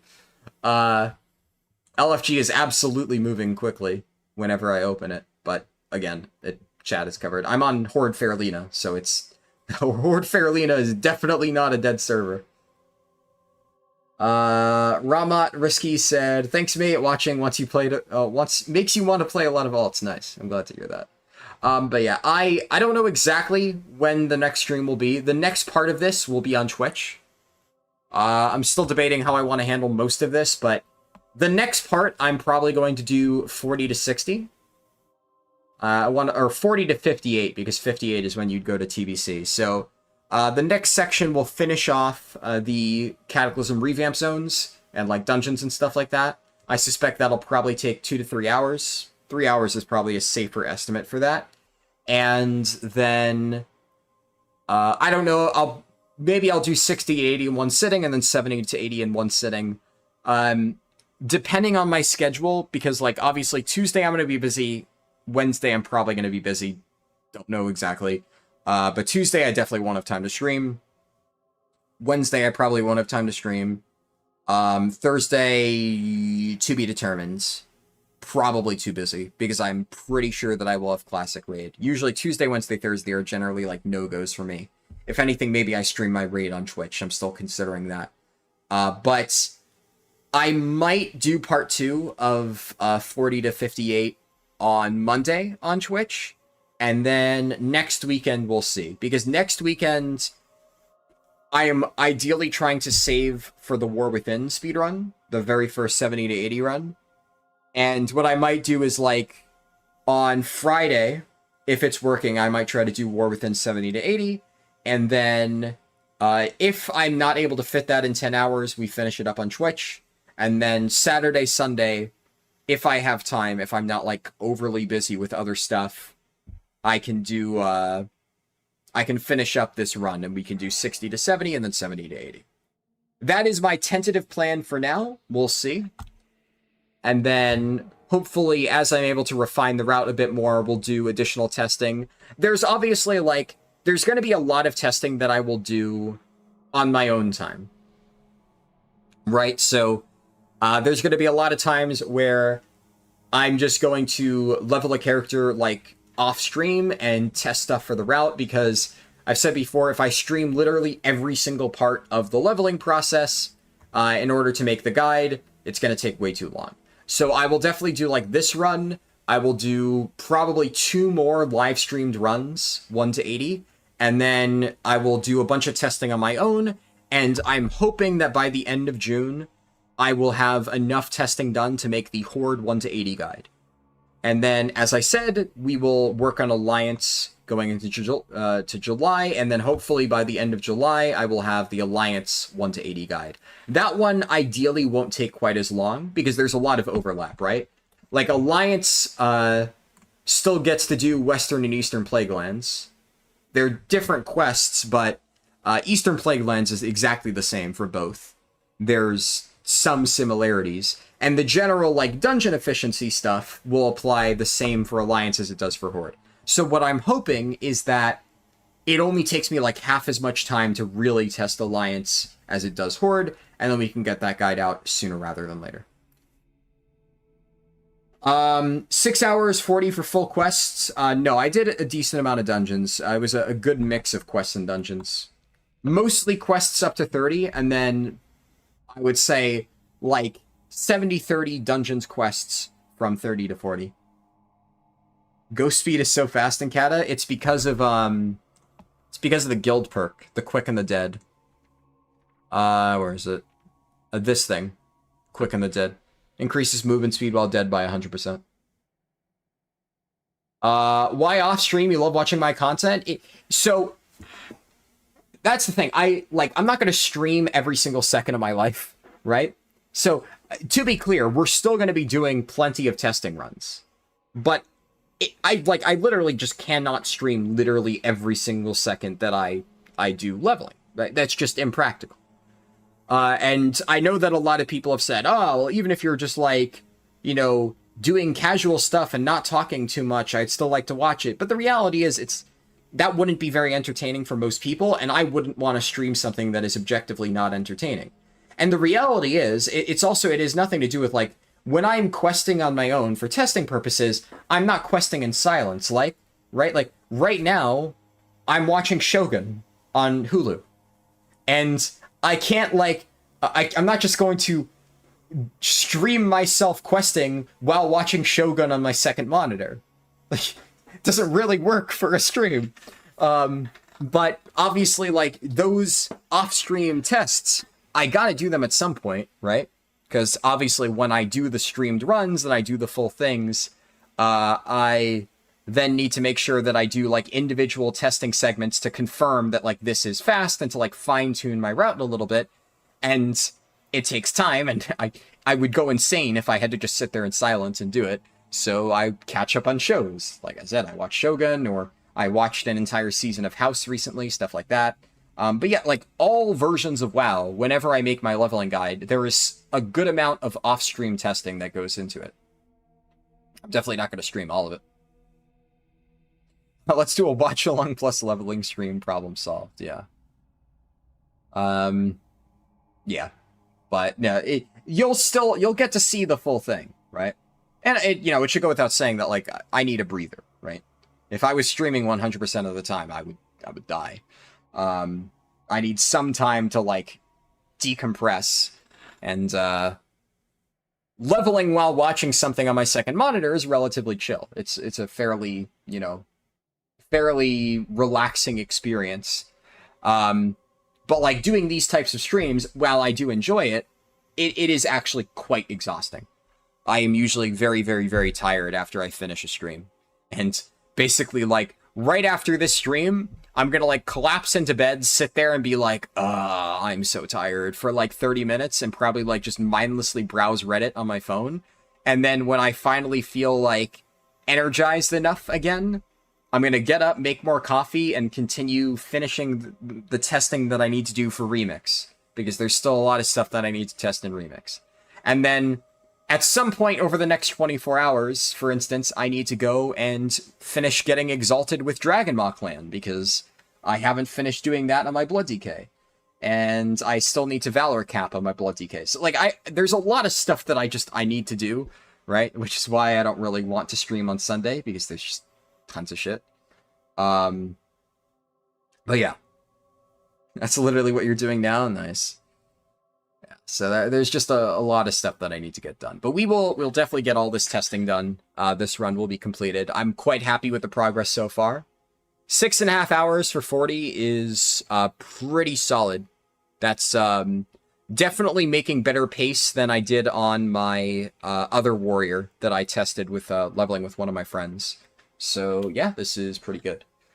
And I think the hardest part will be mission failed level 70 in 3 hours. Yeah, we're not going to be doing that until WAD comes around, I don't think. We'll see. But yeah, thank you guys for watching. I appreciate it. And if you want to get updates on when the next streams will be, then make sure to join my Discord if you haven't done so already. I usually post updates on like my plans for Twitch streams and stuff. I tend to not like announce the Twitch streams very heavily on my YouTube channel unless I'm doing like another announcement. The Twitch streams are like a bit smaller usually, but I always do post in advance when I'm going to be doing them on my Discord. So if you're on there, you'll never miss them. But yep, that's it. Thanks for watching, and I will catch you in the next one. Peace.